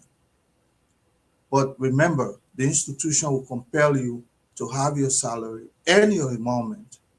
That said, I'll leave it at that. And you know, Stanton who sat on this platform will beat on others, including Amir Modad, who beat on him. If Daba Jala listened to us, he too would have resigned. Then we'll come back and say, President Boakai, hey, own baby. What are we sending? that when we hold people accountable and hold their feet to the fire, when there's a decision, we'll come back because the political tide is turning on the other side. We'll go back and make a difference. It's mixed messages. I would not want to be a part of that. We had an individual named Prophet Key who is now serving time for what he did. When he came on this platform, we gave him a set of rules. You can't use certain languages here. The Chief Justice, the Supreme Court has a set of rules. If you turn your mouth on there and use a certain language, you'll be held accountable. Boom, we'll swap that on President Baka. What are we trying to say? That when people have done things that are laid down by law conventionally, they should give them a clemency because they're the sacred cow. I'm a soldier. I was a soldier. By construct of my own profession, freedom of speech is relative. I can't go as a soldier and make a certain statement. They will judge me by the military standard. Yeke is another individual, is held by a different standard at the House of Representatives. Freedom of speech for him is relative. You can make certain statements at the House of Representatives. You'll be held by their standards, just like a soldier. We'll put down one President Baka. You know, we should be able to find meaningful cliches to use against the presidency so that the next election will not favor him or her, but let's use wisdom to be able to comment. And let me say what Madam Salif said about freedom of speech. Again, it relates to that. Madam Salif should always remember that certain individuals are guided by their institutional traits and discipline. To come and be holding a soldier who was condemned for making a certain statement, you couldn't have a freedom of speech, then you don't know professions and what they stand for. And let me say this. Madam Salif did well by pointing out that the city is dirty. It is dirty. And I think that gentleman should do better. Should do quite better. And if you want to be mayor of the city of Monrovia, work hard and make the city look presentable, because this is a business and political capital where people come and do business. We've been on him before, and he has not done a good job. It goes when the fire is hot, it tends to go in there and clean up. In other instances, he just let it go because what? That issue is died and has died down, and then we're looking for the next issue to discuss. But you know, by and large, Stanton, this president will undertake project to its finishing conclusion. A project is not a project until it's concluded. For you to come and say President Baka has not done his own project, it just shows you that he's working hard. For even Madam Salif to acknowledge that which she could not initiate, President Baka is initiating that. That which former President Ware cannot initiate, President Baka is initiating. Tell me, how is that not a praise for President Baka? It tells you that the other guys were joking. They were playing. This president has come to work and say, look, I got my own, but I will benefit if I conclude whatever was started for the Republic. This is a national project. For somebody to come and say, oh, you see, he doesn't have initiated of his own. The individual who completes a project is who have control over the narration. President Baka can go and name that project Witherspoon, thoroughfare, because he concludes it.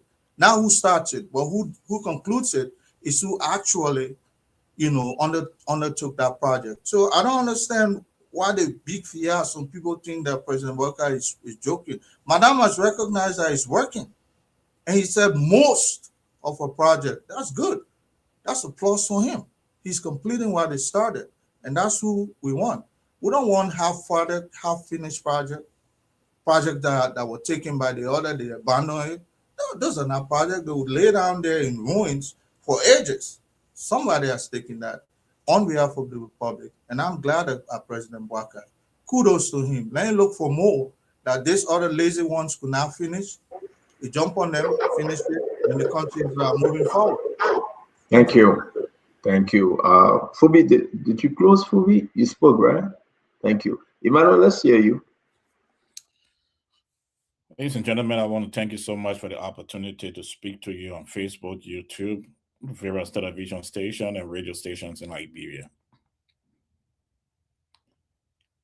The struggle of Mr. Cummings, his engagement in the Liberian political cycle, is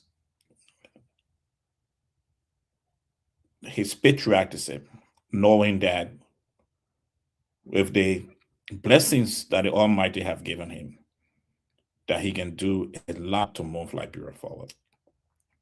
For 20 years, we have granted opportunity to others to lead. And Mr. Cummings is asking that this is the time for us to work together in changing Liberia and making Liberia the country it's out to. In the last 20 years, Sierra Leone has gone far ahead of us. So have Guinea, La Côte d'Ivoire, and other neighboring countries. We are a country gifted by God. We have found out in recent time of how our government is leading us in the wrong direction. How companies get $1.6 billion every year and we get $43 million. If that doesn't frighten you or put in you enough fear to work towards changing Liberia, I honestly don't know what will put fear in us. So we need to work together to change Liberia. Mr. Cummings' promise of his salary is true. In every country, there is laws governing the president's salary. And in every company you work with, there's law governing your salary. It is your duty to go to HR, sign document, decide with HR where you want your salary to go. And Mr. Cummings is saying that on day one, I'm going to send a you see, I'm sorry. Winfrey Russell eating on our show. I don't know, we're hungry. Hungry, man, eating. I'm going to, on day one, I'm going to sign a document that my salary will go into an education charity. Because I feel the condition of our educational institution in Liberia. I have supported up to 2,322 students. I have supported the Liberian government in developing one of the best STEM institutions in the country. And even though the government have refused to play a part, but because I care for education, I continue to fund that institution through my foundation. That is what Mr. Cummings is saying. If he can make that level of sacrifice for Liberia, he is also saying I can continue to sacrifice because we have work to do. Have you walked on Carey Street or Gertie Street recently towards the cemetery? Center Street, rather. It's filthy, it's dirty. The city of Monrovia have given up hope. A Cummings-led administration is saying that we will take care of that issue because Liberians must live a healthy life. So as we walk on this road to 2029, it is your time to make a decision as to where you want Liberia to be. I have seen a beautiful Liberia in my lifetime. I have seen a Liberia that I dream about in my lifetime. But I've also seen a Liberia that have gone into reverse. I knew the time when A.M. Dougherty School of Medicine was the best medical college in Africa. The Louis Arthur Graham School of Law was the best law school in Africa. But today, we have seen what bad governance can do to beautiful institutions. So as you go to bed tonight and you sleep, don't listen to the dance of 1%. Because when you join us and we all come as a force, your 1% plus my 1% will change Liberia and bring in a President Alexander Benente Cummings in 2029. Have a wonderful night. I look forward to this conversation tomorrow. Yeah, Nelson, come on. Let me just say this. I want to appreciate each and every one of you. I send a birthday shout out to my young nephew, Pookie. Today, Pookie is celebrating his birthday. I want to say happy birthday to you, Pookie. He's watching the show where he resides right now, waiting for us to put this picture up. This picture is up. Pookie, Pookie, Pookie. Young man growing up in spirit and in truth. Very, very, very, very strong. We want to say happy birthday to Pookie, wherever you are. We know that you will be celebrating his birthday this weekend. We're wishing you well. God bless you. God keep you. Happy birthday to Pookie here in the United States, right here in Burlington, as we celebrate Pookie's birthday. I want to say to you, Winfred Russell, thank God for returning safely. We wish you God's speed. I hope your program, what you went for, you achieve by God's grace. Tamba Agadas, it's good to see you. Fubi Heron, as always, Colonel Remy Gray, Emmanuel George. Thanks to all of you. We wishing each and every one of you a wonderful, wonderful time. Nelson, thank you for holding it down, for standing by us. We'll see you guys again tomorrow. Have a good evening. Good night. Sandra, I'll call you about my crew cousin, man, Dr. Gray. He'll be coming on the show tomorrow. I don't know. Let's talk again. Let me say this again because Pookie said he didn't say it. Ladies and gentlemen, Nelson, be with me now. That Pookie, we want to say happy birthday to Pookie. Happy birthday, Pookie. Yeah, please tell Pookie from his parents and all the entire family. We want to wish you happy birthday. If I don't say this, guys, you got to join me to say it because I will get in trouble. We want to say happy birthday to you. The Augustine say, so I have to put it there again. the way Pookie relaxing in that chair there means that he waiting for it. I have to say it. But yeah, have a good night, folks. Thank you very much. You didn't lift him up, you didn't sing a song. We didn't sing the birthday song, right? I will put it back again. Let's sing the birthday song. Emmanuel, join me, man. Let's sing the birthday song. Happy birthday to Pookie. Happy birthday to Pookie. Happy birthday, dear Pookie. Happy birthday to Pookie. Pray. Hey. All right. At least Augustina did it. All right, guys, thank you. Okay, sir. Well, folks, we want to say thanks to all of you for being here tonight. We appreciate the many calls, the comments, the engagements in the comment section. We appreciate you for always coming on, making sure that you make your contributions to Spoon Talk. The invitation is yours to join us tomorrow. Spoon Talk will be back. Another great edition of the show. You can form part of Spoon Talk tomorrow. Until then, I want to say thanks to our radio audience from Spoon 107.5, Fabric 101.1, Super 95.5, and Voice of Liberia 104.1. I want to say thanks to all of you for listening, and thanks to our online audience, the many of you who watch the show across our social media handles, Spoon TV, Fabric TV, Super TV. I appreciate all of you for being on here tonight. And of course, we look forward to seeing you tomorrow. Let me say thanks to Philip Bala. He's been here as well. Kelvin P. Puko, Harris, Kwanbla, thank you for being here. Jackie Mersh, we appreciate you. Serena Johnson, thank you for being here as well. We want to say thank you. And Sarah Harris Carter, thanks for being on here tonight as well. And thanks to Per Kimber for being with us from the very start of the show. Now we're here. We're concluding. We want to say thanks to you. And many thanks to Smith. Okay, Philip, I say happy birthday to you in advance. Yes, thanks a lot, Philip. I appreciate. My birthday will be on the 2nd of May. Thanks for the pre-birthday greeting. Mohammed Sharif, thank you for being here. Ma Komasa Sharif, that's Ma Komasa's son. Molu Jr., thank you for being on. We appreciate Daniel Cannon. I see Maurice Kamara watching via YouTube. Thanks for being on tonight. Cyrus Collins, thanks as well. Daniel F. Nathan II, thanks for being here tonight. Lai Kane, we appreciate you. And we want to say thanks to all of you.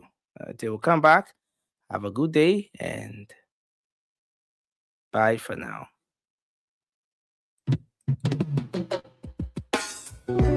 Yes, I, a special one from the CEO, stand coming with the spoon, and your boy right at the South Bend.